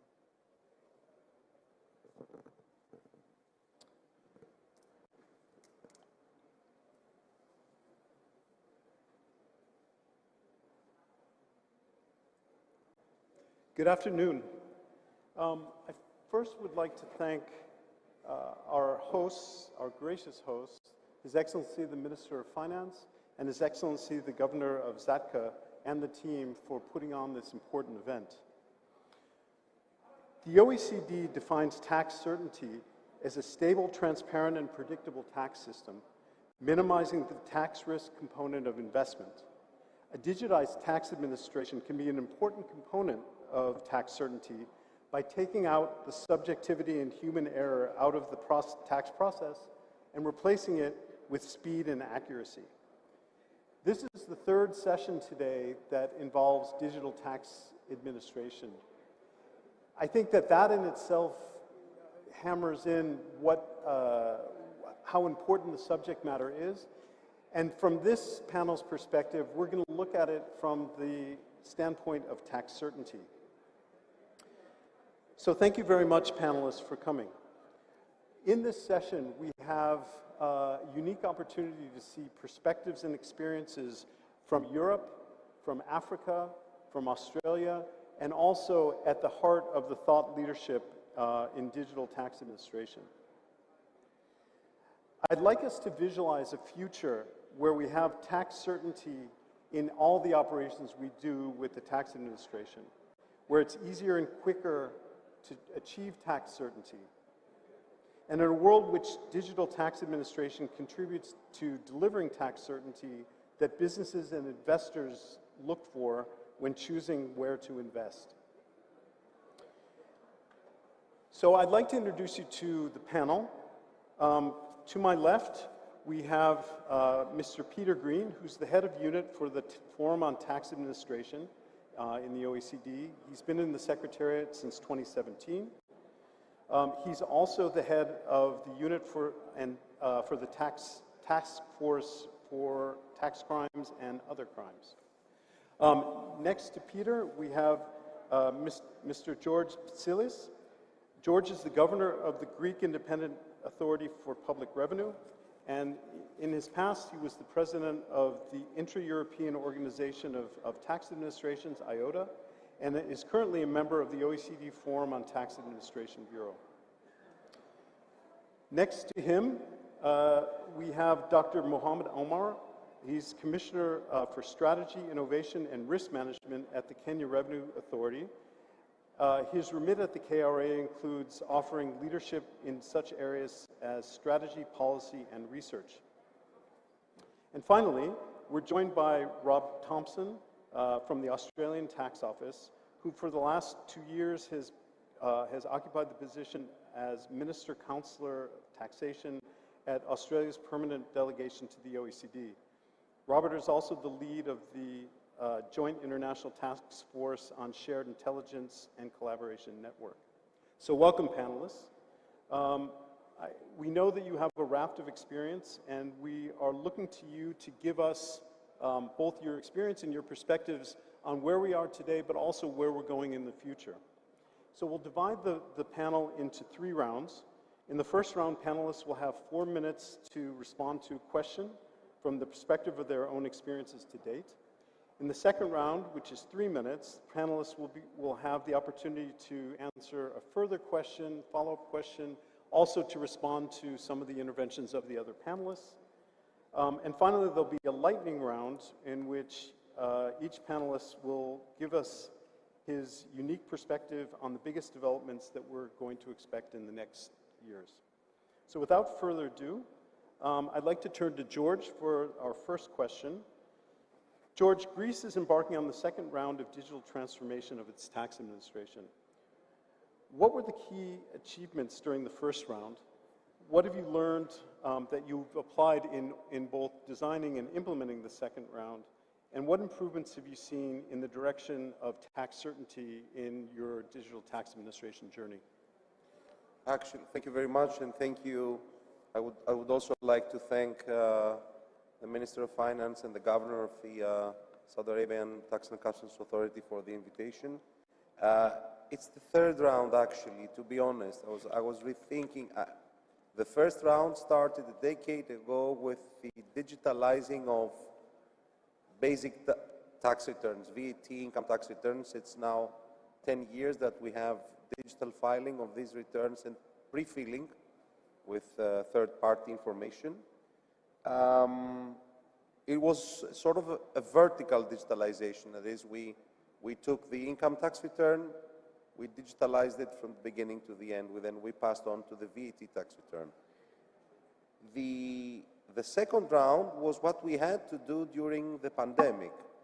During the pandemic, we needed to find digital solutions for at least being able to receive front-end, provide front-end digital services. Our tax offices were closed, so we had to accommodate requests, receive requests, and we went horizontally in solutions where we could digitalize the front end, the first step. And all that without stopping what we did with the vertical digitalization. So digitalizing services that were still executed manually and in paper. If I would go back to the achievements, I would say, first of all, our tax administration played a crucial role in the financial support of businesses during the pandemic. We supported more than 750,000 businesses. We gave away 9 billion euros of financial support and more than 2.5 million of digital payments, all that processed digitally through our platforms, and customized support. We developed a new digital gate in order to receive requests and include all kinds of digital services therein. We managed to receive and process 3 million requests per year digitally on a daily basis. The front end that I'm describing, but still. We developed a platform for fixing digital appointments with our taxpayers. We developed digital onboarding, so registration to our registry through video calls. In the same time, we continued the vertical digitalization. For example, real estate taxes, it was a paper procedure.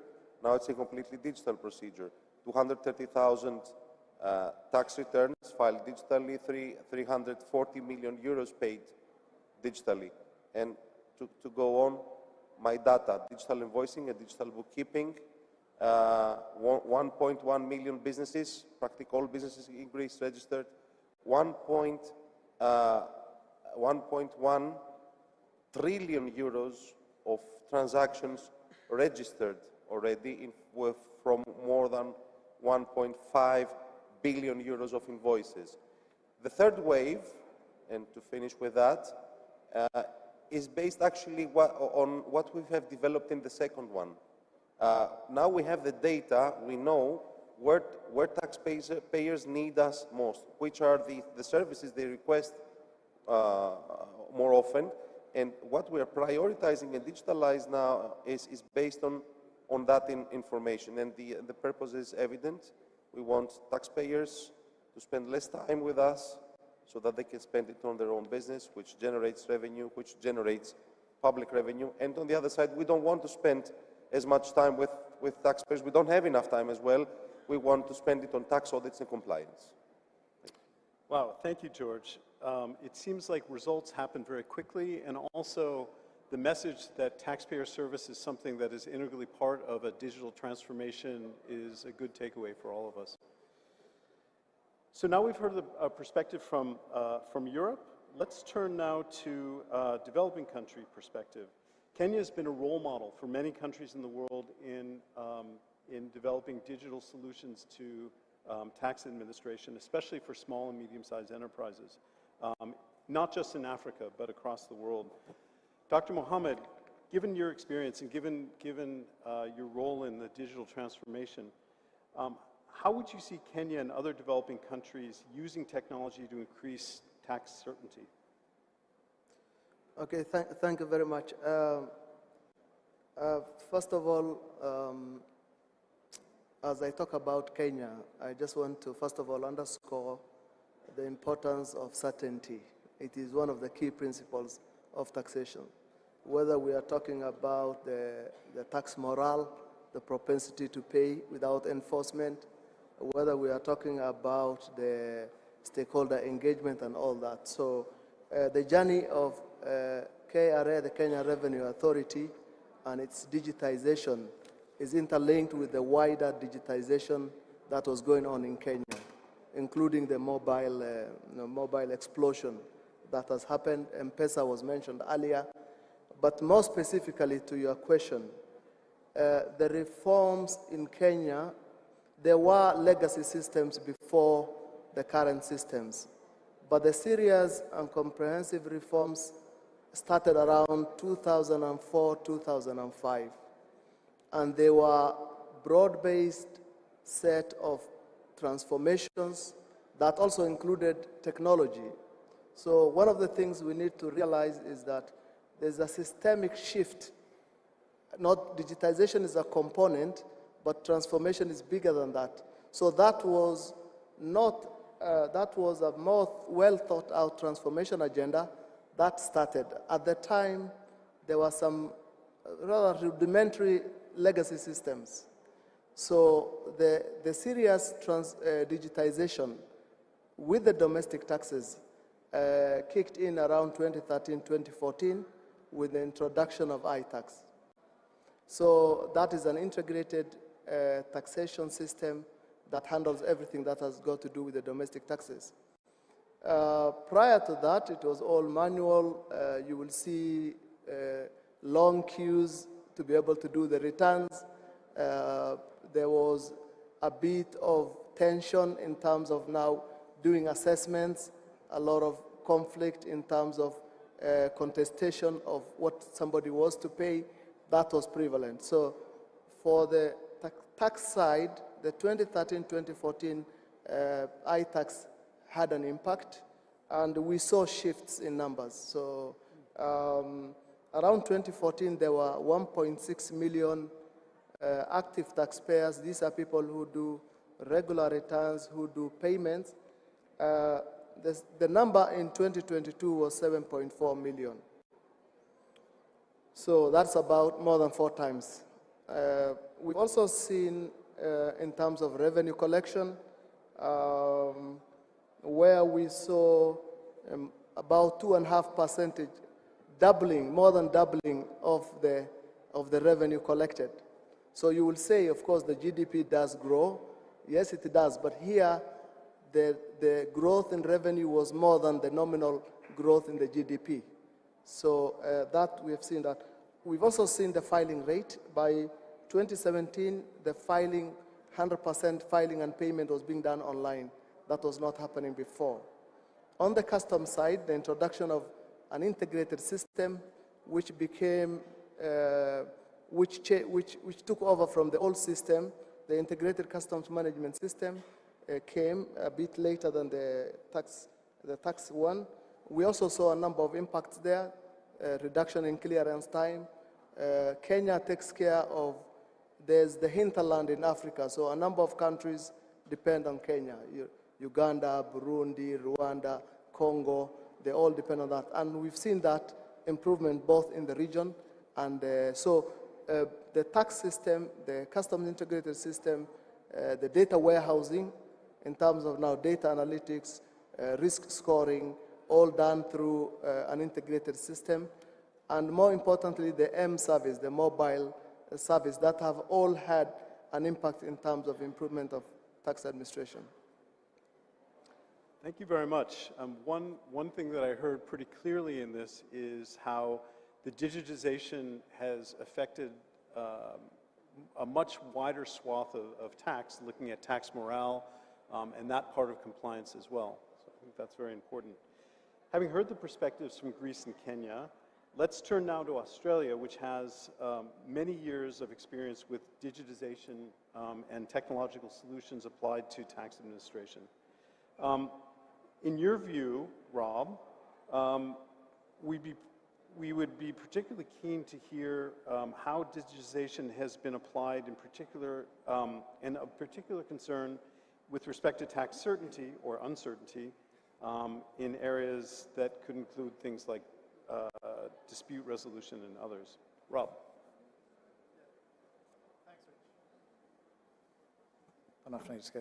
Thanks, Rich.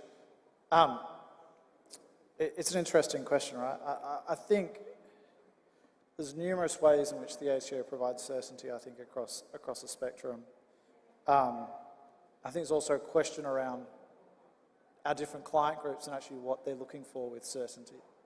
But I think when it comes to digitalization and data, from a certainty perspective, we're really looking to try and harness that in a way where tax just happens, if I can put it that way. So our digital strategy is aligned with the OECD's Tax Admin 3.0, and I'm sure Peter will talk about that later. But we are looking to achieve kind of a seamless, integrated, automated systems where the data just flows into our system. They really don't need to think about it. So in that context, we see the role of digitalisation in tax certainty as one where really the tax just happens, our clients get it right for the first time when they lodge lodge or pay their superannuation, their income tax, or other reporting responsibilities. I don't think we've thought about it as much in the dispute resolution space. I think really what we've been focused on is dispute prevention. And so if we can help use the data in a way to help our clients get it right from the start, then we don't have to worry about dispute resolution later on, which can be a bit more, I use the word ugly, but it can be more complex. If we can get our clients to get it right the first time, we can try and minimise disputes into the future. And I talked about earlier how we've kind of tried to use our pre-fill data for individuals to assist them getting it right with their income tax return. With respect to a specific area of concern, I might talk about what we've done for work-related expenses. So in Australia, you can claim expenses relevant to your work income for specific categories, but there are a number of rules around it.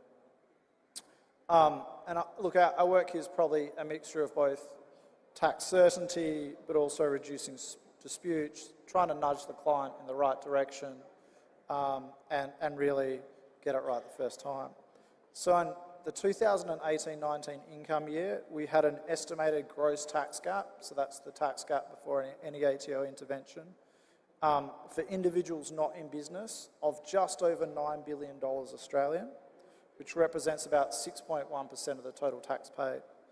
And incorrect claims accounted for a great majority of that.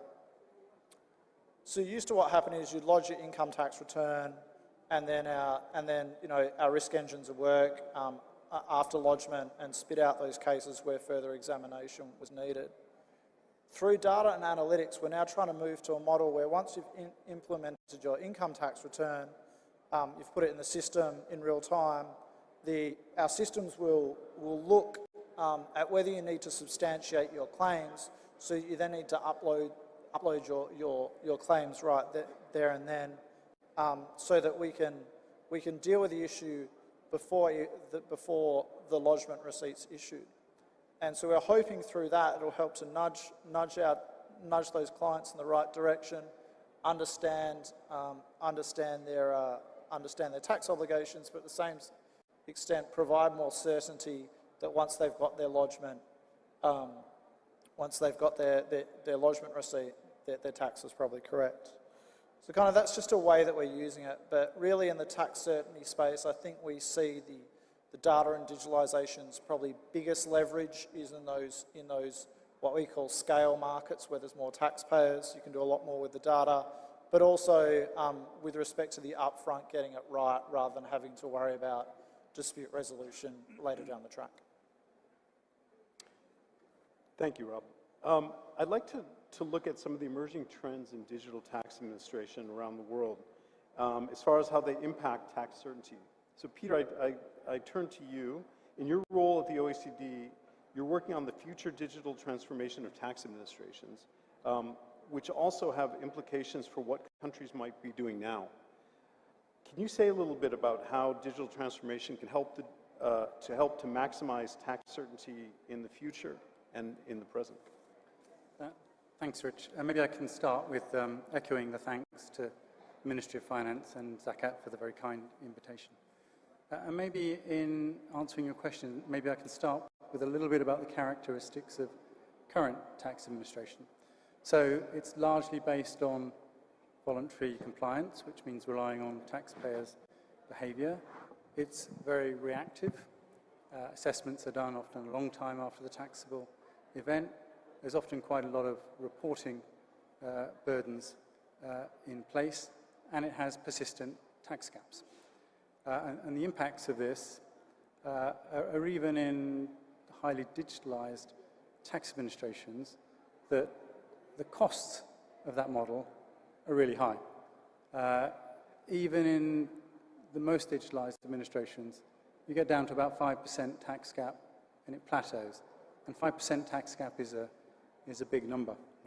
So to look how we could get beyond the constraints of the current model, the Forum on Tax Administration published a report on the vision of future tax administration 3.0, The core characteristic of that is that taxation processes move out of the tax administration and into the natural systems that taxpayers use to run their businesses, to transact, and to communicate. And maybe a couple of examples very quickly. One is e-invoicing, which is something that's been introduced very successfully here in the Kingdom of Saudi Arabia. Businesses need to issue invoices. Obviously now, digitalized invoices are much cheaper, easier, and faster. And tax administrations can either set up that ecosystem, which many have, or they can plug into what businesses are already using. But in essence, they're going into a natural system, sometimes extracting the invoices themselves, but sometimes simply extracting the taxable outcomes of the transactions. The other very well-known example for a long time in many countries is the pay-as-you-earn system, where essentially taxation processes are built in to the software that employers use to pay their employees. So it's just integrated. The tax is withheld, and if you look at the position of the end taxpayer, they have no burdens whatsoever. The tax is simply remitted to the tax administration. So we're doing a lot of work now, which maybe I can come back to a bit later, but why all this matters is, as I say, tax gaps are sticky. And if you look at the tax gaps for the 52 tax administrations of the Forum on Tax Administration, we estimate that it's somewhere between 5 and 10%. And that's, at the top end, well over €1 trillion a year. It will lead to significant burden reductions if you can build things in, if you can get to compliance by design.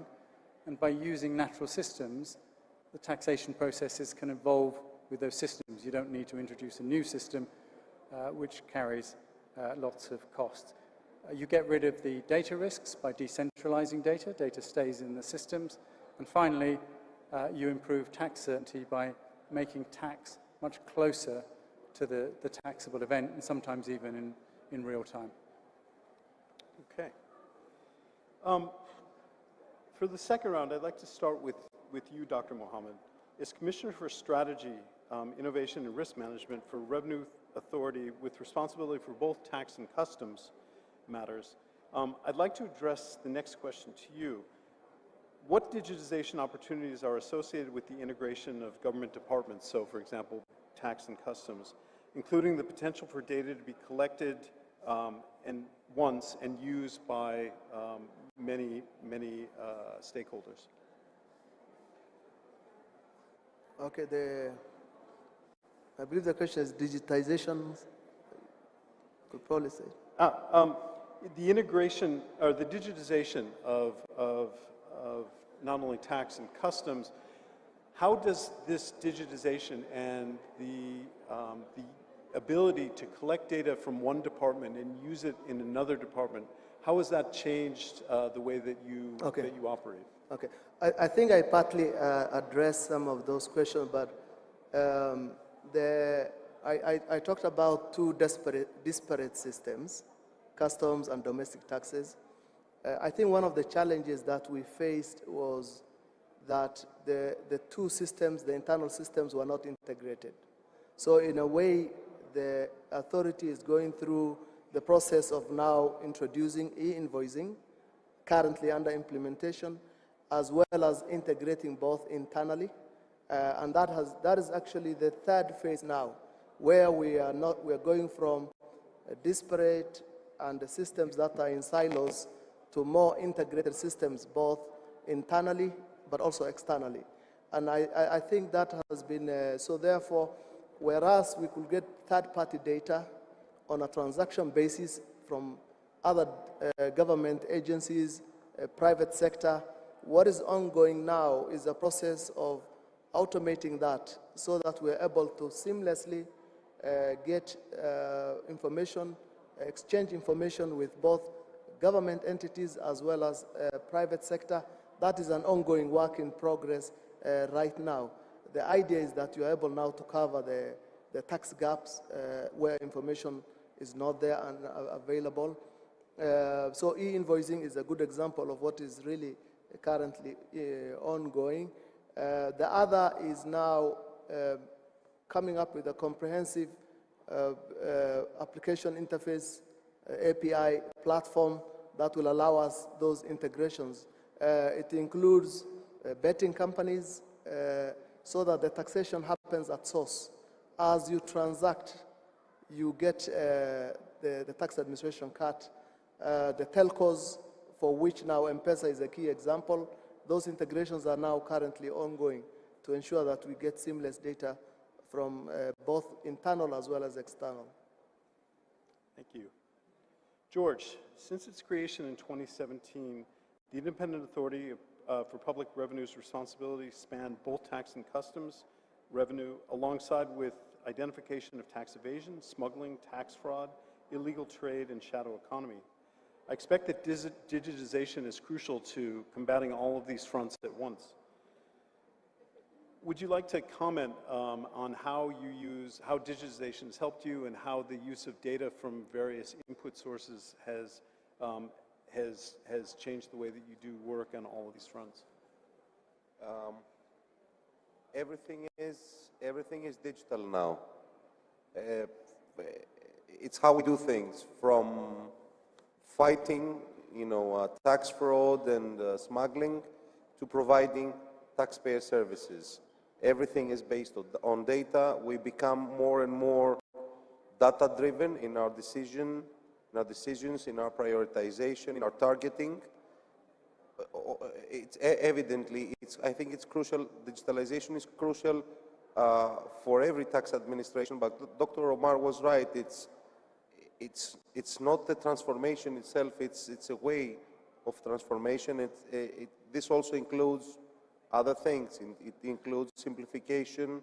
It includes standardization also of processes, and of course interoperability with other parts of the private sector and the private sector. We as a tax administration, we offer a lot of information that is tax related for other parts of the Greek public sector, financial support, or other things that are based on registry or income tax, for example, information.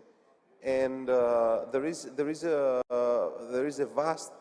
There are many things that we need to do in this direction.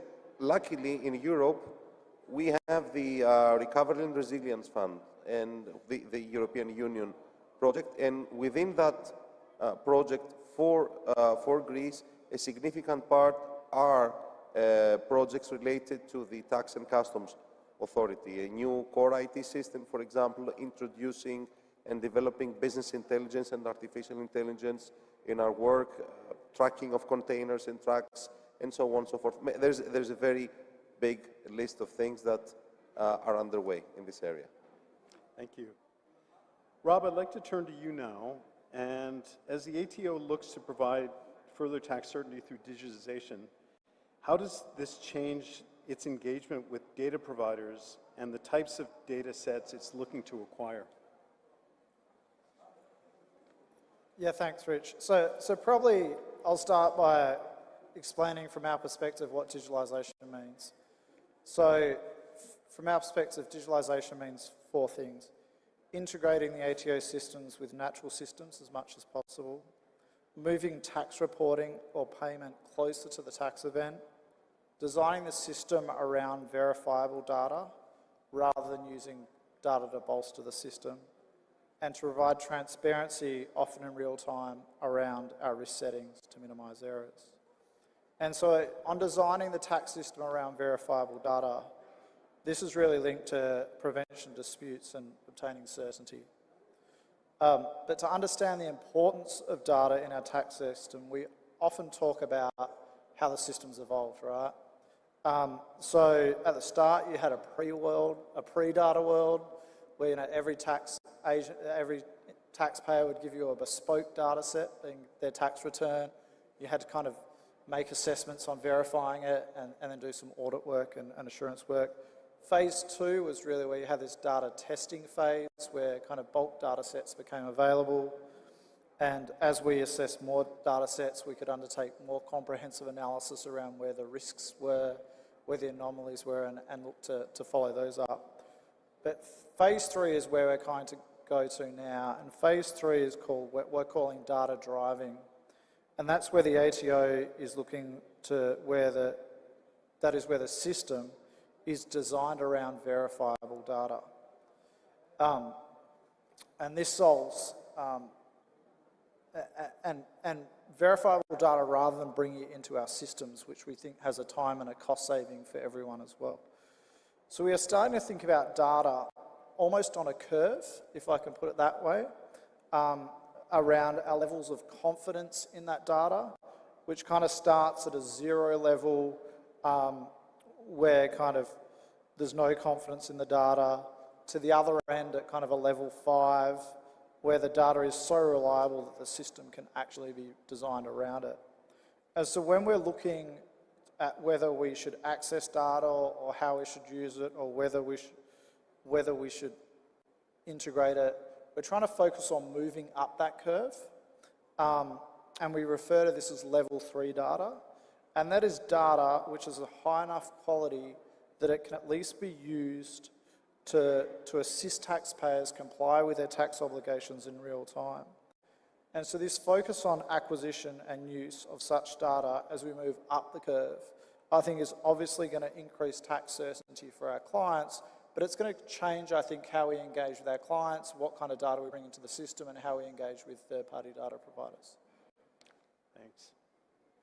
So Peter, we've covered several points in detail in the discussion so far, but there are many other current developments. Could you give us an update on some of the initiatives that you're working on at the moment? Thanks, Rich. So maybe I'll highlight two things. One is an organizational change we've made. So we've established a new working group on tax administration 3.0 that brings together people at the top of the office working on digital transformation from all of the FTA members. Now, the reason for this is we want this group to really set our work program, identify the 1 or 2 kind of game-changing projects we might undertake each year against the background that this is really expensive stuff. You don't want to get it wrong, and there may be areas of standardization that will benefit everyone as well. And then maybe very quickly, one of the projects that we're working on is looking at how we can integrate the verification of digital identity of a taxpayer in the onboarding process when they join a digital platform, so sharing a gig economy, for example. And if we can do that, if we can get that secure verification done, including in cross-border situations, then that allows things to be connected up machine to machine, which allows real-time flows of information potentially. Also, you could potentially build in withholding processes, again, across border. And if this proof of concept that we're working on is successful, then this model can actually roll out to quite a lot of areas where there's frictions domestically and in cross-border situations, and maybe an area where it's very beneficial to have one standardized set of processes than 50 or 60. Great. So we have, unfortunately, very little time, but I'd like each of you to offer a closing comment. And where do you see the next set of developments in digital tax administration, especially with respect to tax certainty? Where do you see it going in the next 5 years? And what should we be looking out for? Peter? Well, I think we're entering a golden age of collaboration. So if you're thinking about kind of moving things into natural systems to improve tax certainty and the other benefits, you need to work with the owners of those natural systems. So many parts of the private sector plus other parts of government. And you need to co-create solutions. And the thing about natural systems is each sector of taxpayers, maybe even individual groups of taxpayers, will have different natural systems, and you have to find the ones where you can most efficiently and effectively plug into, and that requires really deep and ongoing collaboration. Thanks. George? Well, if we define tax certainty as helping, taxpayers knowing their obligations and simplifying their tax obligations, I would say digital invoicing is what is to come, and especially within the European context, the VAT European context. It will become more and more, I think, prominent to harmonize that. This helps pre-filing tax returns. We started that already in Greece, and it helps taxpayers knowing what their obligations are, following the once-only principle. Digital information is produced only one, and then it goes where it needs to go in the system, let's just say. Thank you. Dr. Mohammed. The next 5 years, I see co-creation with the taxpayers, whether it is policy or technological innovations. And I think that's where the OECD 3.0 is also going. So greater integration with the taxpayers, where you co-create and their viewpoints are really taken on board. For those countries, especially in the middle income developing countries, national tax policies to introduce predictability and certainty. What happens is there's always the annual finance act that changes, really makes it unpredictable. So a longer term, medium term plan that really talks about how giving the broad parameters for the tax administration will be able to have through the national tax policy. I think that's what we see for those countries in the coming years. Thank you. Rob, the last word with you. So without repeating what my panelists have said, I think the other thing is we continue to use data in a wider range of tax administrations, parts of our tax administration, including tax certainty. I think the question of data ethics is going to continue to become more and more important. I know it's something we're focused on at the ATO, but I think as we go to use data in more novel ways to help our clients reduce the tax gap and increase the efficiency of tax administration, I think data ethics is going to be something that I think needs to come along and be considered with that as we go. So, in 40 minutes, you had a whirlwind of where digital tax administration is with respect to tax certainty and beyond. And you also have a glimpse now into where we're headed in the future. And I hope that this has done a good job at convincing you that this is not only the wave of the future, but it's the only route of the future. So with that, I want to thank all the panelists for their excellent interventions, experience, and sharing of experience and knowledge. And we look forward to future discussions. Thank you.